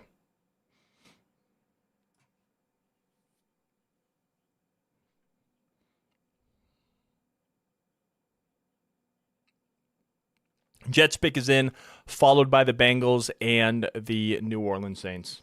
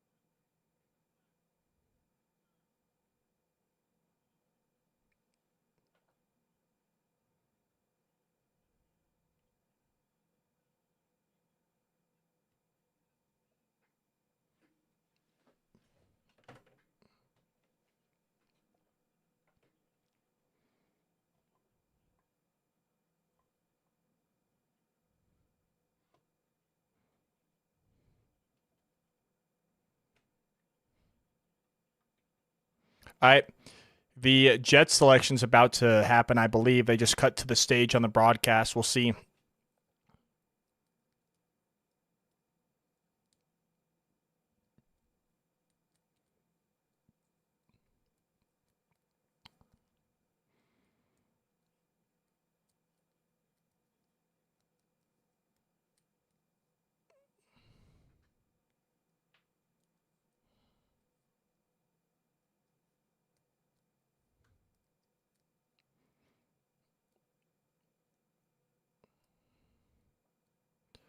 Still waiting for the Jets pick. I think we're just getting a backlog here, so then we can just rapid fire here in just a second.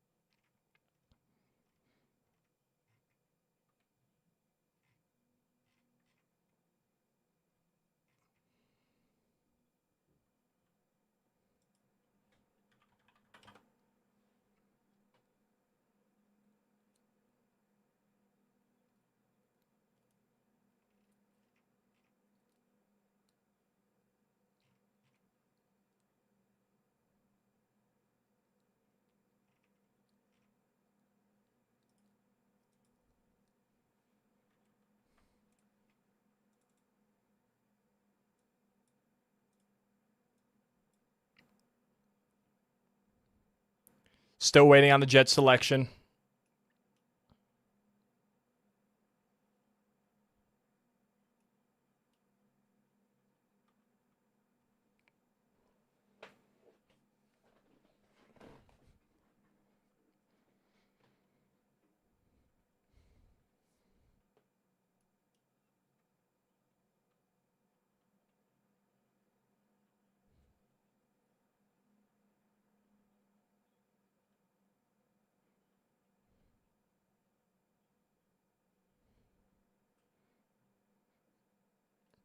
Still waiting at 188 for the Jets.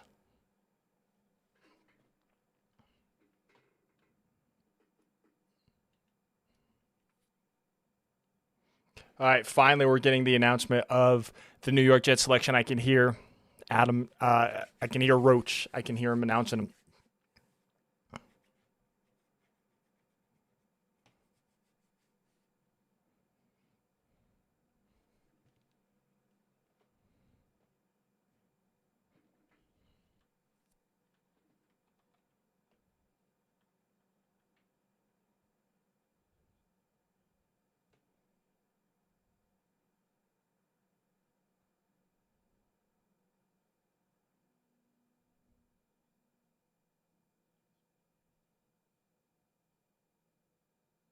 All right, here's the Jets selection at 188. The New York Jets select Inez Cooper, guard out of Miami.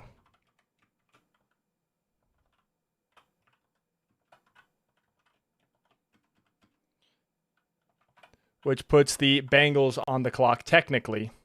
But I'm sure we're long past the Bengals pick. I'm sure their pick's been in for a while. I think we got a couple picks, but it's nice when, I mean, it sucks at the time, but it's nice when you get the backlog of picks, because then they should come in rapid fire.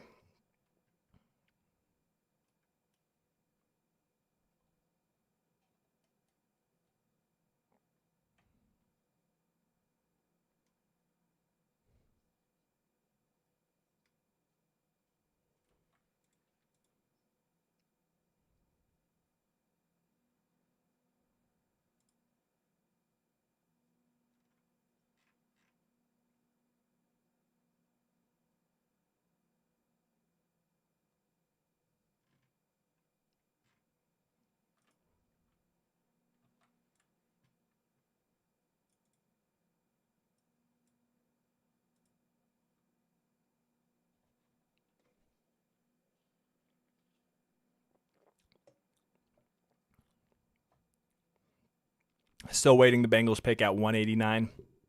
Saints on the clock at 190. Jacksonville follows at 191.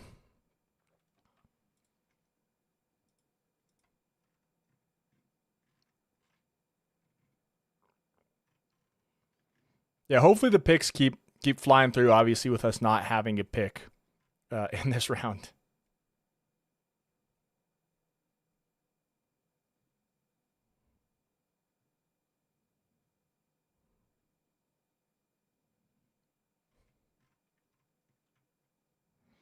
The Bengals select Brian Parker, the second center from Duke. Of course, has an elite last name, so he's obviously going to be a great football player. And of course, we went to commercial break right as the announcement comes in, and not the commercial break where you can still see the bottom score bug, the bottom ticker. It's the full screen commercial break that, sorry for hitting the mic, that ESPN likes to do. Very annoying. Very annoying. 190, I believe now, is the New Orleans Saints. That's what we said it was. Go ahead, put them on the clock.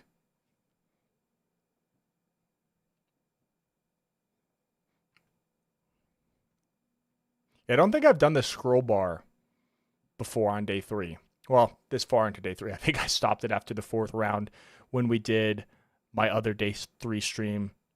Well, I've done 2.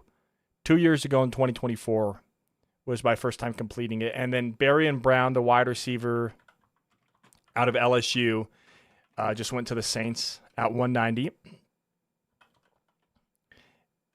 And then 191 is the Jacksonville Jaguars. But 2 years ago, 2024, I did my first full day 3, which is all 7 rounds, which was exhausting, and I'm feeling much better for this one here. And then I think it was 23. I only did rounds 4 and 5, and then I shut it down. All right. The Jaguars pick is in at pick 191.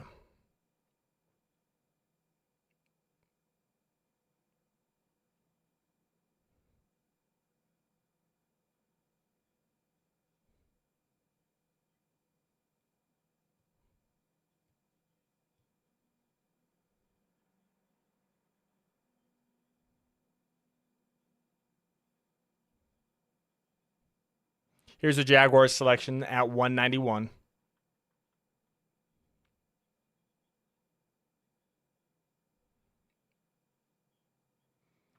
Josh Cameron, wide receiver out of Baylor. Going to the Jaguars. Giants now have back-to-back picks at 192 and 193.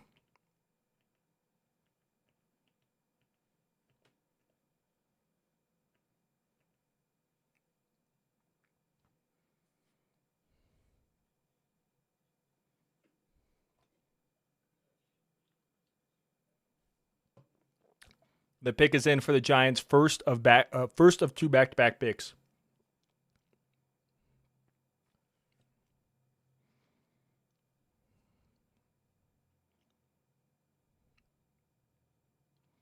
Here's the Giants' first selection at 192.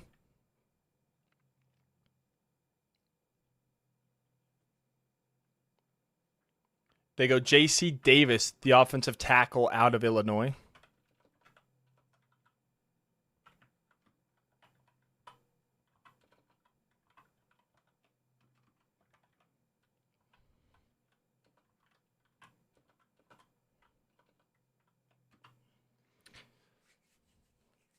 Waiting for the Giants' second of 2 back-to-back picks here. Oh, yeah, we're flying now. We are flying now.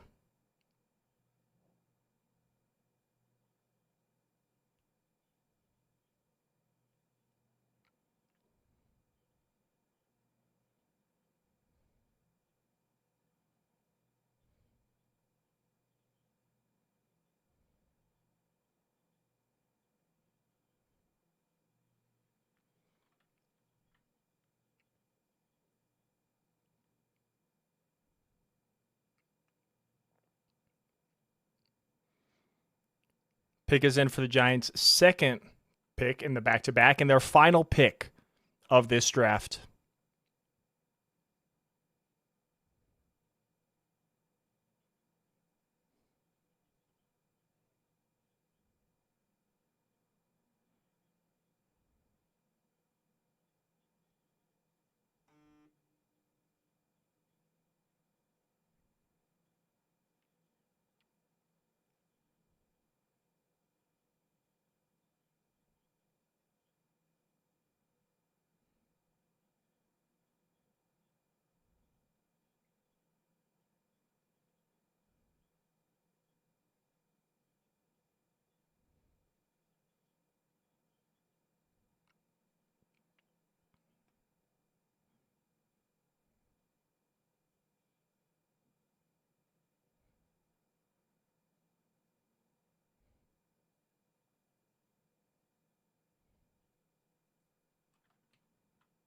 Still waiting for the Giants' second of 2 or a second back-to-back pick.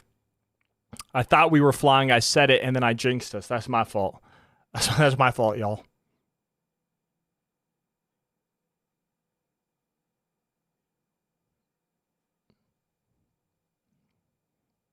I'm just watching them getting caught up here.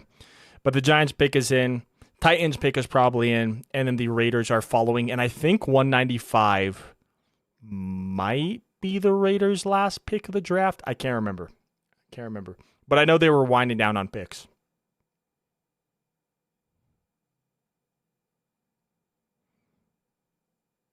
All right, we're going to commercial break here. We'll see if the Giants pick comes in.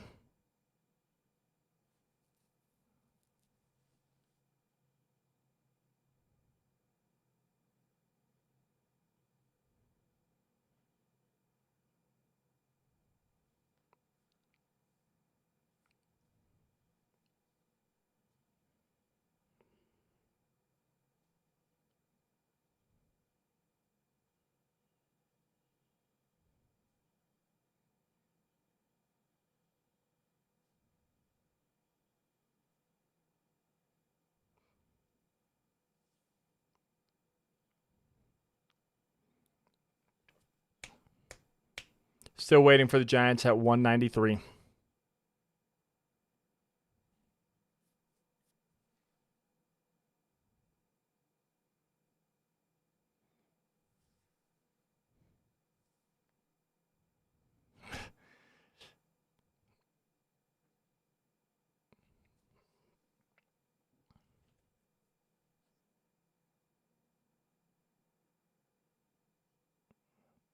Here is the Giants selection at 193.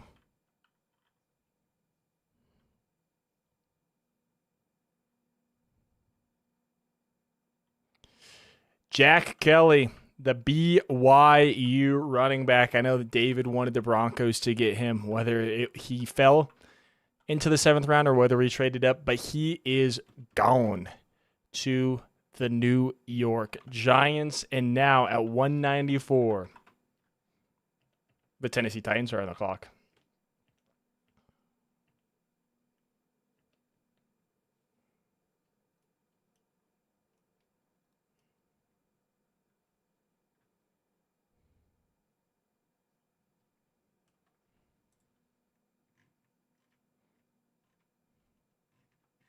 Let's see here. Okay, so the Raiders have 2 picks left. They have this upcoming pick, and then they have 1 pick in the 7th round.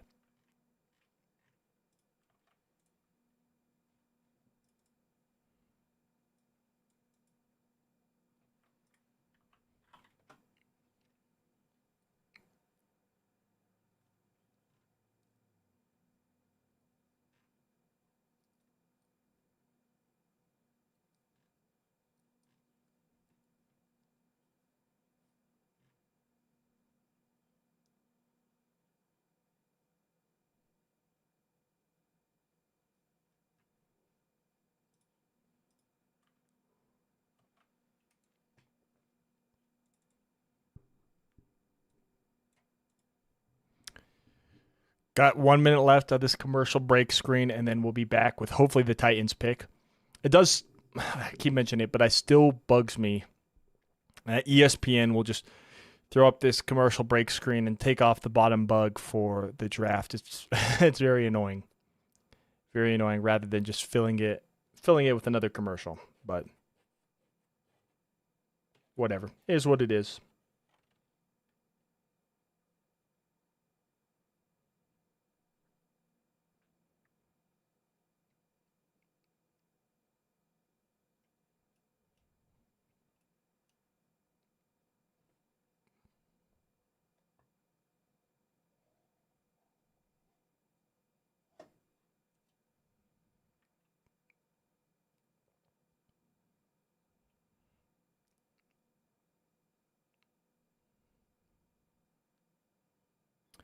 Pat Coogan, the Indiana center, goes to the Titans here.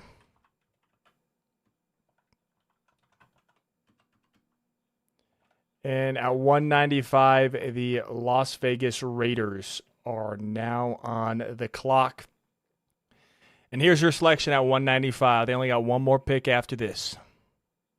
I'm just counting down all the selections, and of course, you called it. You called it, SG. Malik Benson, the guy who I wanted in the 7th, just went off the board at 195. You called it as soon as I said it. Hey, Raiders, this stream here is not charity. It's not charity.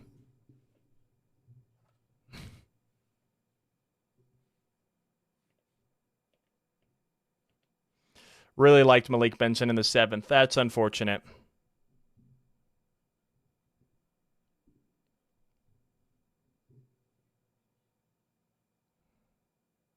All right, the Patriots here at 196 have 40 seconds to submit their pick.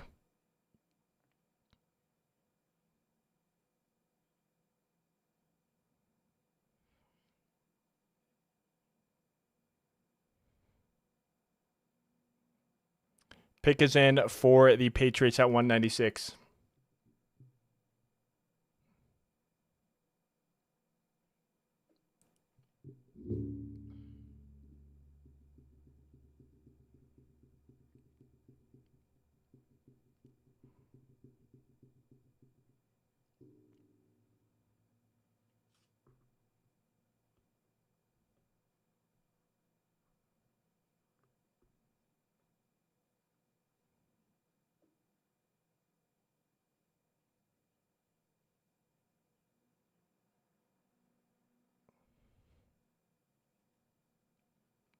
Waiting for the Patriots selection here at 196.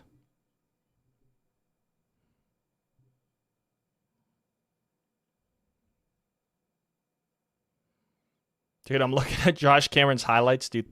Still crazy that he's wearing number 34 at wide receiver. Just looks wrong.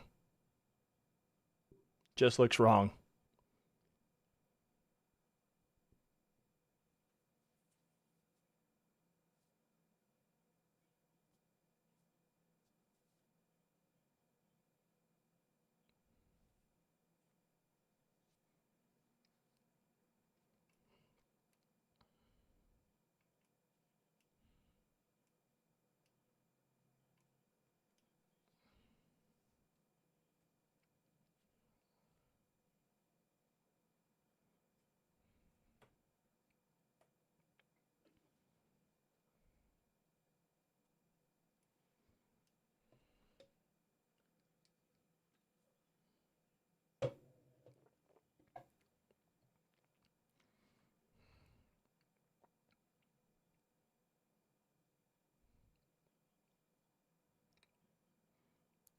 Still waiting on the Patriots selection. Their pick is in, followed by the Eagles at 197, and then the Patriots will be put back on the clock at 198.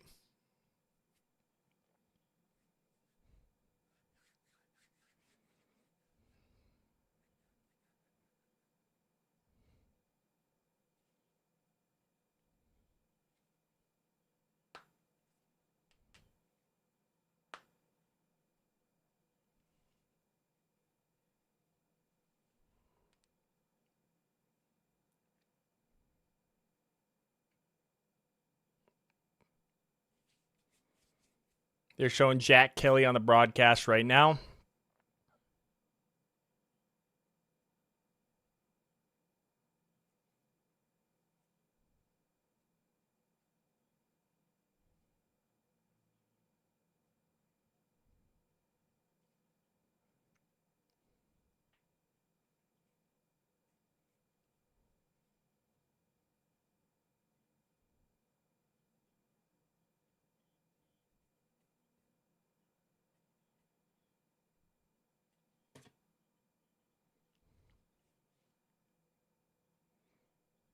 Again, we are awaiting the Patriots selection at 196 here.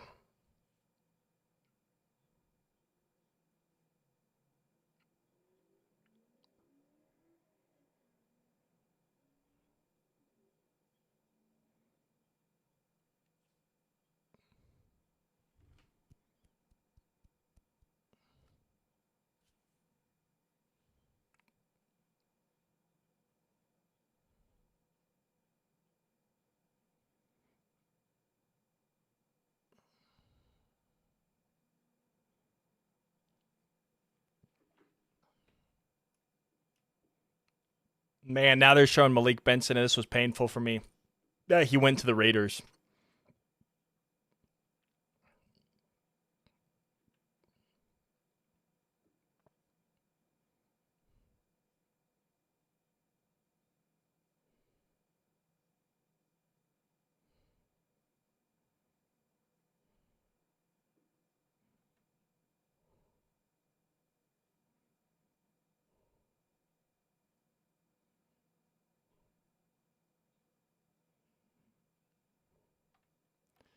All right, now we should be caught up, so hopefully the pick should be coming in here in just a second.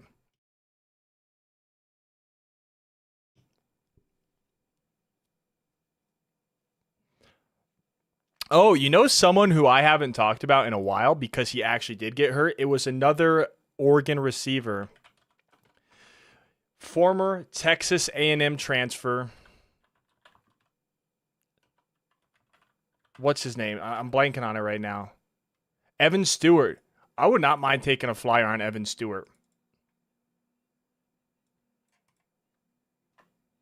I believe he declared. Unless they gave him an extra year of eligibility because of an injury, so an injury red shirt. All right, here's the Patriots selection in Rio.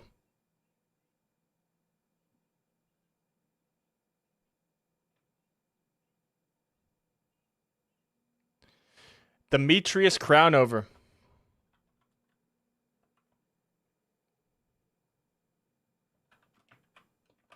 Demetrius Crownover, the Texas A&M offensive tackle, just went to the Patriots.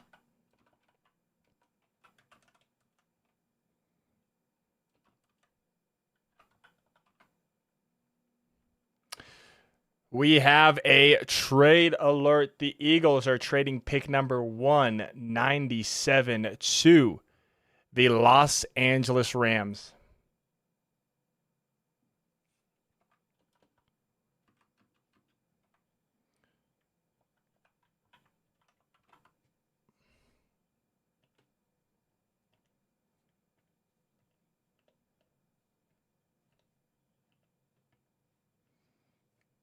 The Rams pick is in, and then the Patriots will be back on the clock at 198, followed by the Seahawks at 199.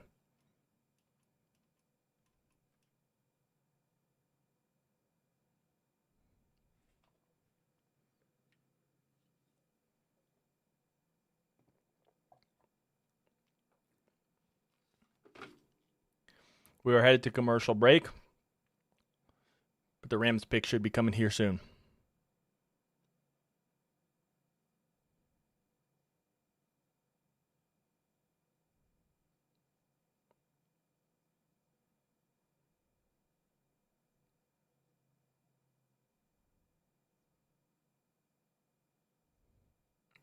All right, here's the Rams selection.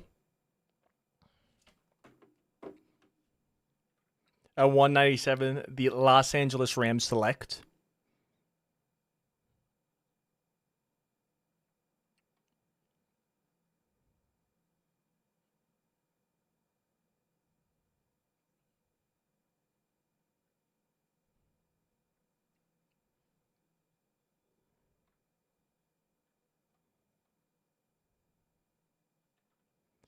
CJ Daniels, wide receiver from Miami, is the selection.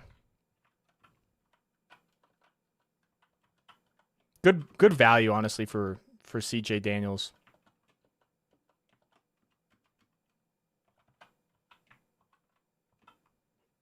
Now the New England Patriots are back on the clock.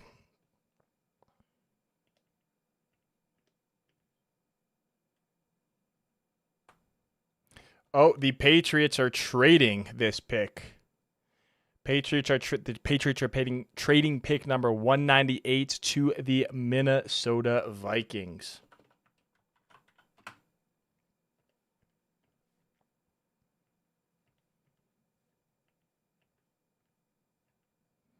The Vikings are now on the clock.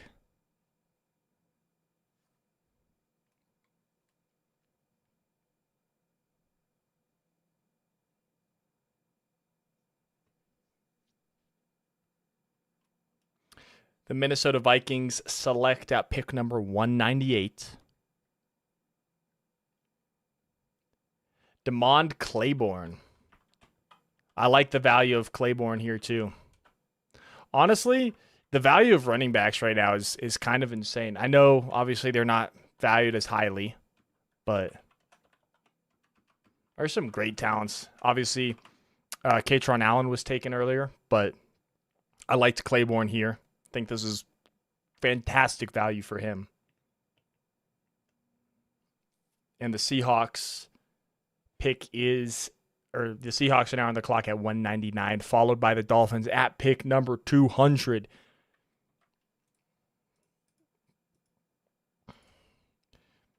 Which means at with pick number 200 coming up, we will be 46 picks away. Here's the Seahawks selection at number 199. Emmanuel Henderson Jr., wide receiver out of Kansas. Yeah, I'll be honest, I've never heard of Emmanuel Henderson, but good for him.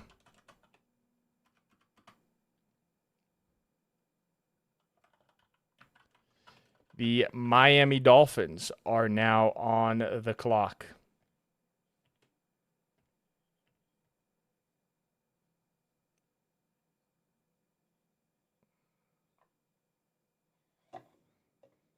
First team All Big 12 kick returner is what Emmanuel Henderson just earned. Or that was an award he earned this past season.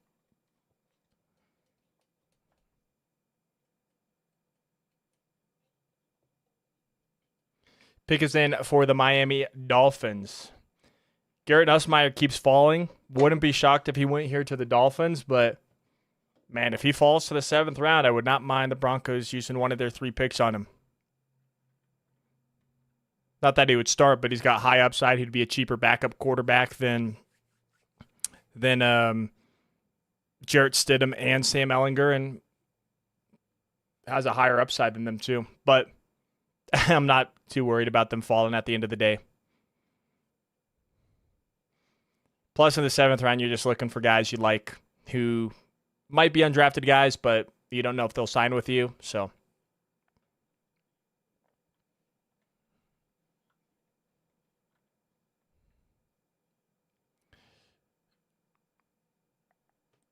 waiting on the Dolphins pick at number 200 here.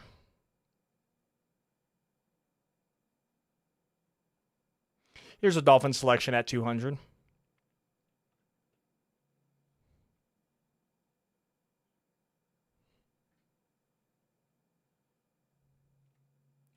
DJ Campbell, the guard from Texas.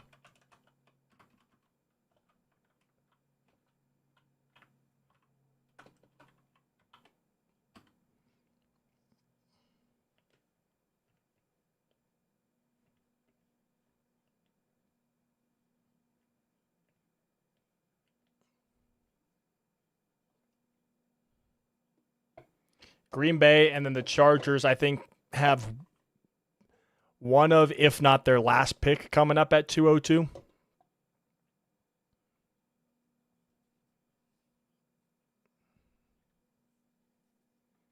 The Packers pick is officially in.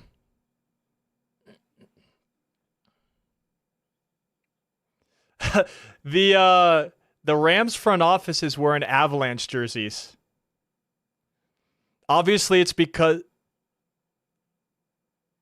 the Cronkies own the Rams and the Avalanche. But it's funny because we're beating the LA Kings right now in a series. Hey, we'll take it. We'll take the support.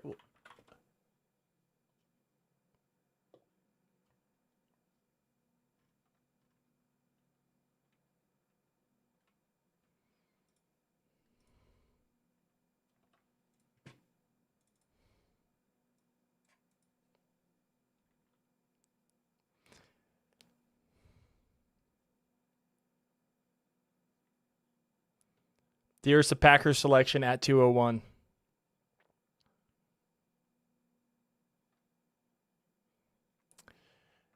Damani Jackson, cornerback out of Alabama, going to the Packers here.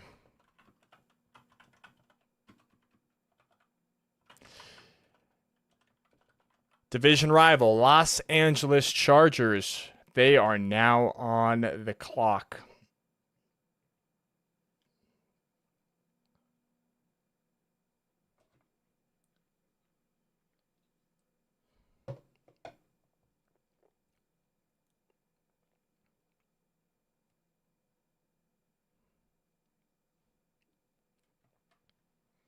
Pick is in for the Chargers at 202. Where will they go? Where will they go?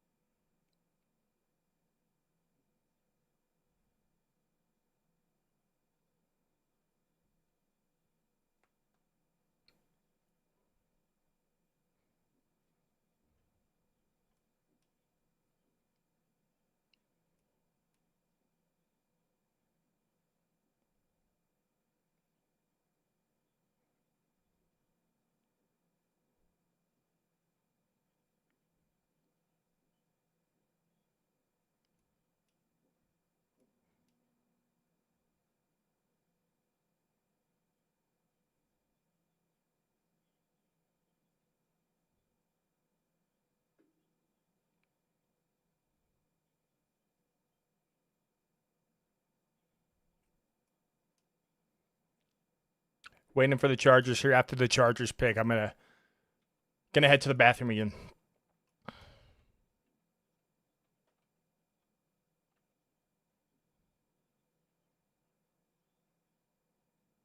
But yeah, they're showing Emmanuel Henderson, who I haven't heard of. Yeah, he looks like honestly looks like a really nice returner.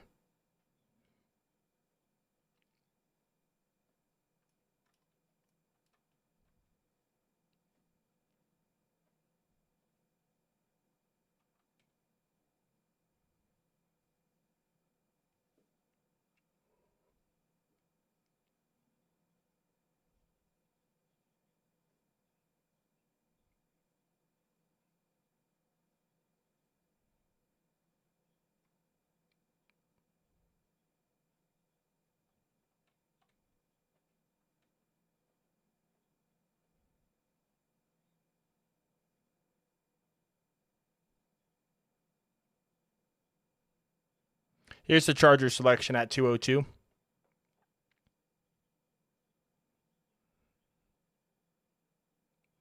They go Logan Taylor, guard from Boston College.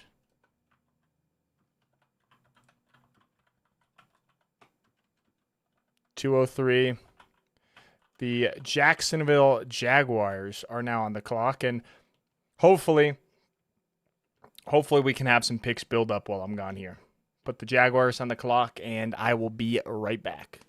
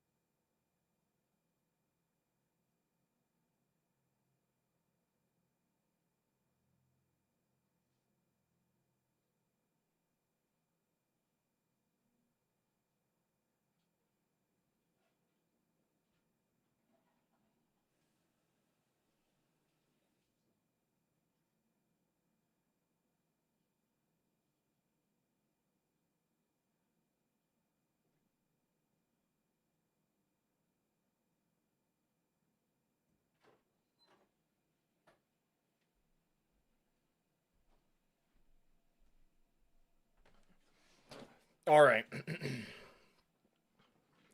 Pick 203 came in, but that's fine.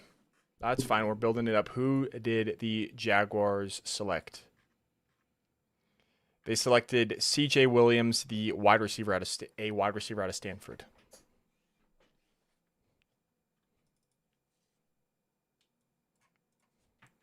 C.J. Williams, wide receiver out of Stanford. 2:04. The Houston Texans are now on the clock. Oh, bad audio commercial back. C.J. Williams. C.J. Williams. There we go. The wide receiver out of Stanford. And, yeah, Texans pick us in, followed by the Lions, followed by the Chargers. We're over halfway through the 6th, and then when we get to the 7th, we got 3 picks upcoming.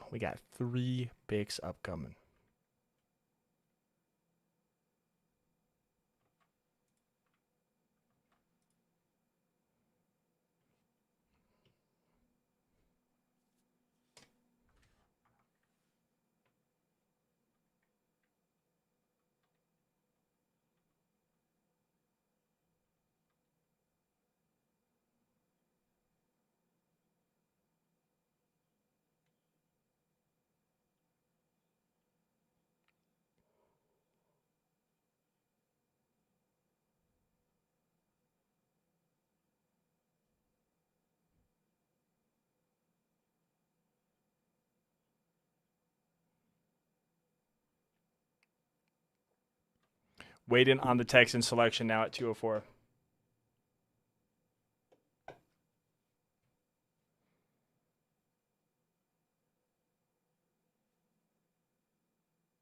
Here's the Texans selection at 2:04.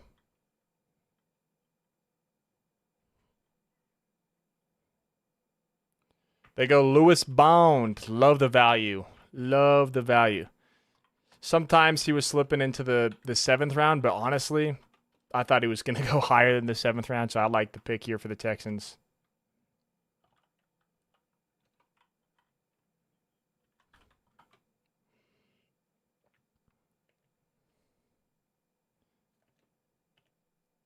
Now the Lions are on the clock.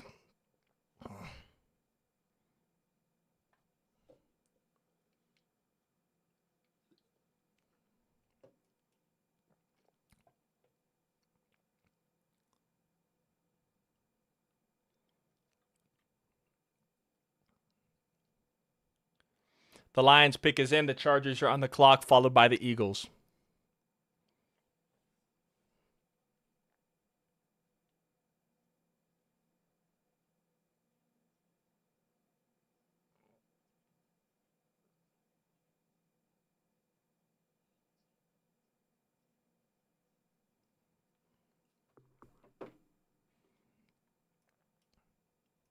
Here's the Lions selection.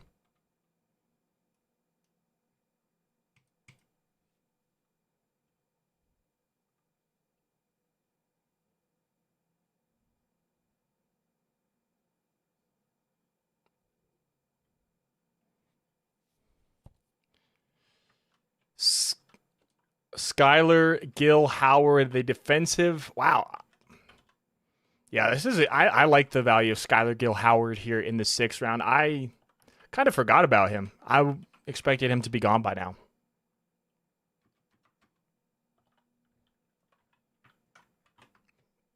All right, 2:06. The Los Angeles Chargers, I believe this is their last pick in the draft, barring any other trades.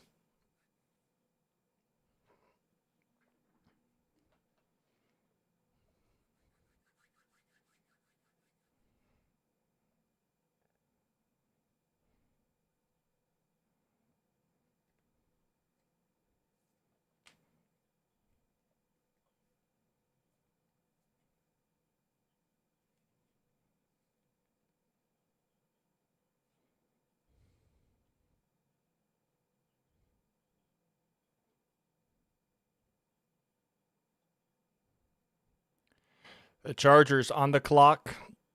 They got a minute 50. Maybe they trade it. They want a couple more picks.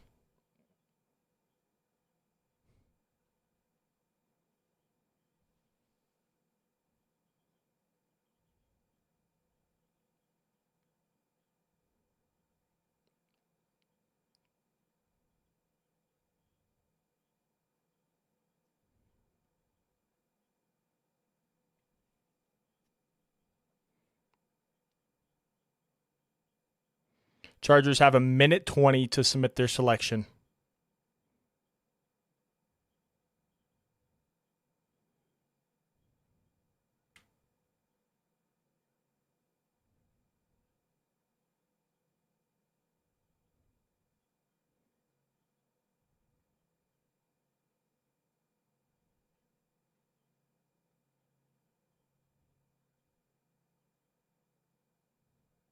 I headed to commercial break, but we are awaiting for the Chargers to submit their pick here in round 6.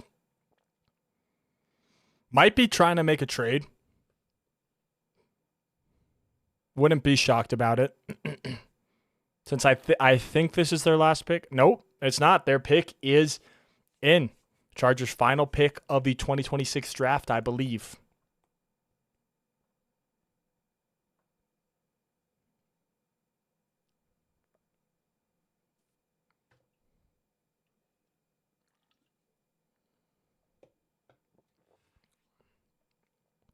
With the Chargers pick in, it means the Eagles are on the clock, followed by the Falcons.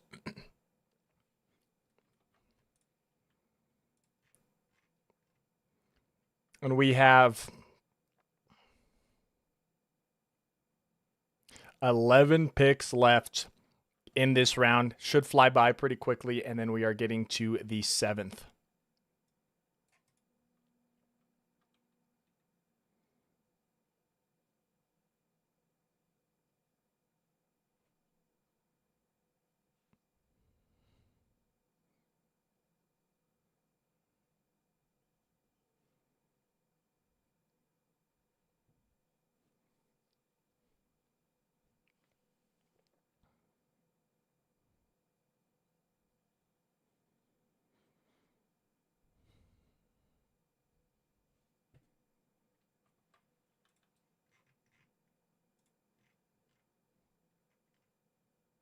Here's the Chargers selection.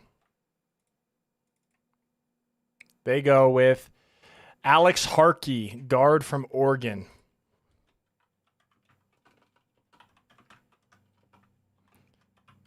The other Oregon guard. Not Pregnon, but they go Alex Harkey.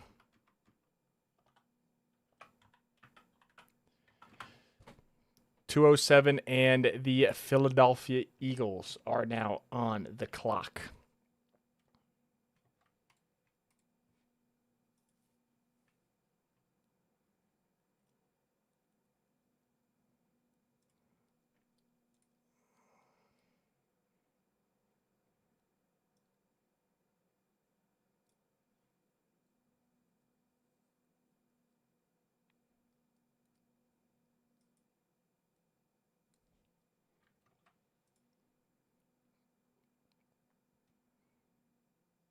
$20 seconds left of this commercial break. It's the commercial screen again.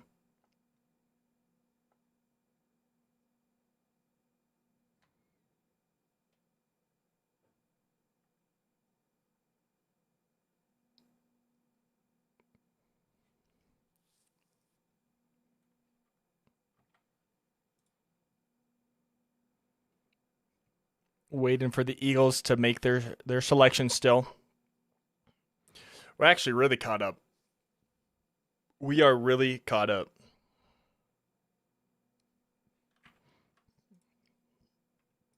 What is the last pick of this round? The Eagles pick is in. It's 216. 216 is the last pick of this round, and then we're into the 7th.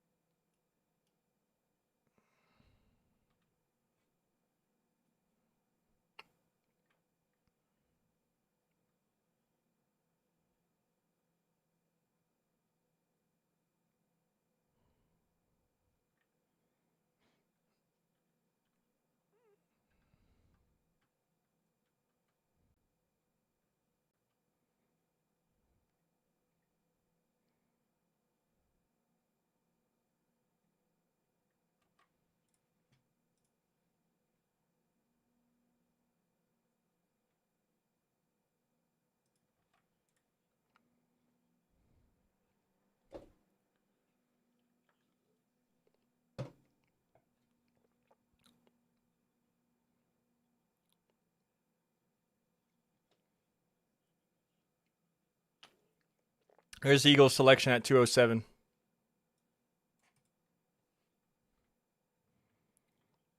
Micah Morris, guard out of Georgia. Great pick. Great pick for the Eagles there. Come on. The Eagles couldn't go a draft without taking a Georgia player. You knew they had to take one at some point. I kid, of course, but it's a great pick. It's a great pick for the Eagles.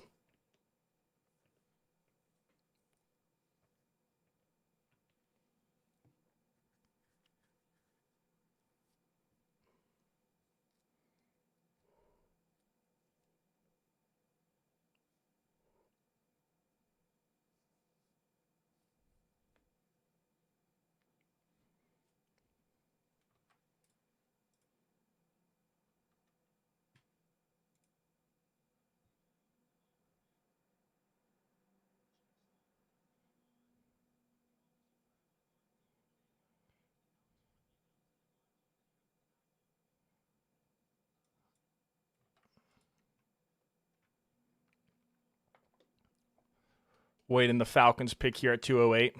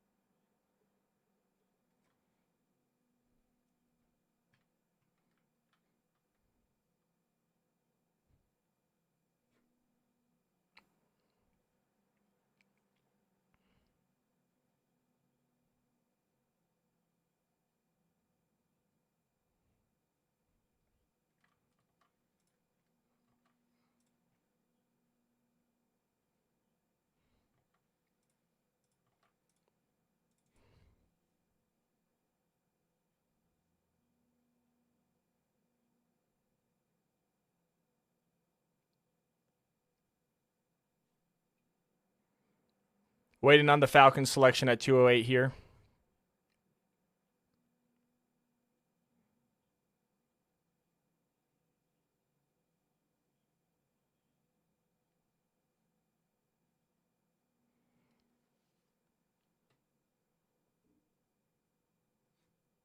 Here's the Falcons selection at number 208. Got eight picks. 8 picks left in this round.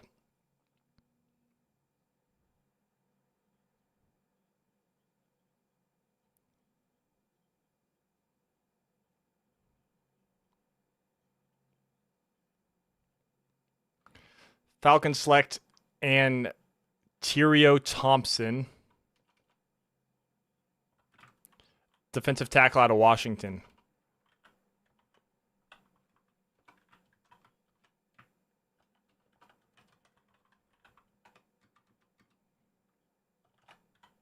(209), the Washington Commanders are back on the clock.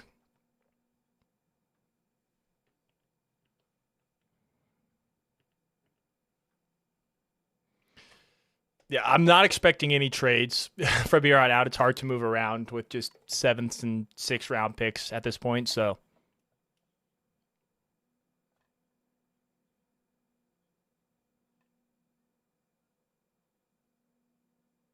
pick is in for the Commanders. Steelers on the clock, followed by the Ravens. Let's see. The rest of this round, Commanders, Steelers, Ravens, Patriots, Bills, Colts, Falcons, Seahawks.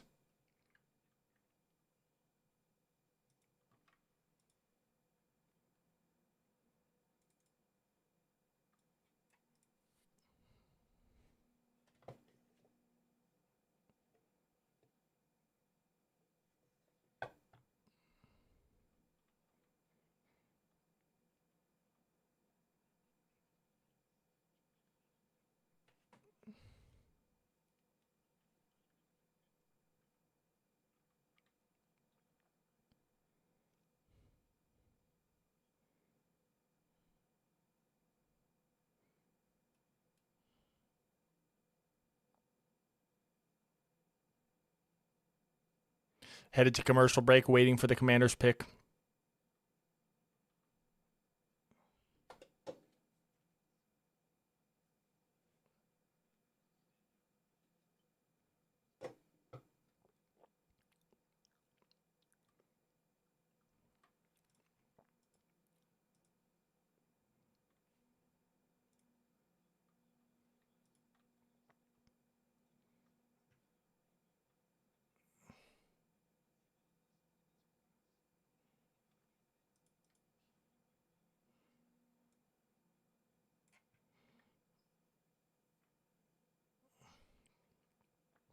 Matt Golban, the center from Michigan State, just went off the board to the Commanders.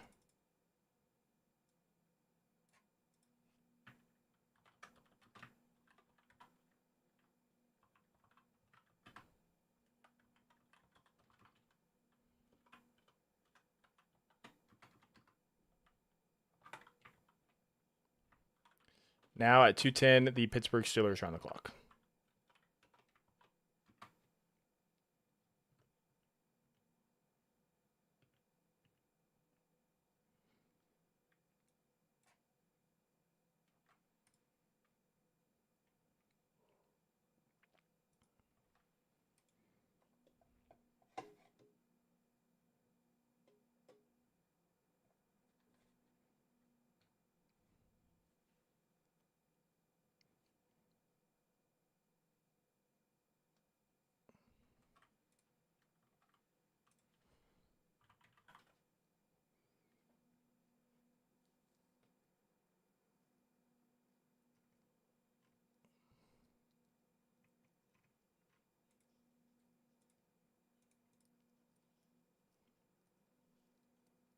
Pick is in for the Steelers.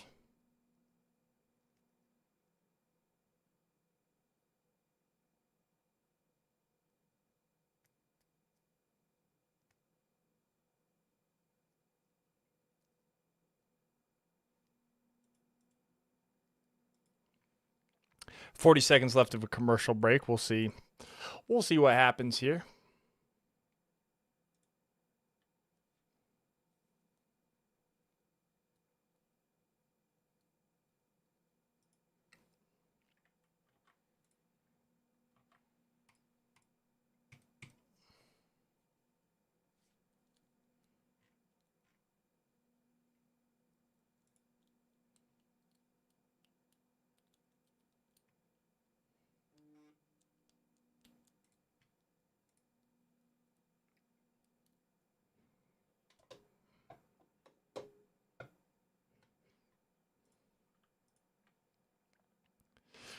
All right.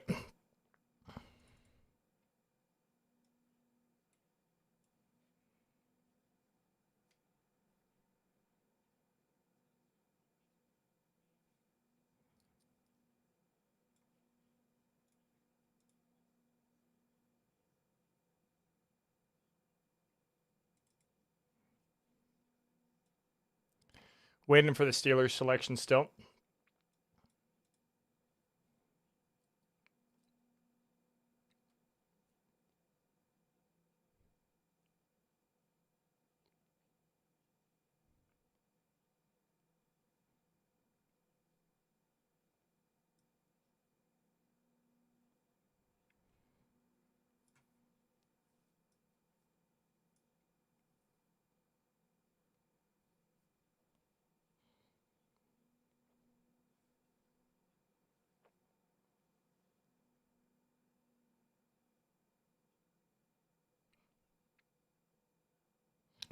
They're showing notable 6th-round draft picks. Of course, Tom Brady's in there, but my GOAT, Terrell Davis, also in there, of course.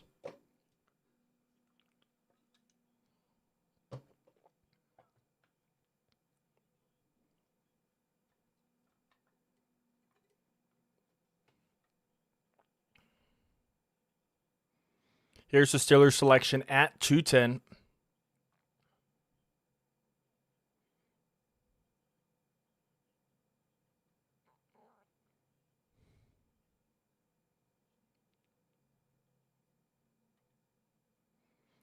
Waiting for the Steelers selection here.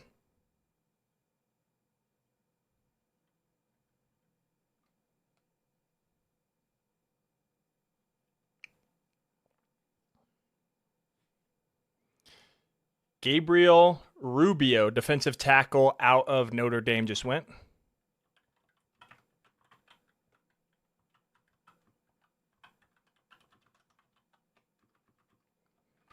At 2:11, the Baltimore Ravens are now on the clock.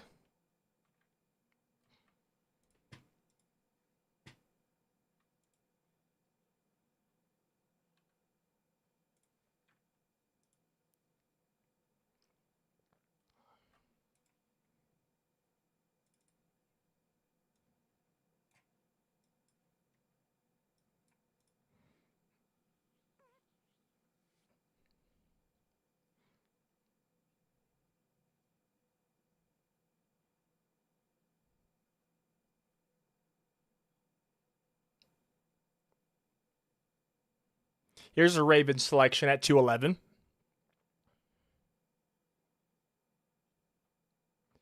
Ryan Eckley, punter from Michigan State, just went.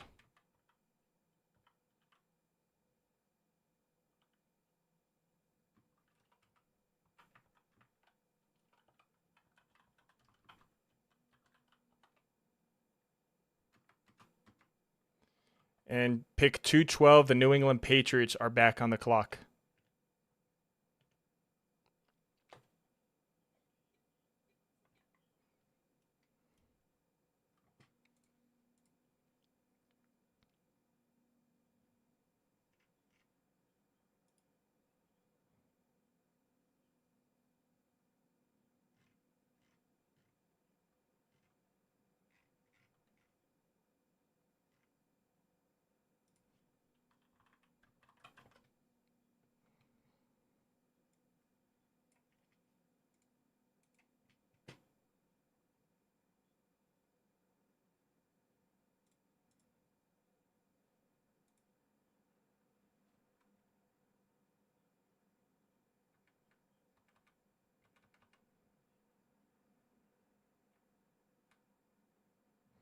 All right, here's the Patriots selection.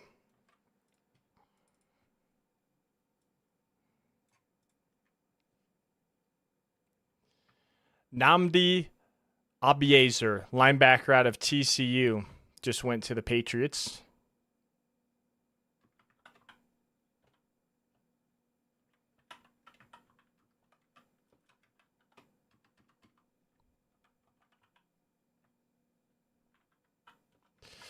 Now the Buffalo Bills are on the clock. Oh, just kidding. No, they are not. We have a trade alert.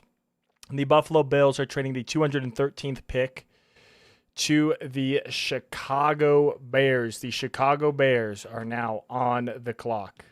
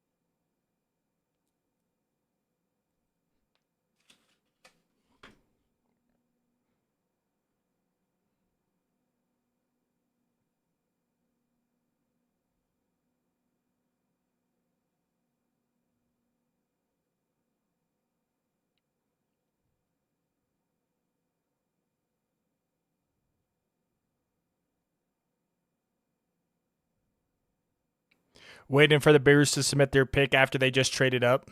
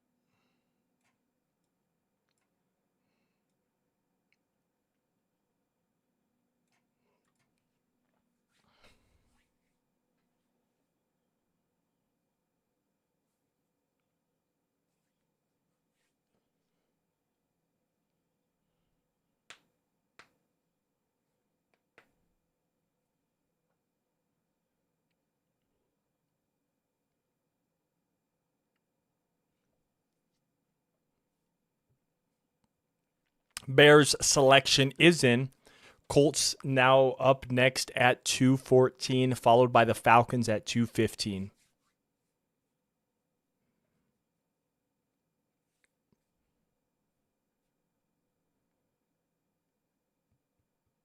They're going to the stage. I think they want to show this one on the broadcast, the Bears selection. Maybe.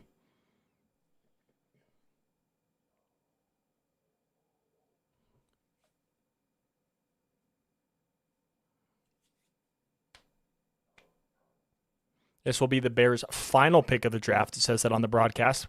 This is their last pick remaining.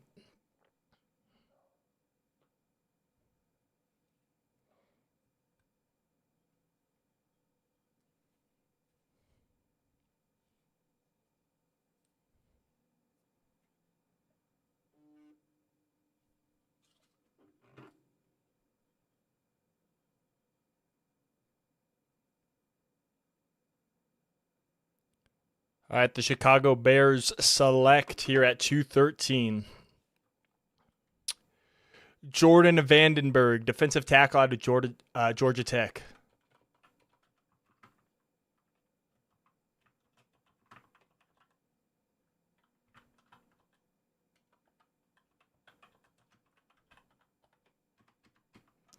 All right, 214. The Indianapolis Colts are now on the clock.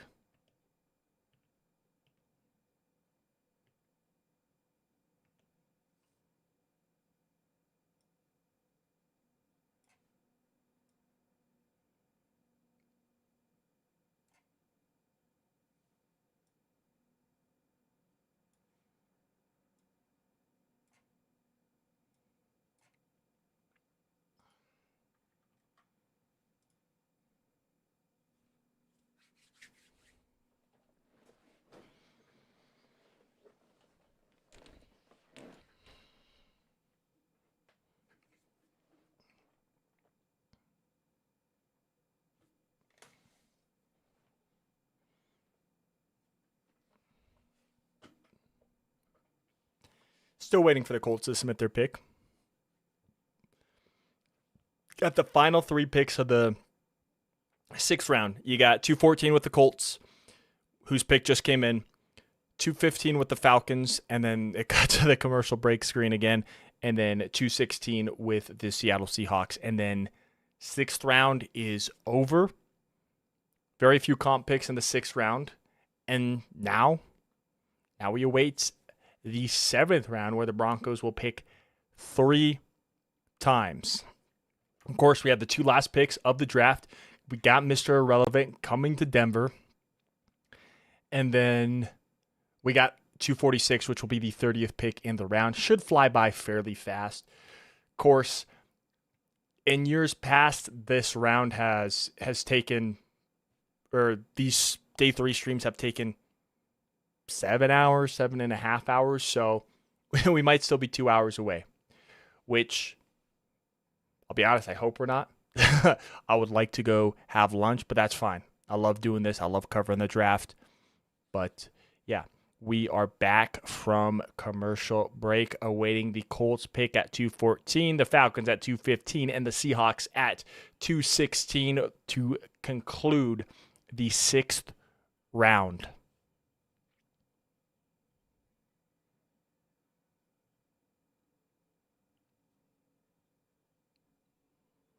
Here's a Colts selection at 214.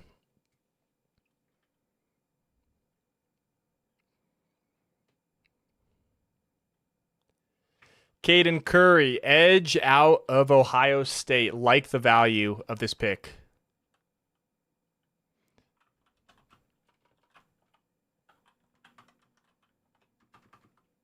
$215. The Falcons are now on the clock.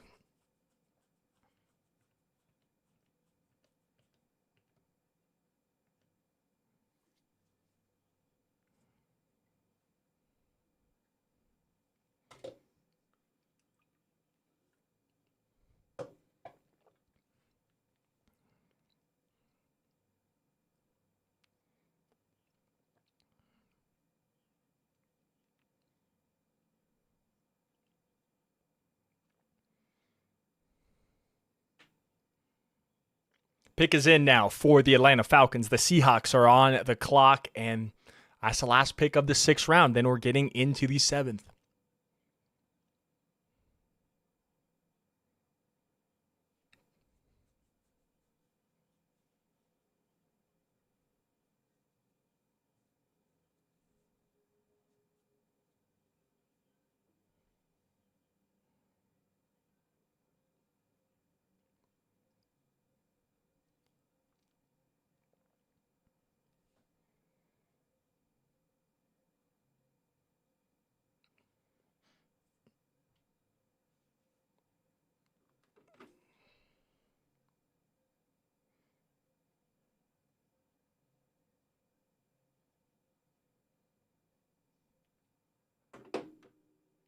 Here's the Falcons selection at 215.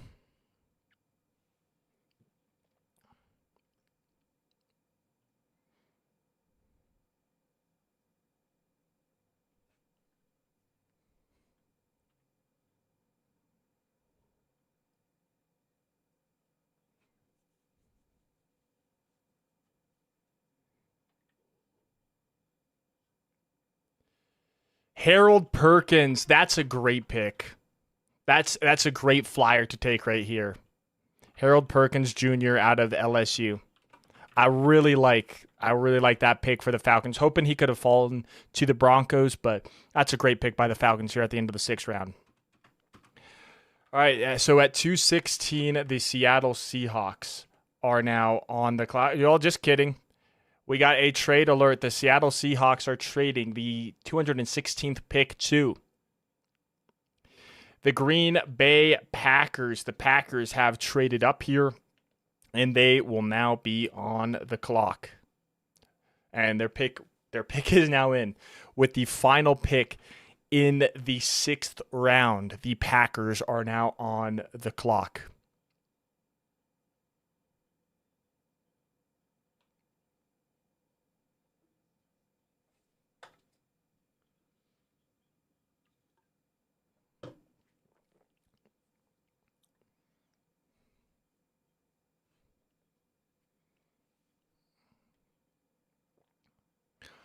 The Packers pick is in, and then we are done with the 6th round. Here's a Packers selection at 216.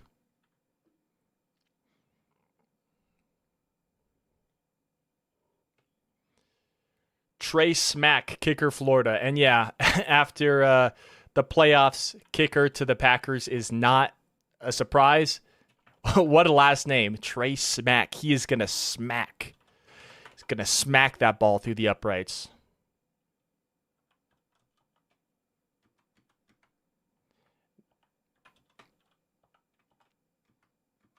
Now we are at pick 217 with the Arizona Cardinals in the 7th round.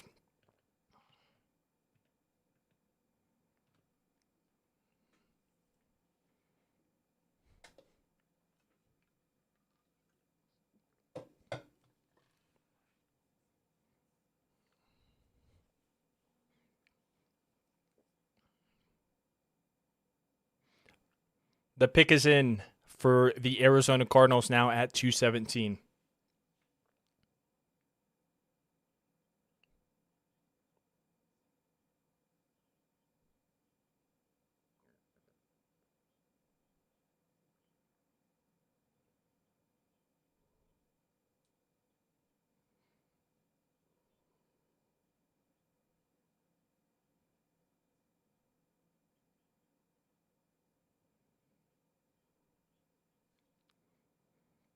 Cardinals pick is in at 217. Here is the selection.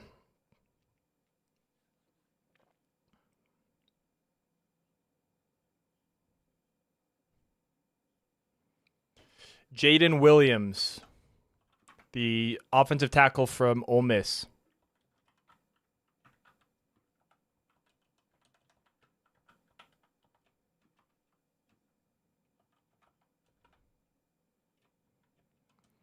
Now the Dallas Cowboys are on the clock.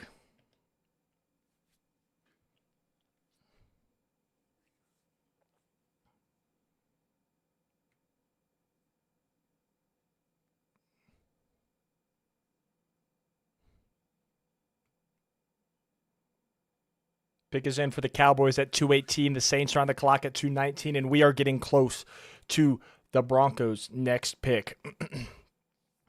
We're at 246, so about 28 picks away, which seems like a lot, but when you think about how fast these picks are moving, it shouldn't be too long.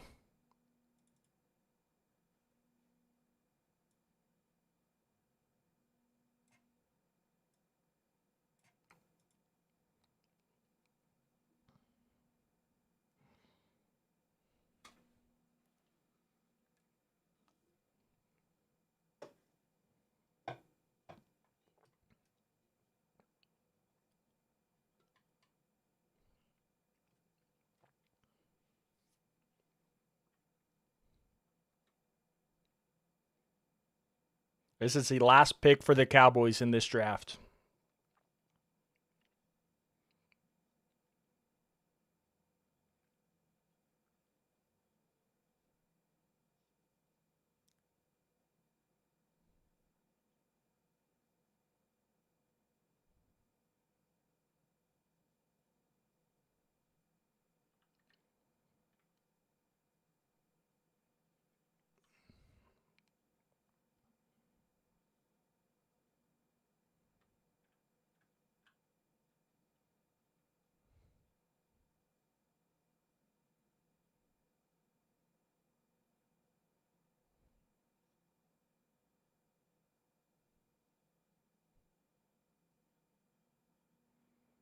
Here's the Cowboys selection at 218.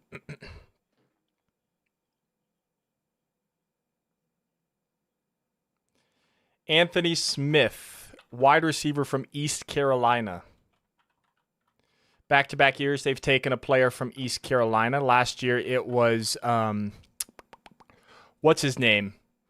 The really nice corner. He would have gone he would have been a first-round pick had he not gotten injured, as the Saints are now on the clock. Let me look this up. It was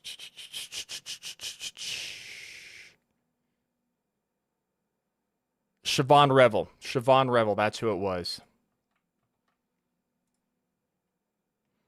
Now the Saints are on the clock at 2:19. They got 50 seconds to submit their pick. And their pick is officially in.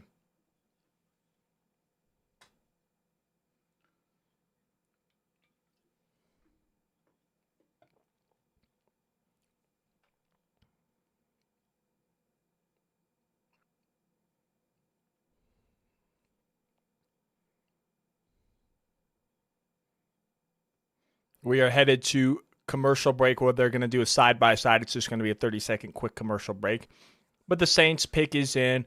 The Bills are on the clock. And the Bengals are following.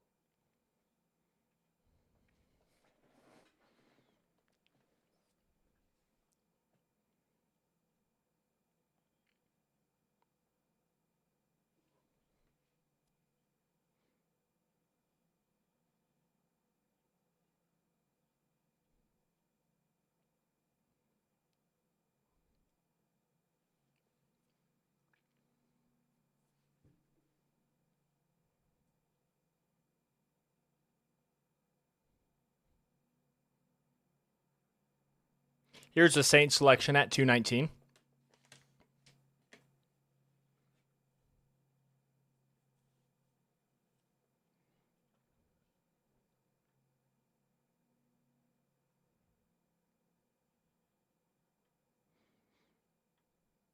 They go TJ Hall, corner from Iowa.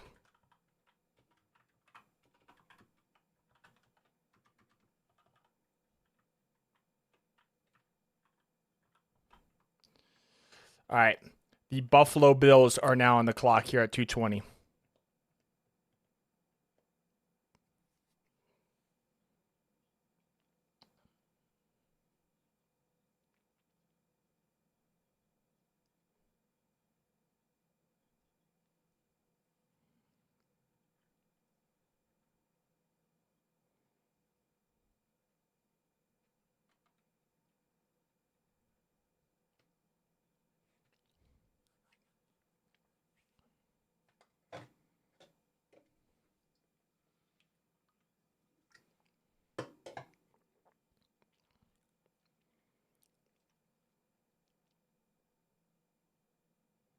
They're headed to commercial break. Bills are on the clock. Bengals are up next, followed by the Lions at 2:22. And the pick is in for the Buffalo Bills.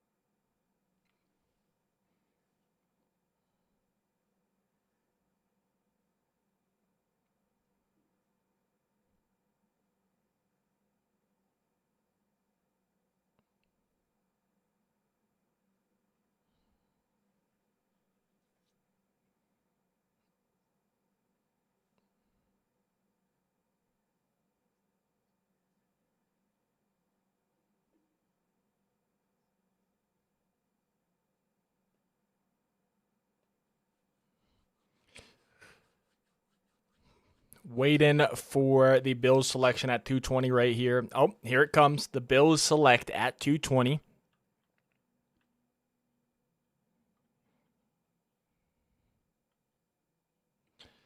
Toriano Pride Jr., cornerback from Missouri.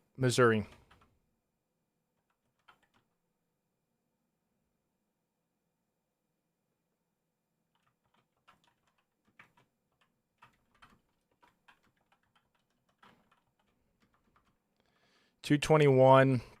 The Cincinnati Bengals are on the clock.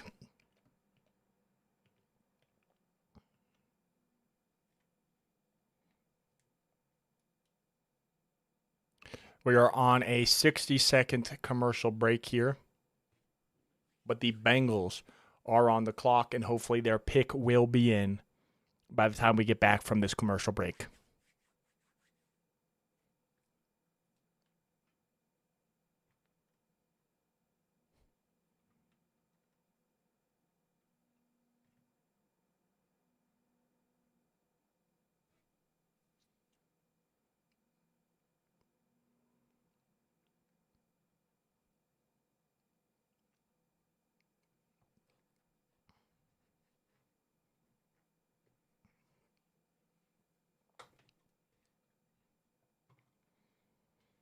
Ten seconds and we're back from commercial.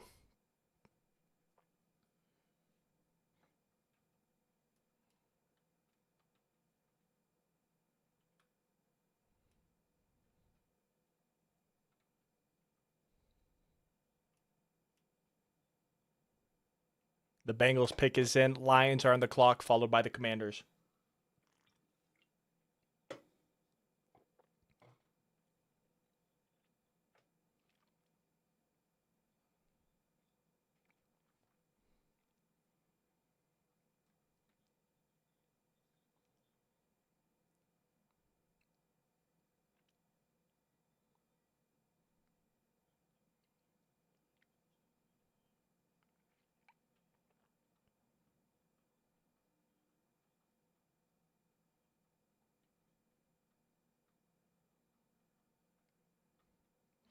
All right, we are awaiting the Cincinnati Bengals pick at 221.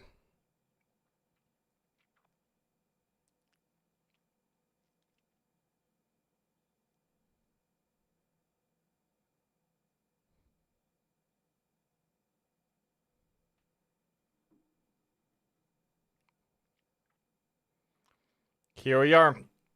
We are getting very close to the Broncos selection. I believe we're at 246. That is our next pick. Yeah, so we're about just over 20 picks away. Just over 20 picks away for the Broncos as we are 17 minutes out from the 6-hour mark of being live.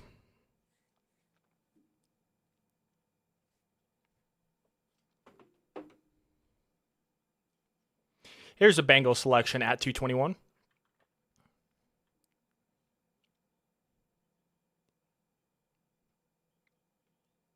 Jack Injuries, the tight end out of Texas, goes here. And honestly, here I don't mind it. Injuries, if he was like a 4th-round pick to the Broncos, I would have thought that was early. And obviously, he's not going to the Broncos, but I like him here in the 7th round. I think that's actually pretty solid value for him. All right, at 222, the Detroit Lions are now back on the clock.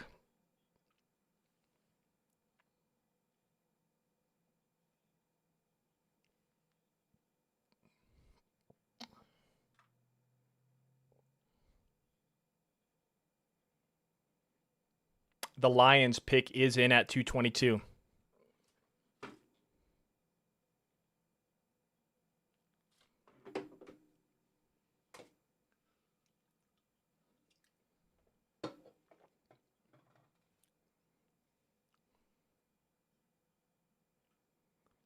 Here's the line selection at 222.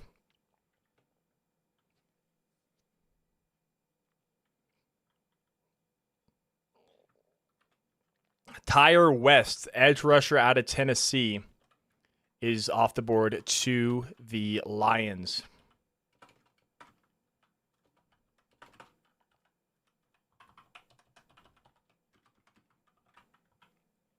Now the Washington Commanders are on the clock at 2:23.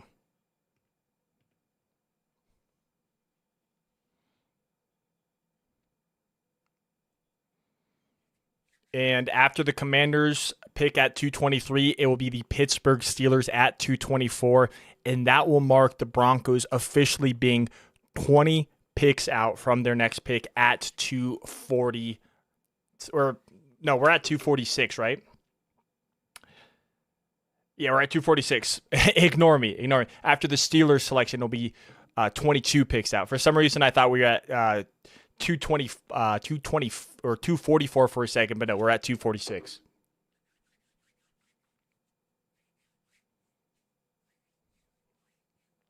Commanders pick is in. Steelers on the clock, followed by the Titans at 225.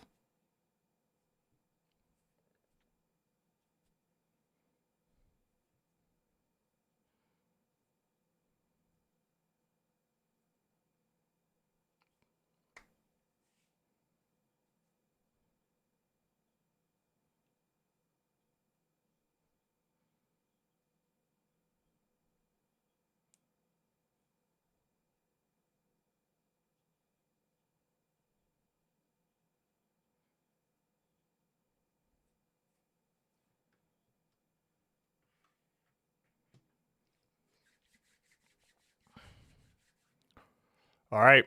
Waiting for the Commanders pick here at 223.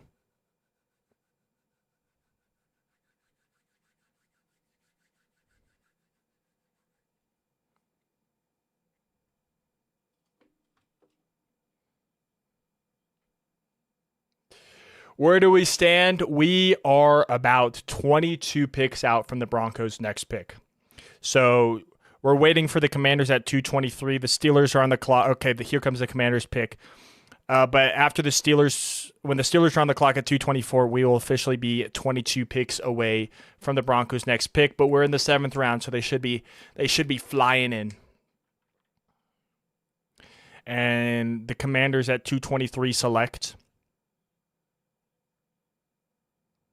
8th. Wow, I'm surprised Nussmeier's fallen. Ethan Kaliakmanis, the Rutgers quarterback, just went off the board, which he's a guy who I thought if the Broncos don't draft a quarterback, they're probably going to bring one in as a UDFA, and he was kind of the guy leading the pack for me. But he is off the board, and now the Pittsburgh Steelers are on the clock.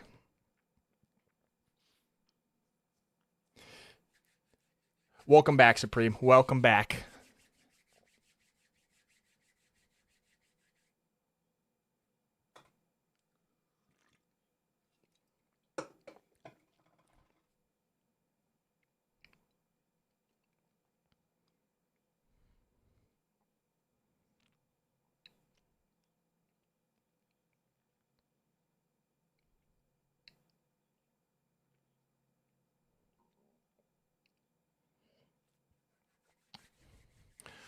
The broadcast is catching up, so we're probably going to be slowing down here, but Pittsburgh.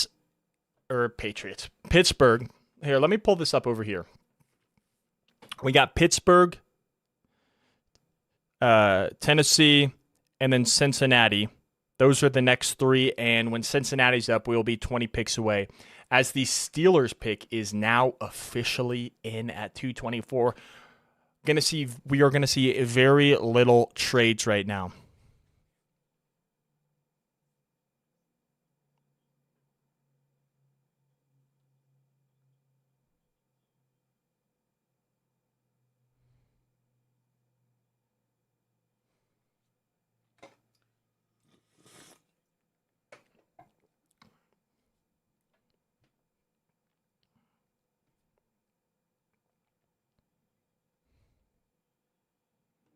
Here's the Steelers selection.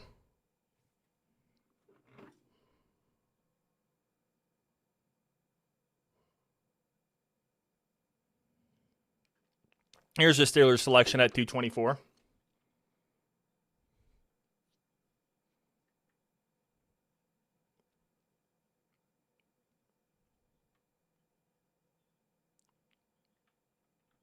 Robert Spears Jennings, safety out of Oklahoma, just went to the Steelers.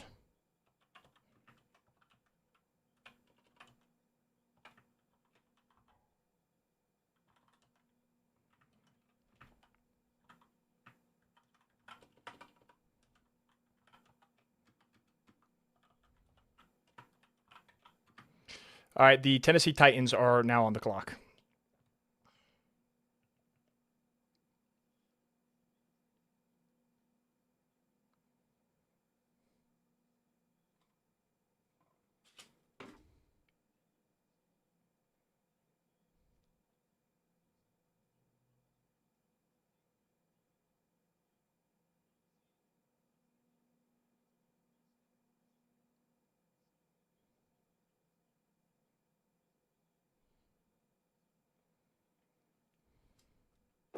Titans pick is in. Bengals are on the clock, which means we are officially 20 picks away from the Denver Broncos being back on the clock.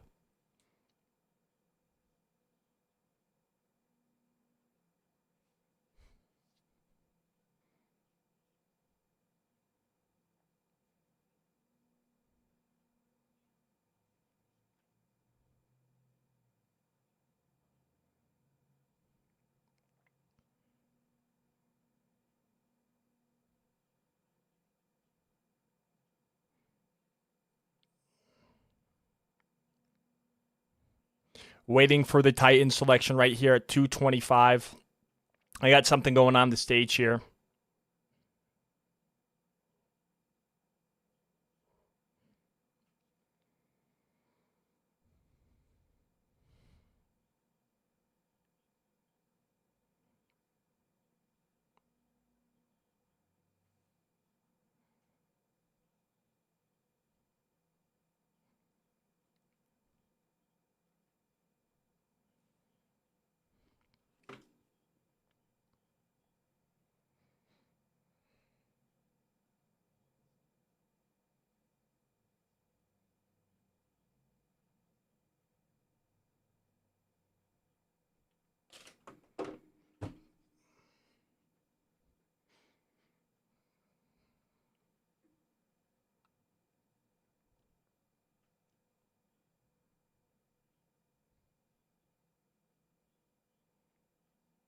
We are still currently waiting for the Titans pick, but we're building up picks right now.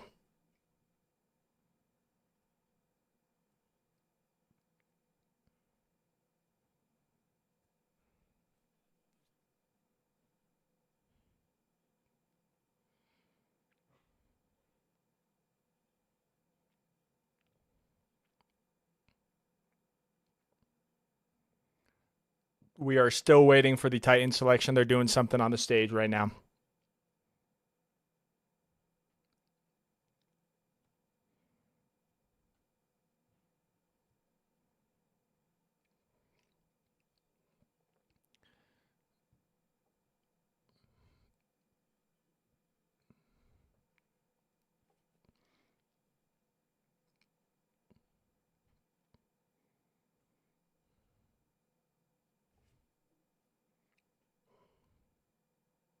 This is the Titans' final pick of the draft.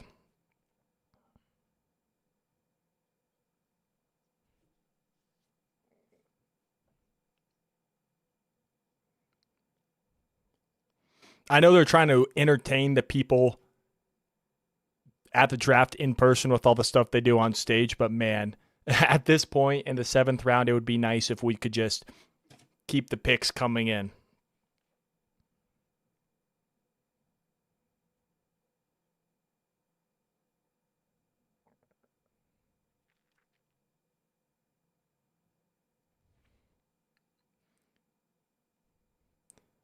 Here is the Titans selection at 225. And the Tennessee Titans select Jaren Kanak, tight end from Oklahoma.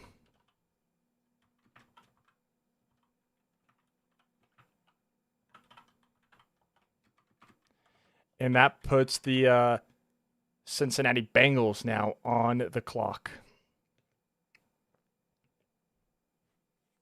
Followed by the Panthers.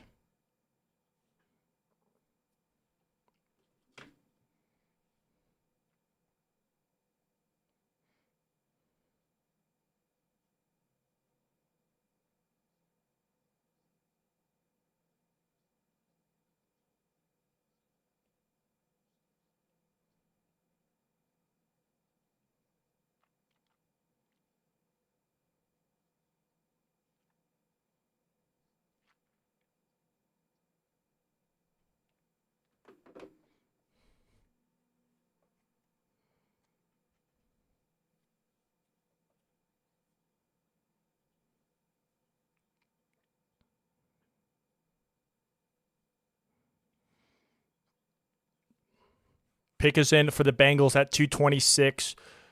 The Carolina Panthers at 227 are on the clock, followed by the Jets at 228.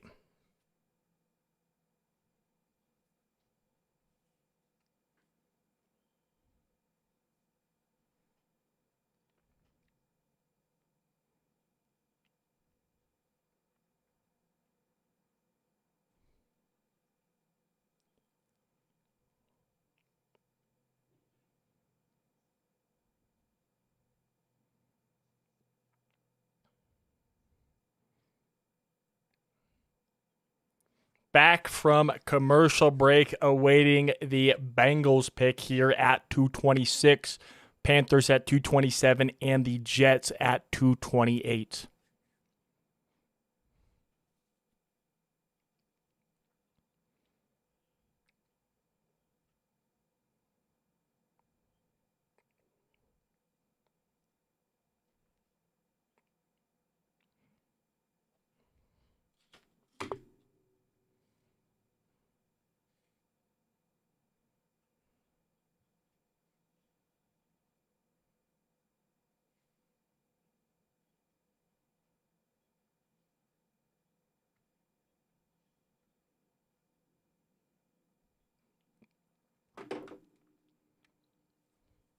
So, as always, after the draft, I'm going to take some time to rest, but then we're going to get the draft recap / grades video out. And in the next few days, I'll get you a video of all of the UDFAs that the Broncos sign. And we'll also start to throw in some 2027 way too early mock drafts because I can't resist a good old mock draft.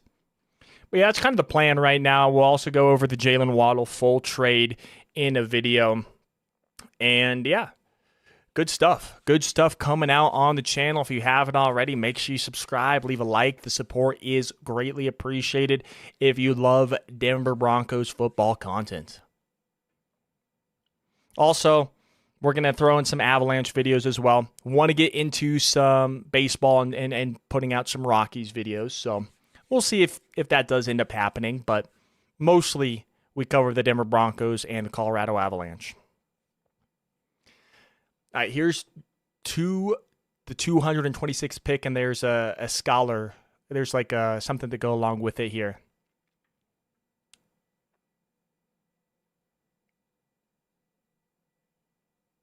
Yeah, they're doing it for Pat Tillman. That's actually pretty cool.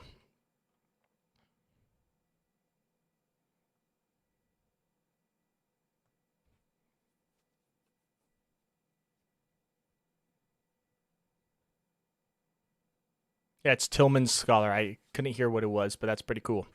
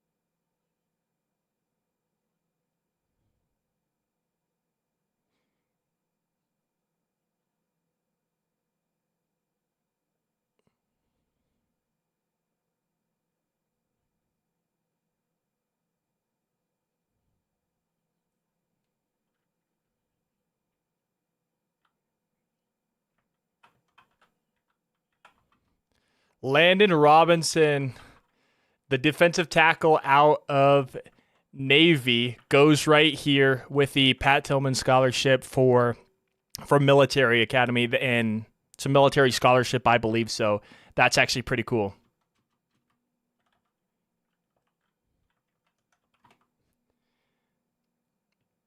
And now the Carolina Panthers are now on the clock at 227.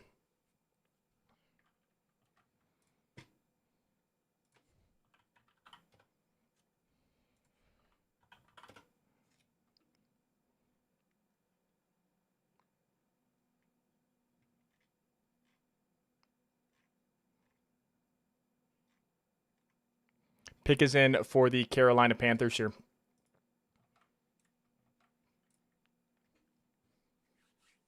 Here's the selection at 227 for the Carolina Panthers.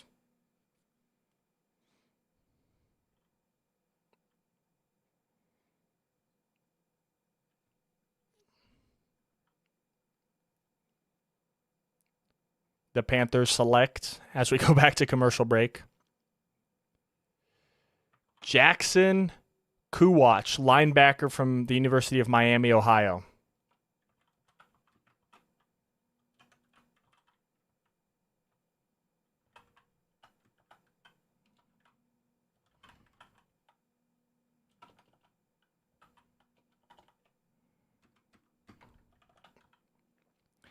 And at 228, the New York Jets are now on the clock.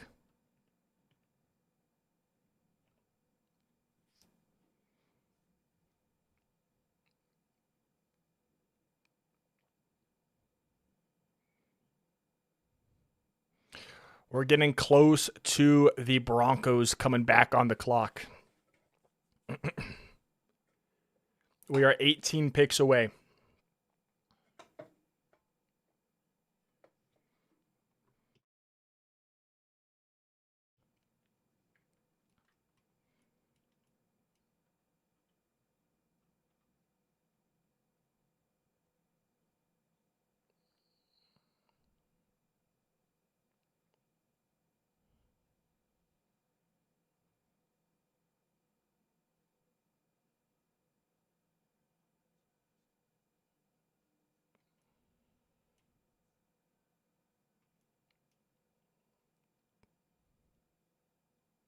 The Jets select at 228.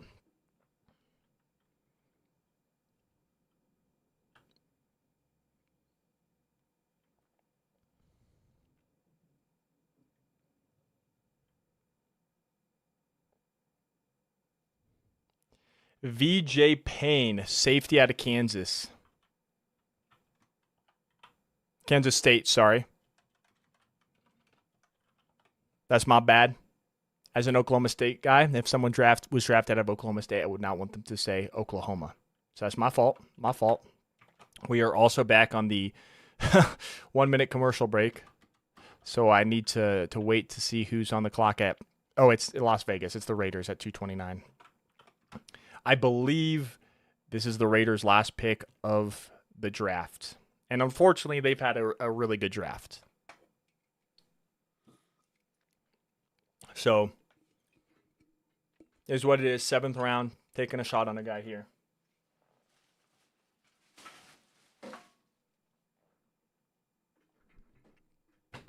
$15 and we're back from commercial break.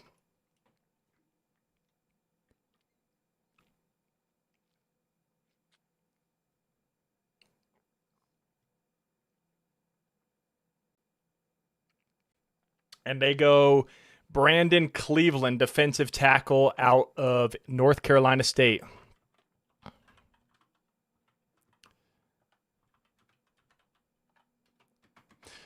Be honest, I don't know who that is. All right, the Pittsburgh Steelers are now back on the clock. And the pick is in for the Steelers. We are 16 picks away from the Denver Broncos' next selection.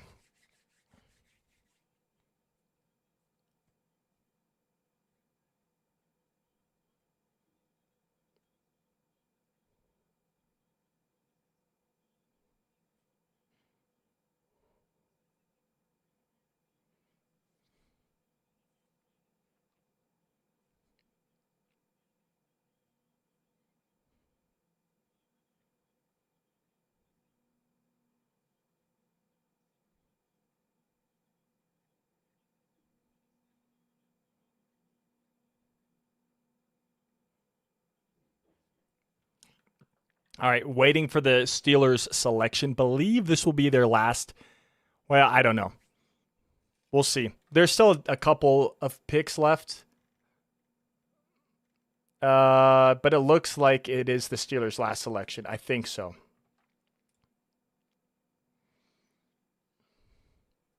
Here is the Steelers' selection here at pick number 230.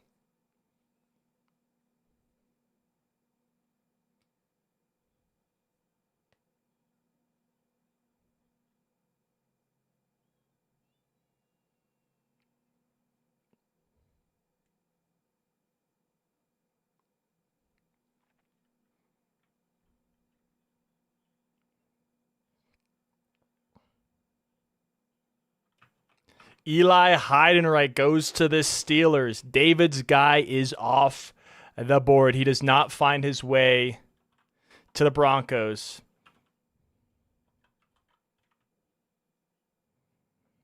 And I'm just going to put like utility. Because he is really a utility guy.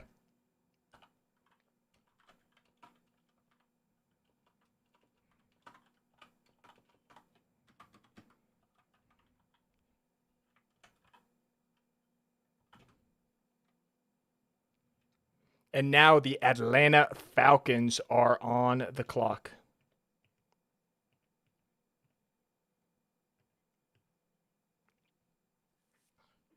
Eli Heidenreich. Good for him. He could be a receiver. He could be a running back. He can be a fullback. True utility guy. Good for him there. He's actually in the building. Good for him.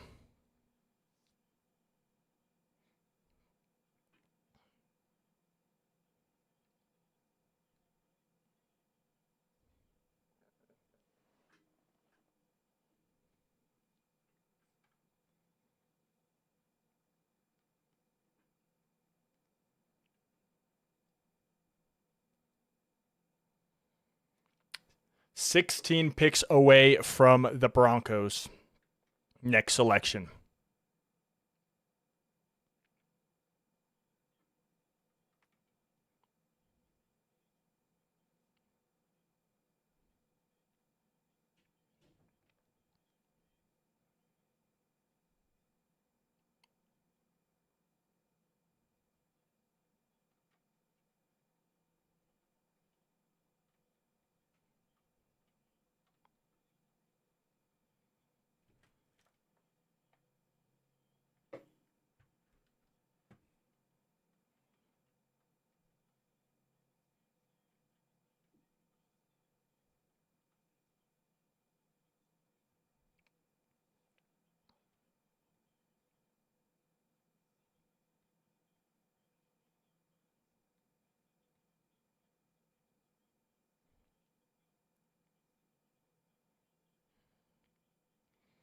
They're interviewing Eli Heidenreich here.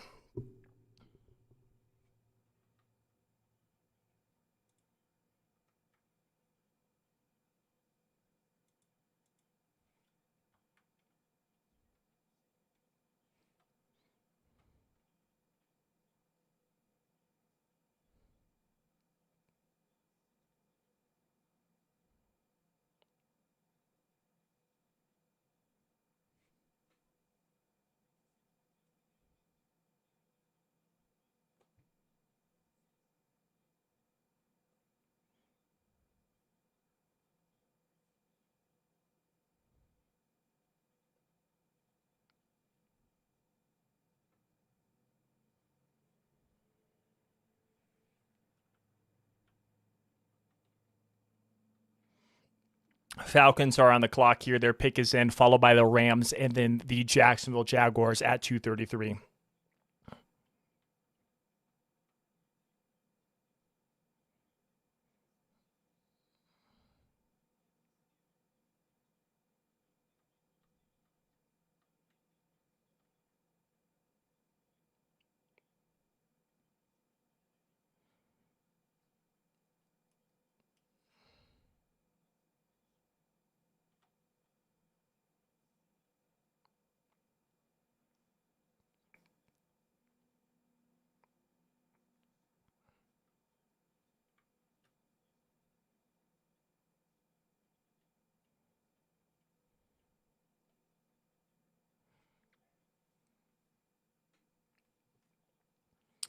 Falcons are now on the clock at 231. This is their final pick of the draft. And then we got the Rams followed by the Jaguars.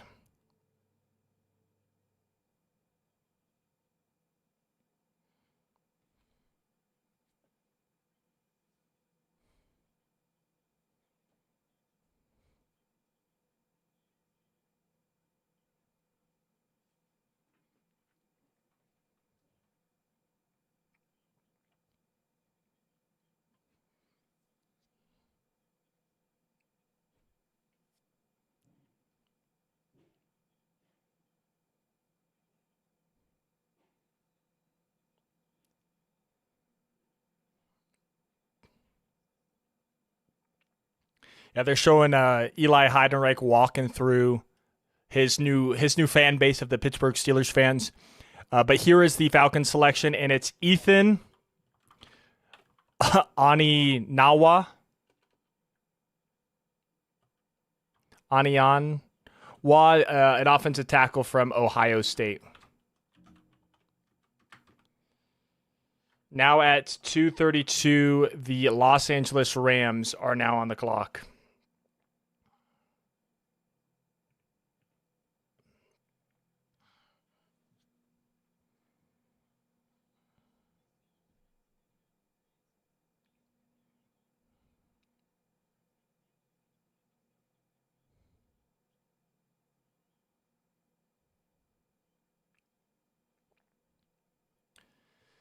The Rams pick is in at 2:32. The Jaguars are on the clock, followed by the Patriots at 2:34.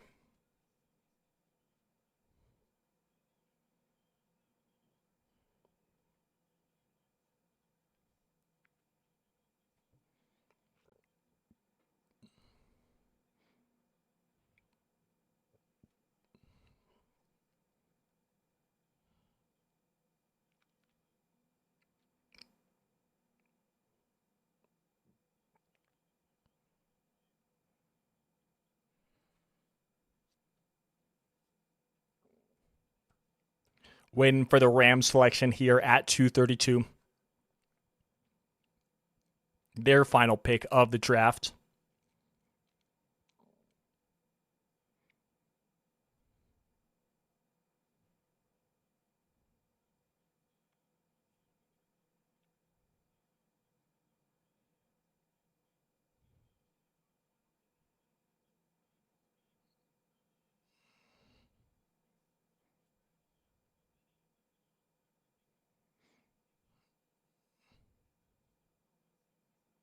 Here's the Rams selection at 2:32.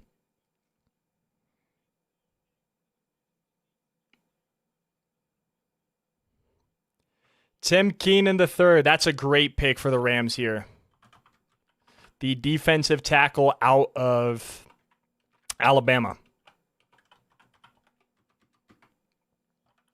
2:33. The Jacksonville Jaguars are now on the clock.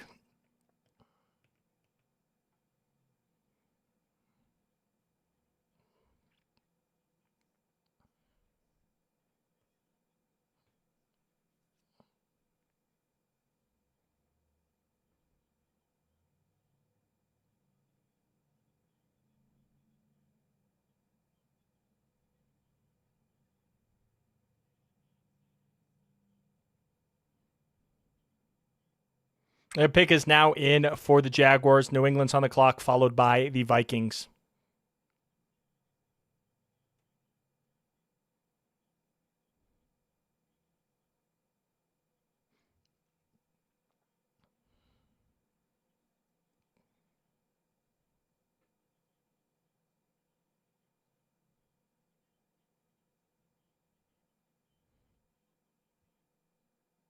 Here's the Jaguars selection at 2:33.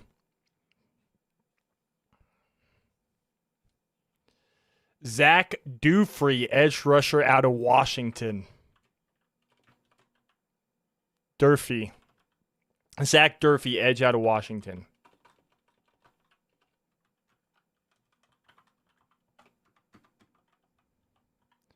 At pick 234, the New England Patriots are now on the clock.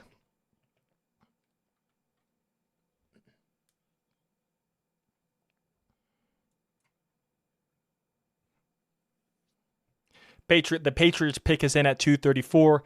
The Vikings are now on the clock, followed by the Seahawks at 2:36, which will put us 10 picks away from the Broncos.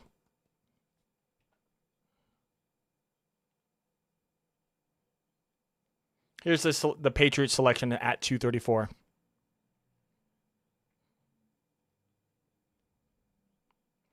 They go Baron Morton, quarterback out of Texas Tech. The Patriots do.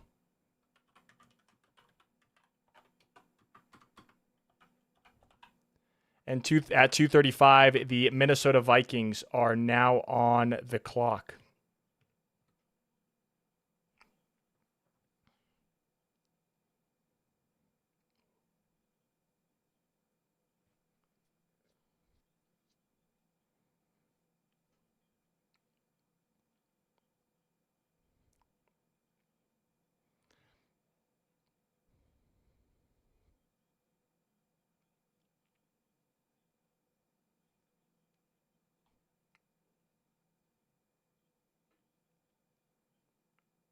The Vikings pick is in at 235.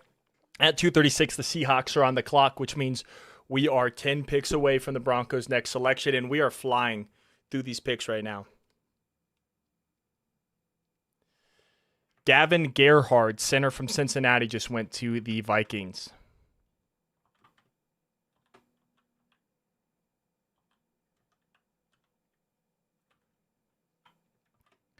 Center from Cincinnati.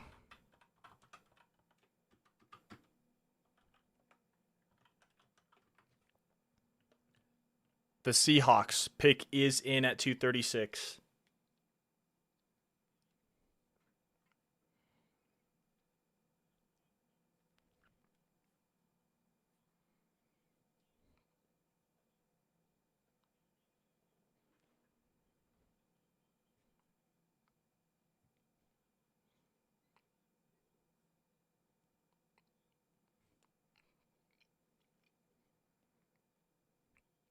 All right, Seahawks pick is in. Colts on the clock, followed by the Dolphins.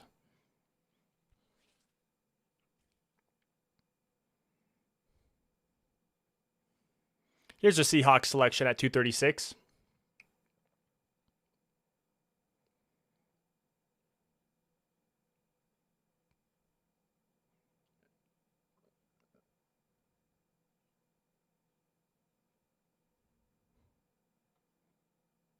They go Andre Fuller, cornerback out of Toledo.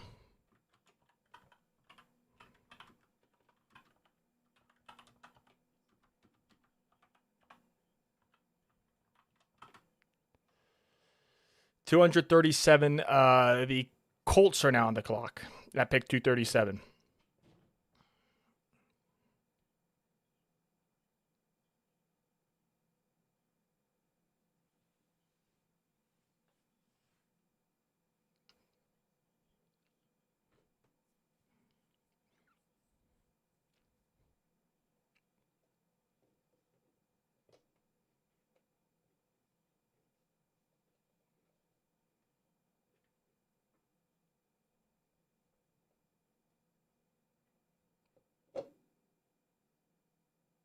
The Colts pick is in at 237. The Dolphins are on the clock at 238, followed by the Buffalo Bills at 239.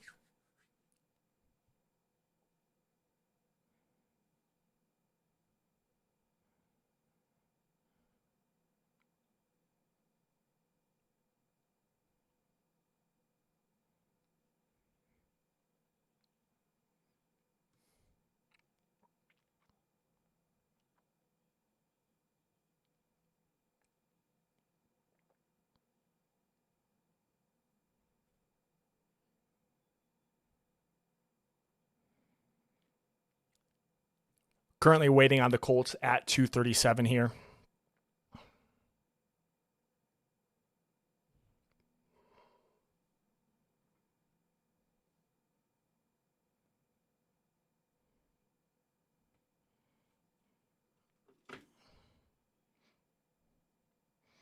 Colts have 2 picks remaining.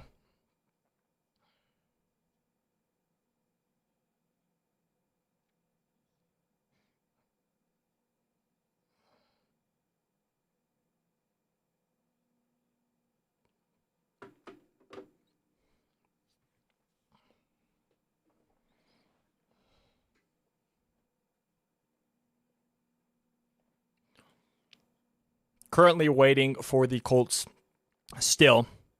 I think they're building up the picks again.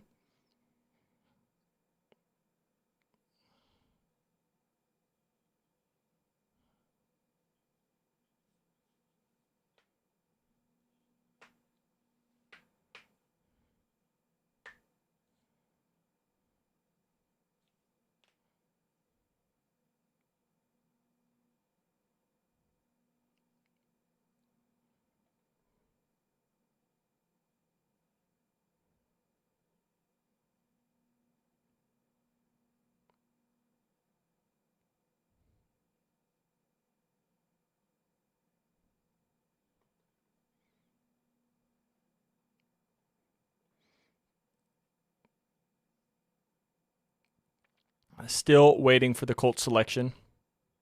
Here it is.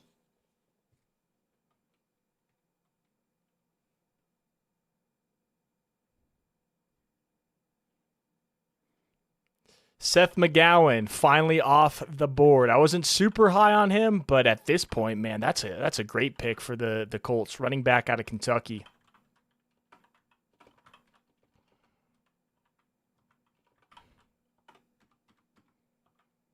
And at 2:38, the Miami Dolphins are now on the clock.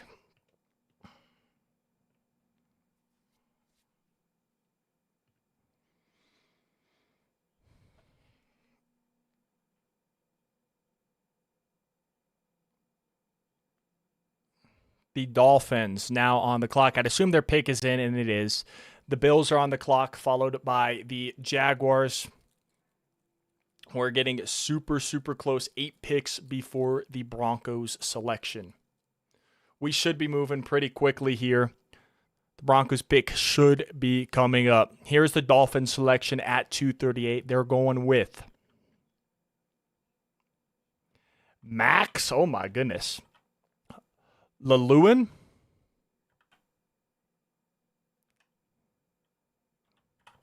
Edge out of Iowa. Be honest, I don't know this guy.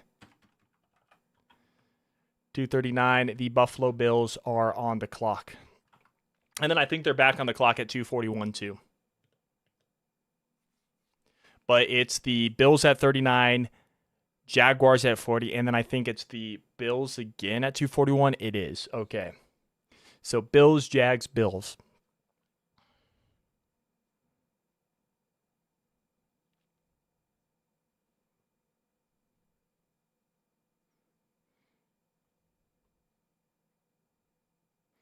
The Bills pick is in at 2:39.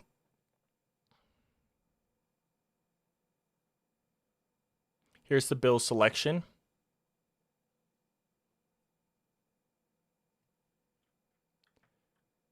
And they go with Tommy Doman, punter out of Florida.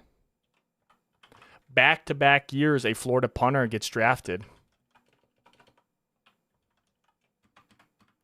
And at 2:40, the Jacksonville Jaguars are now on the clock.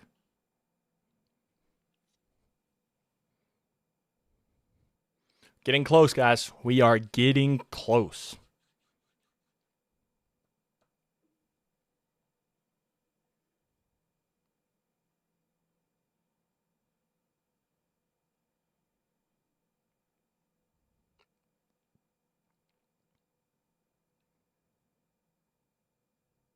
We are on a 1-minute commercial break, of course.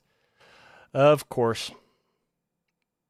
As long as it doesn't happen before a Broncos pick, which I would guess the only one it would happen for is 2:46, because obviously we have the 2 back-to-back picks at the end of the 7th, and I think they like to do something special for Mr. Irrelevant. So I doubt they'll do that before, and even if they do, they'll show it on the broadcast. Maybe they do it with with the pick before Mr. Irrelevant, but I doubt it. Just under 30 seconds, got 25 seconds, and then we are back from commercial break. We can see where the Jacksonville Jaguars went at 2:40 and get back to the Bills' other pick at 2:41.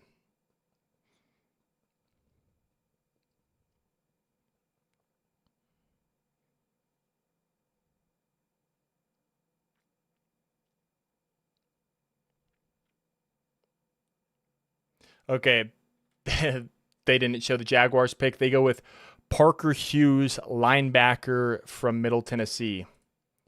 Great name.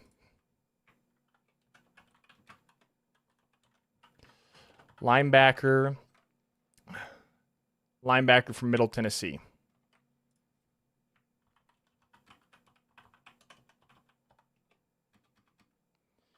$2:41. The Buffalo Bills are now back on the clock.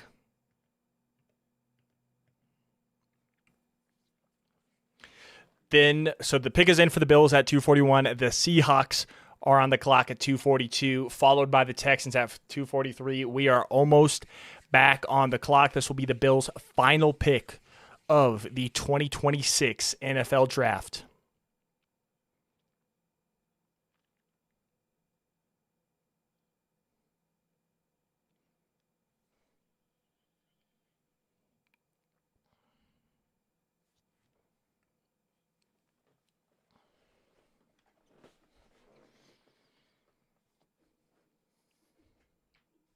Waiting on the Bills selection here at 241.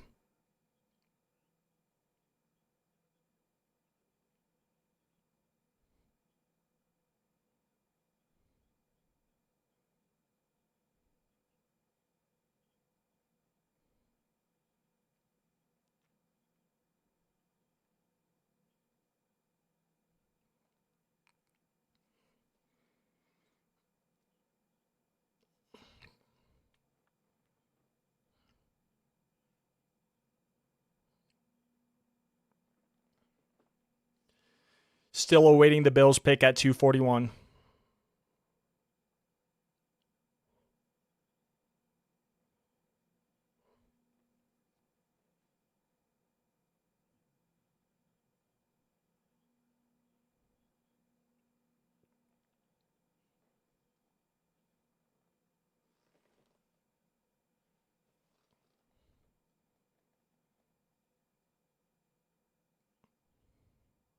Here is the Buffalo Bills selection at 241.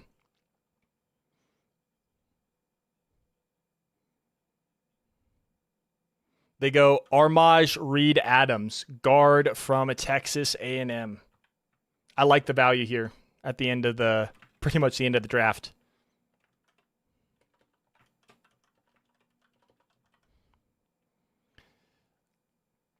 Adams, guard out of Texas A&M. At 242, the Seattle Seahawks are now on the clock.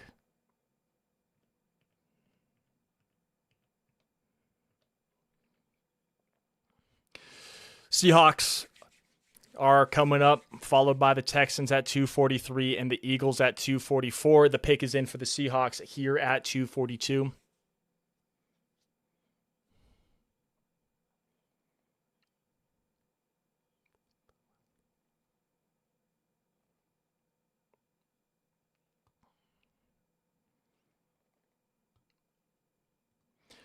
We are headed to commercial break, but the Seahawks pick is in. We are awaiting their selection at 242.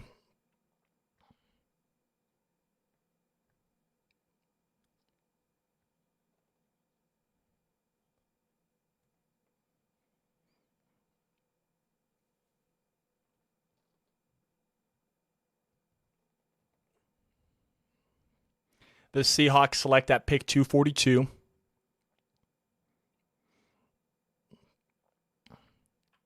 Devin Eastern, defensive tackle from Minnesota.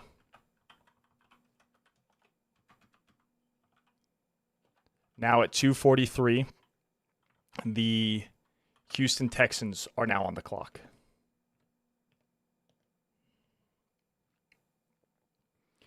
Which puts Philly on the clock. We're almost there. We are almost there with the Denver Broncos' next pick.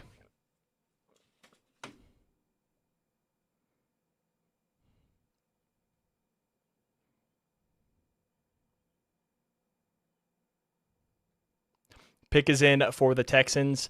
Philly is on the clock, and then the Patriots are picking one pick before us at 245.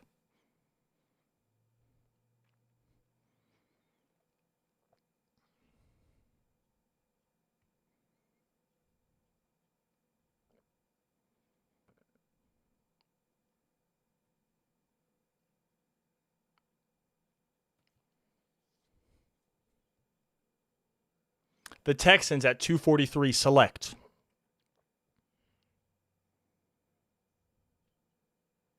Aiden Fisher, linebacker. That's a great value. Linebacker out of Indiana, Aiden Fisher.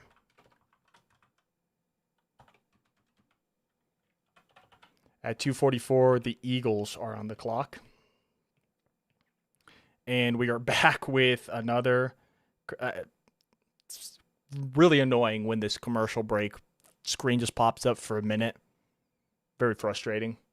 But it is what it is. Just because you lose the ticker at the bottom, I've said it all draft long. But what can you do? What can you do?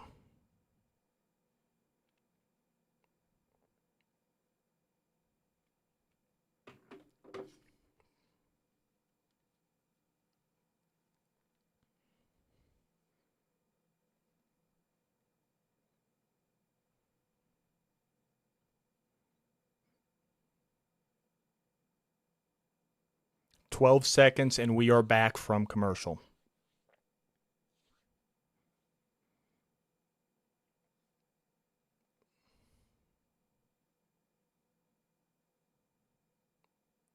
The Eagles pick is in at 244. We did not miss it.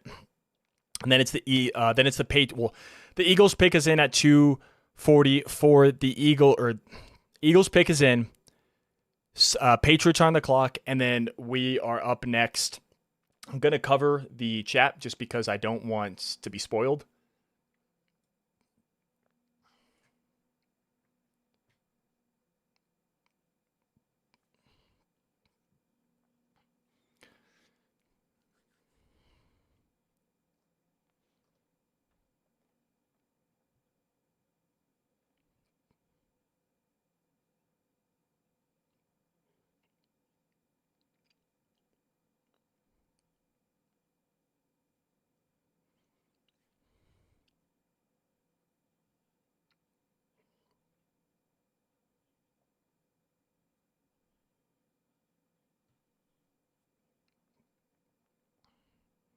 Waiting for the Eagles pick here at 244.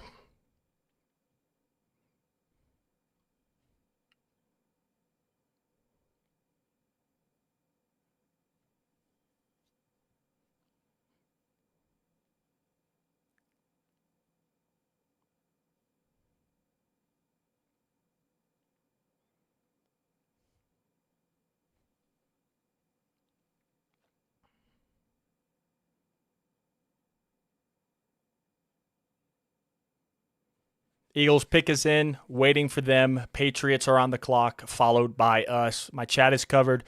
Don't want to be spoiled. So we will see who the Broncos select here in just a moment.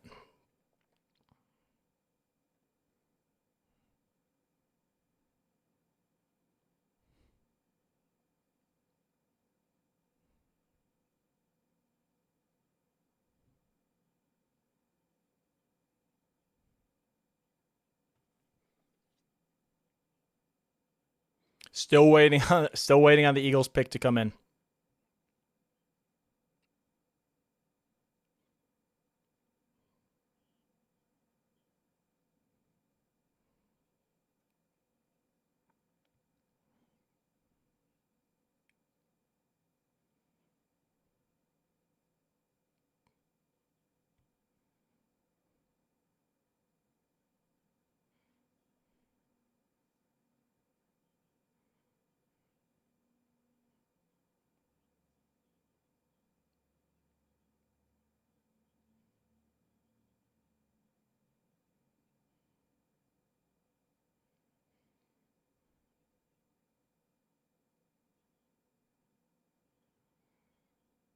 Here's the Eagles selection at 244.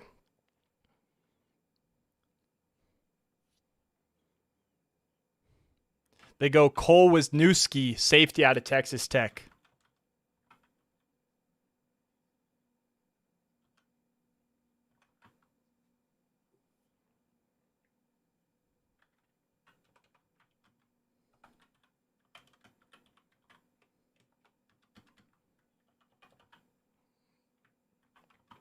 The New England Patriots are now on the clock at 245.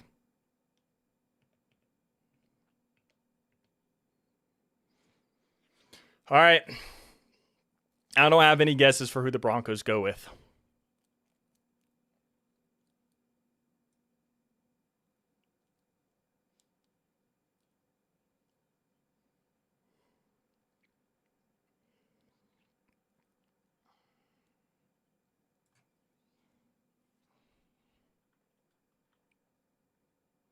Here's the Patriots selection at 245.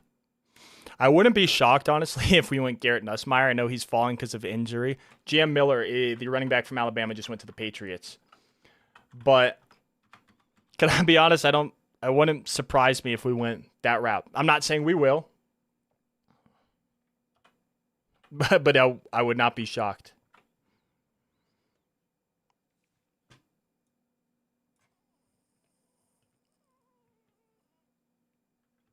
All right.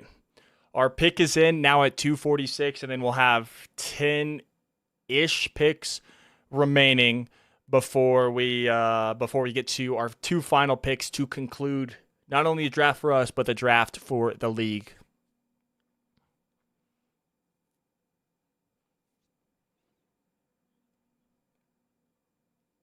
All right, the pick is in at 246. Who are we going to go with here?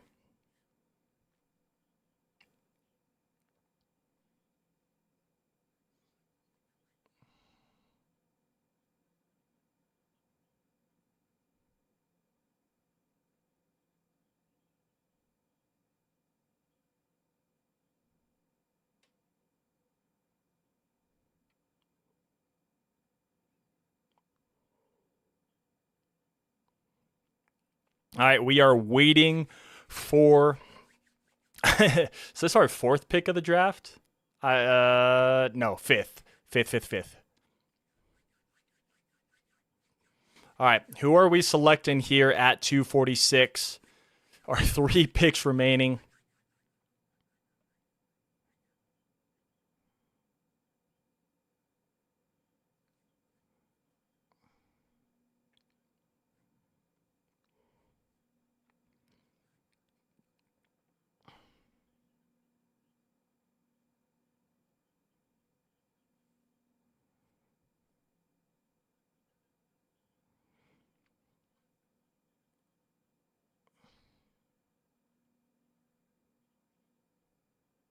Still waiting on our pick to come in here.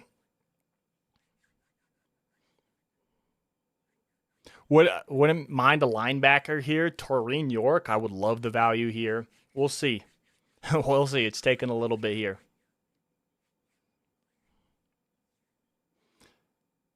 It looks like they're coming to the stage right now.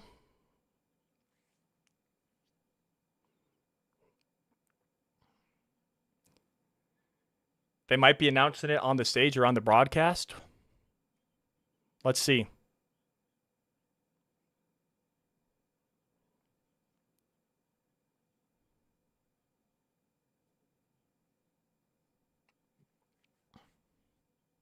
Well, I don't know if they're making the selection here. Oh, here it comes. Here's the selection at 246. The Broncos select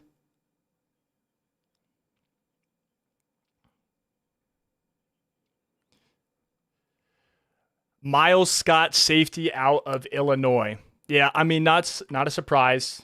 Felt like we probably were going to take a safety with all the contract coming up at the end of the year. So, not a surprise. All right, now 247, the New England Patriots are back on the clock.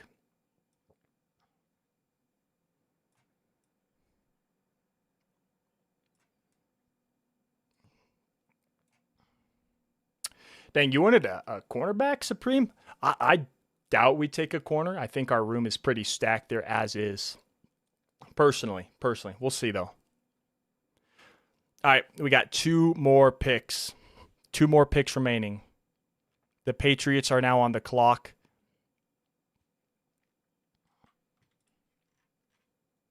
So yeah, we're be at 256. So essentially 10 picks from when we made our last pick.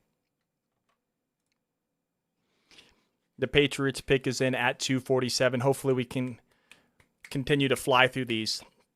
The Patriots at 247 select Quintavious Hutchins, edge from Boston College.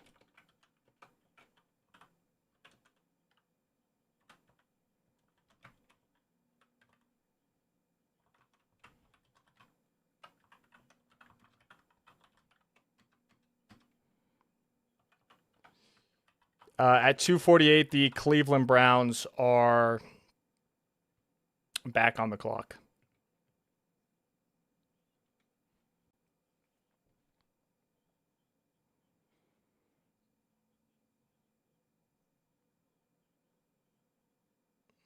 The pick is in now for the Browns. We should be getting these picks fairly quickly.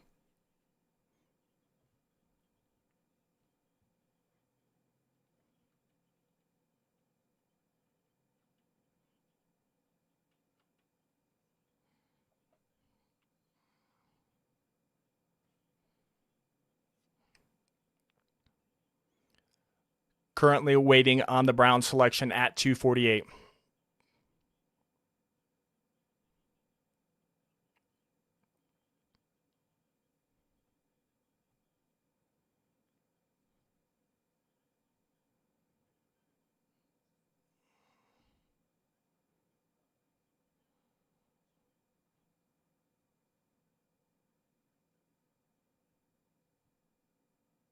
We are going to commercial break right now, but waiting on the Browns pick at 248. Cleveland on the clock at 248. Kansas City at 249, and then Baltimore at 250.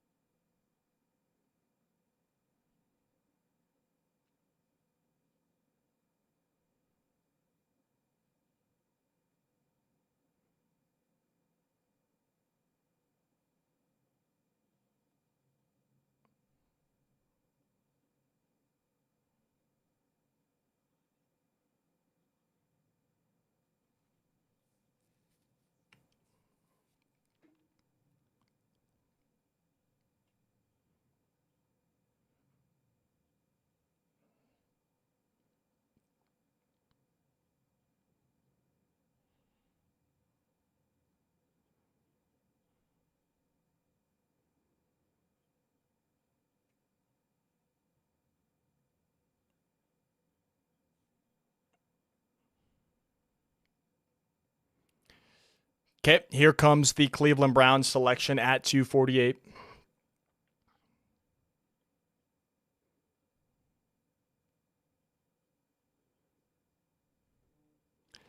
Carson Ryan, the BYU tight end, goes here to the Browns.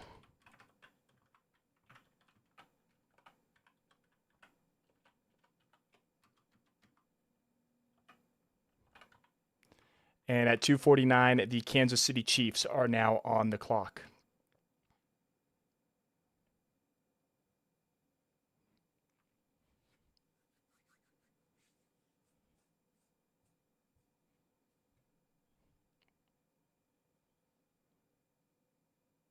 And we are back on the commercial break screen.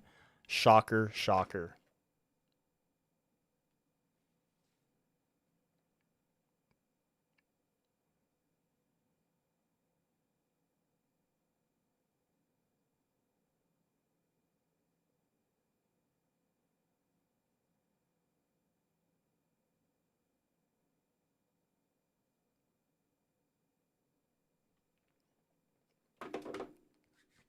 "28 seconds and we are back from commercial break. Hopefully to wrap up the draft, but I doubt it. I feel like there's going to be at least one more commercial break.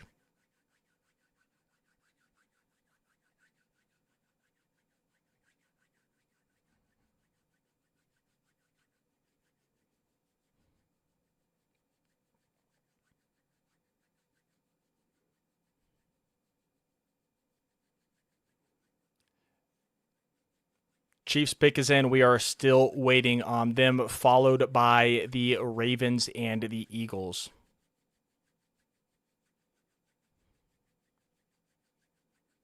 Here's the Chiefs selection at 249.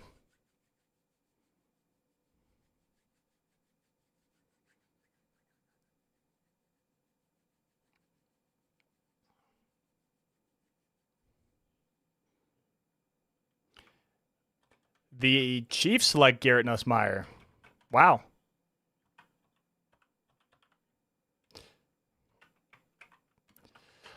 I'm shocked after they got Justin Fields, but good for them. Or good for him.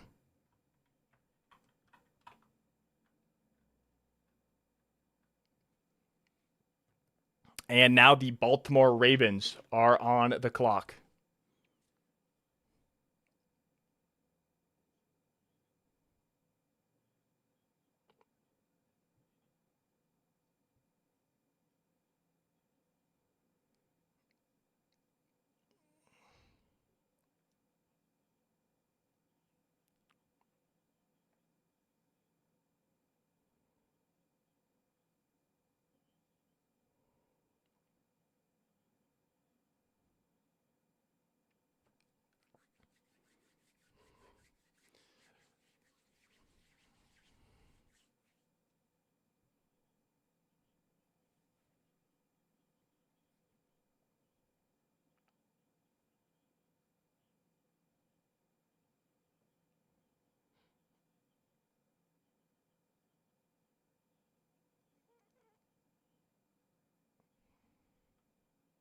Okay, the Ravens pick is in, followed by back-to-back picks with the Eagles.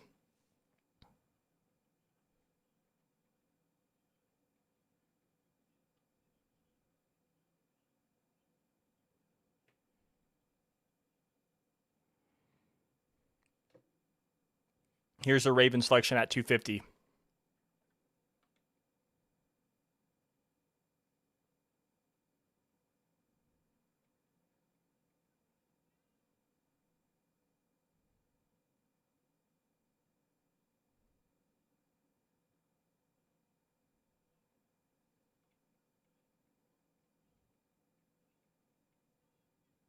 They go Rayshawn Benny, the defensive tackle from Michigan.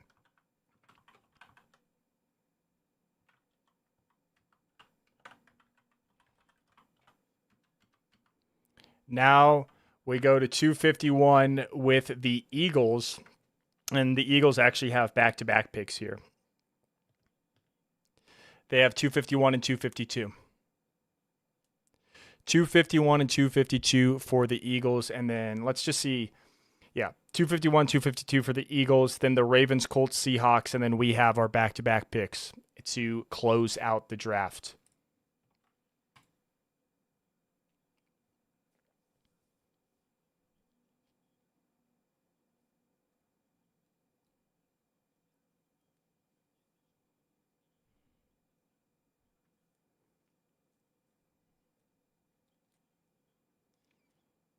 The Eagles' first of their two back-to-back picks is in.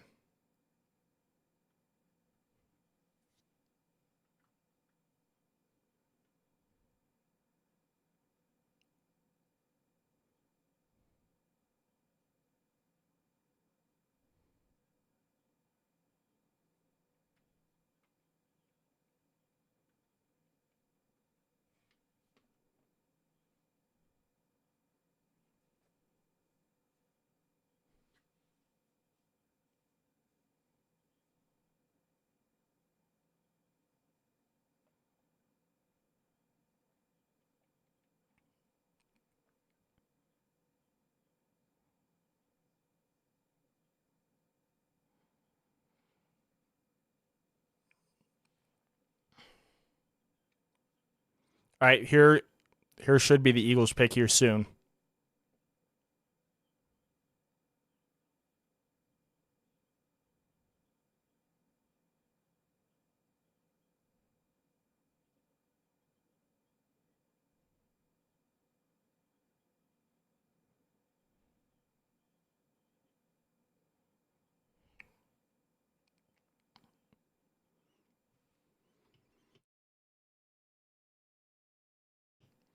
All right.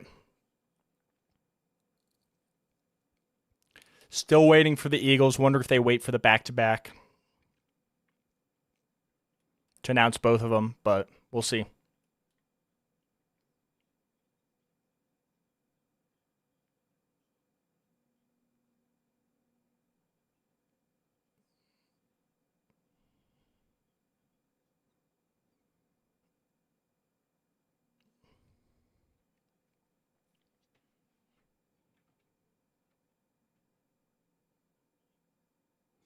Here's the Eagles selection at 251.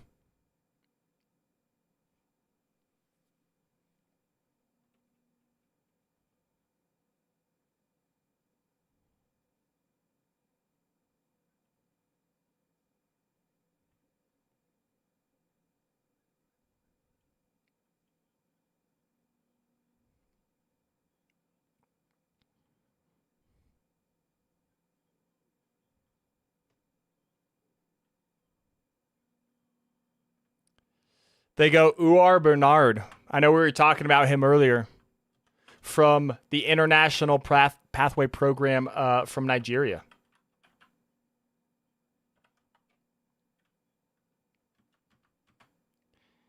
And the Eagles back at 252, or are back on the clock at 252.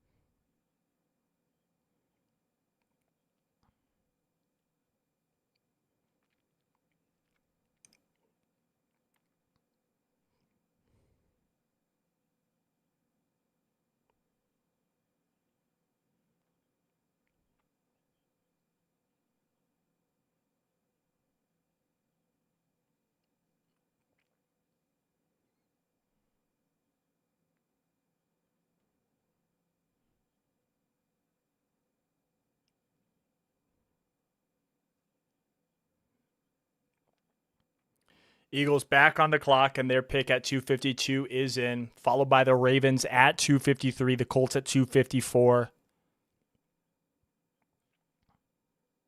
Yeah, Ravens at 2:53. Then we got the Colts here at 2:54. And then at 2:55, it's the Seahawks. So Eagles, Ravens, Colts, Seahawks. And then we got the back-to-back to close out the draft.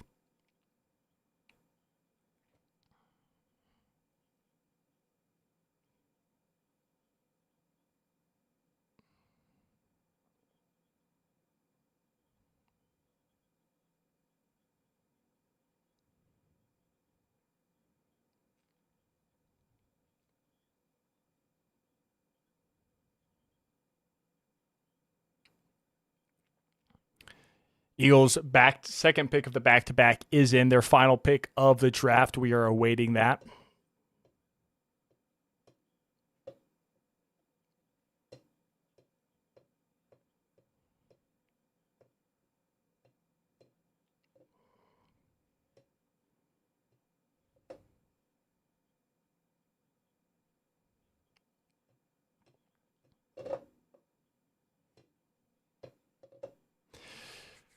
Almost here at the end of the draft.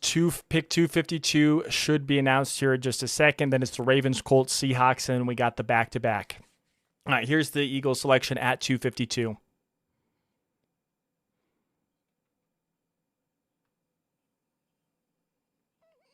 They go Keyshawn James Newby, the edge from New Mexico.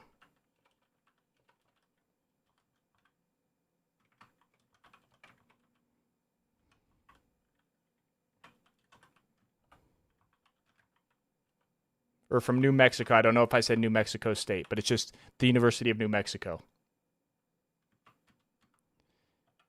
All right, 253. The Baltimore Ravens are now on the clock.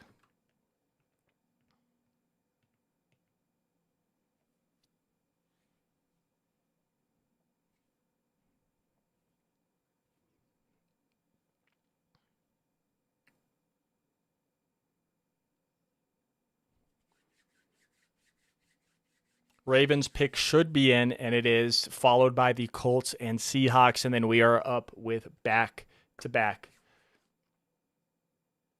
Hey, Supreme, thank you. I appreciate that. It was good seeing you around again, and I'll catch you here soon.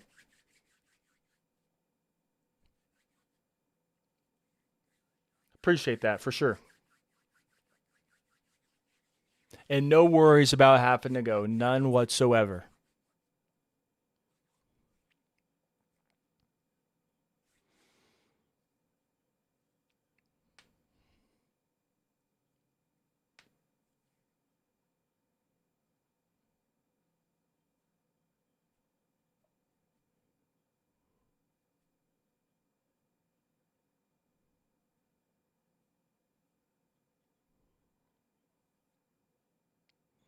Pick is in for the Ravens at 253, awaiting their selection, followed by the Colts and Seahawks before our back-to-back picks to close out the draft.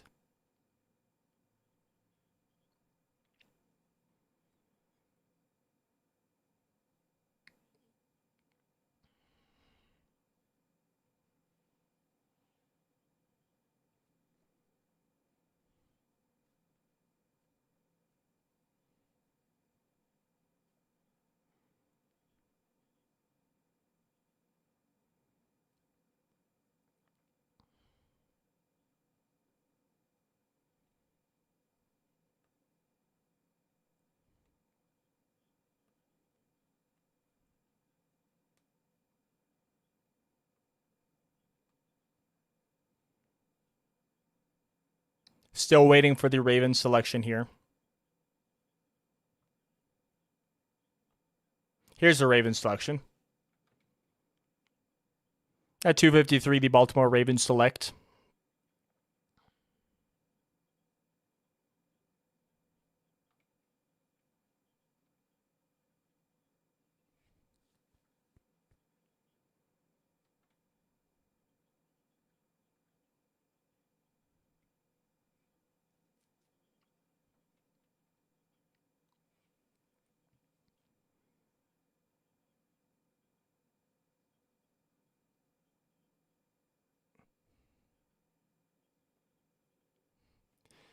Evan Bernstein, the guard from Northwestern. Bernstein. Yeah, I know the Broncos met with him, the guard out of Northwestern. He goes to the Ravens here. And then at 2:54, the Indianapolis Colts are now on the clock.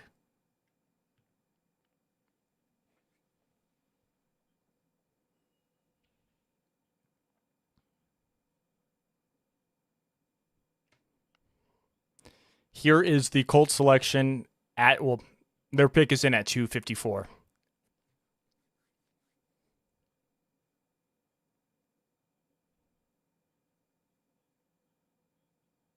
Here's the Colts selection at 2:54.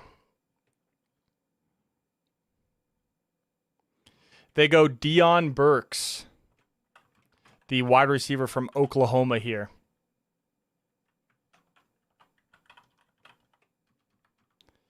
And at 2:55, the Seattle Seahawks are now on the clock.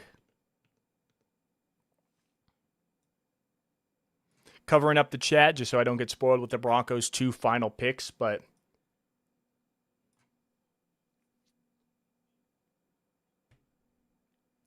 the pick is in for the Seahawks, and then we are back with our back-to-back picks.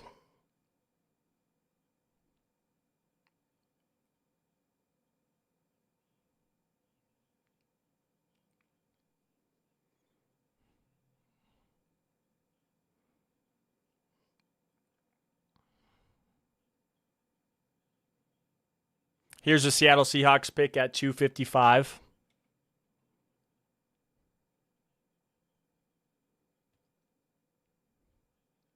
They select Michael Dansby, cornerback from Arizona.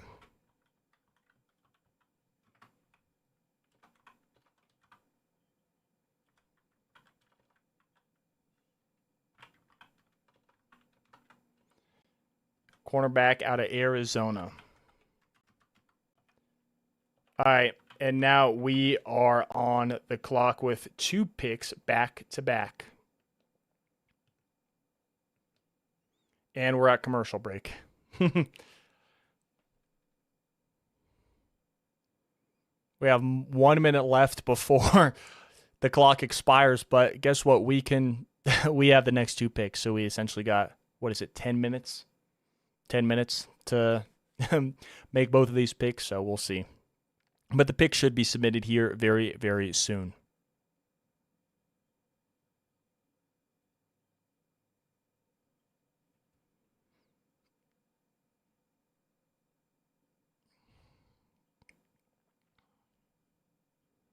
We've got 30 seconds left. I wonder if we're going to be, I would imagine we're submitting both of our picks here.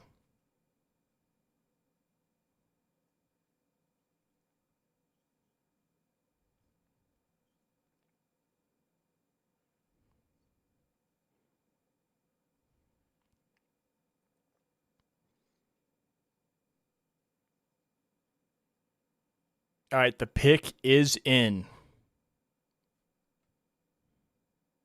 Where are we going? Still at commercial break. I better not see that 1 minute commercial screen pop up for ESPN. ESPN, don't you do it.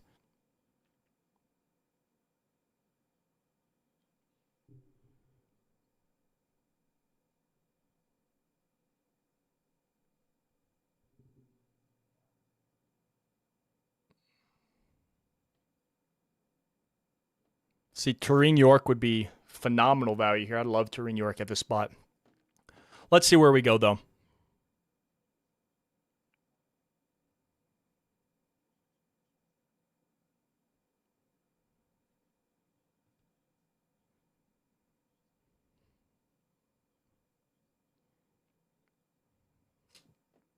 Still waiting to come back. I wonder if they're going to announce both of the picks together because I'd like to do a big thing for Mr. Irrelevant with the last pick of the draft. So we will see.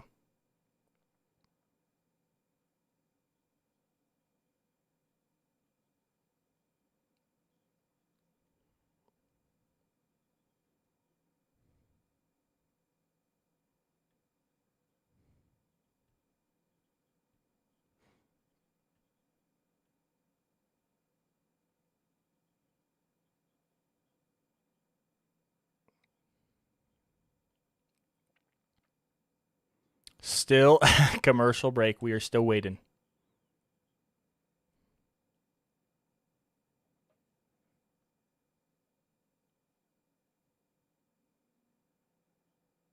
All right, we are back with our back-to-back picks here.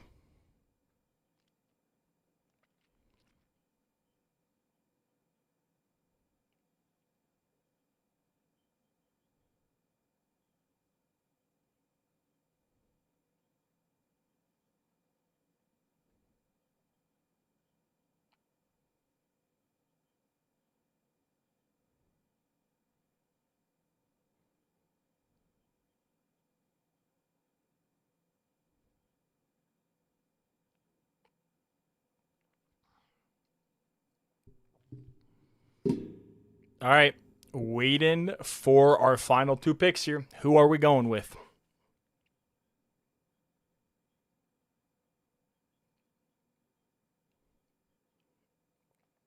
All right, here's an announcement for one of our two final picks, and then we'll wait for Mr. Irrelevant.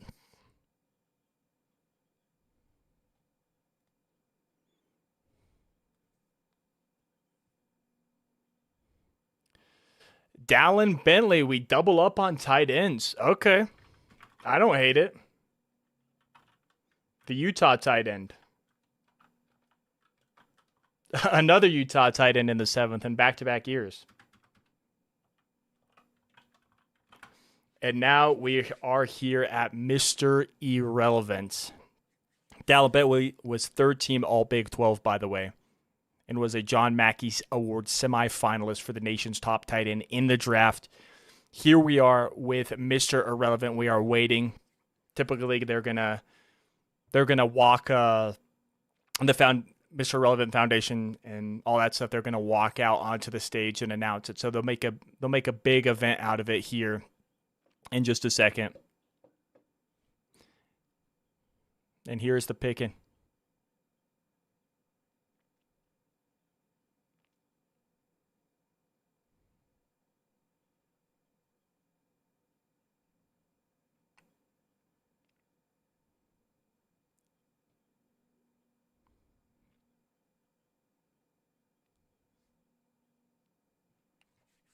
Waiting on 257, waiting on Mr. Irrelevant here.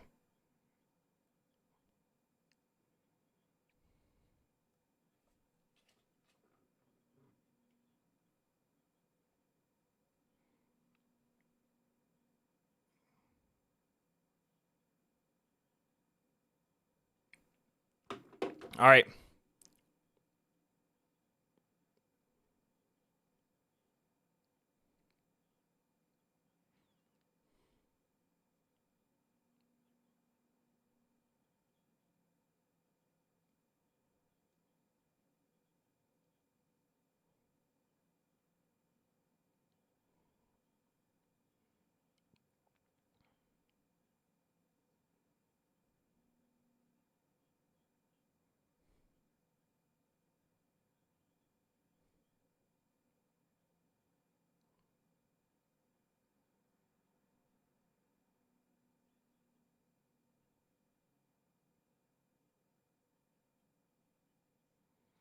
Still waiting for Mr. Irrelevant here at 257.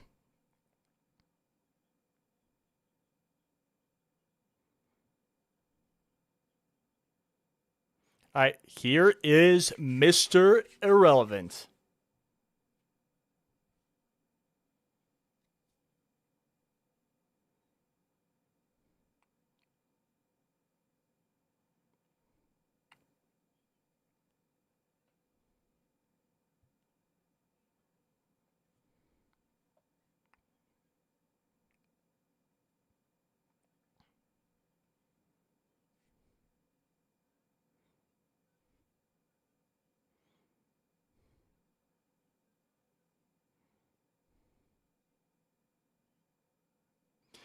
Red Murdoch. Okay, I'm cool with it. The Buffalo linebacker. I'm cool with it.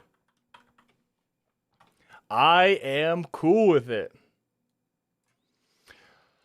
All right, ladies and gentlemen, as much as I'd love to stay on I gotta go eat something. I appreciate you all for tuning in for these past 3 days. It's been a grind. 7 hours the first 2 days, and 7 hours just alone today. If you did enjoy, make sure to leave a like and subscribe, please, as the support is greatly appreciated. I hope you all have an amazing rest of your day. I'll come out with some more draft videos very, very soon. But thank you so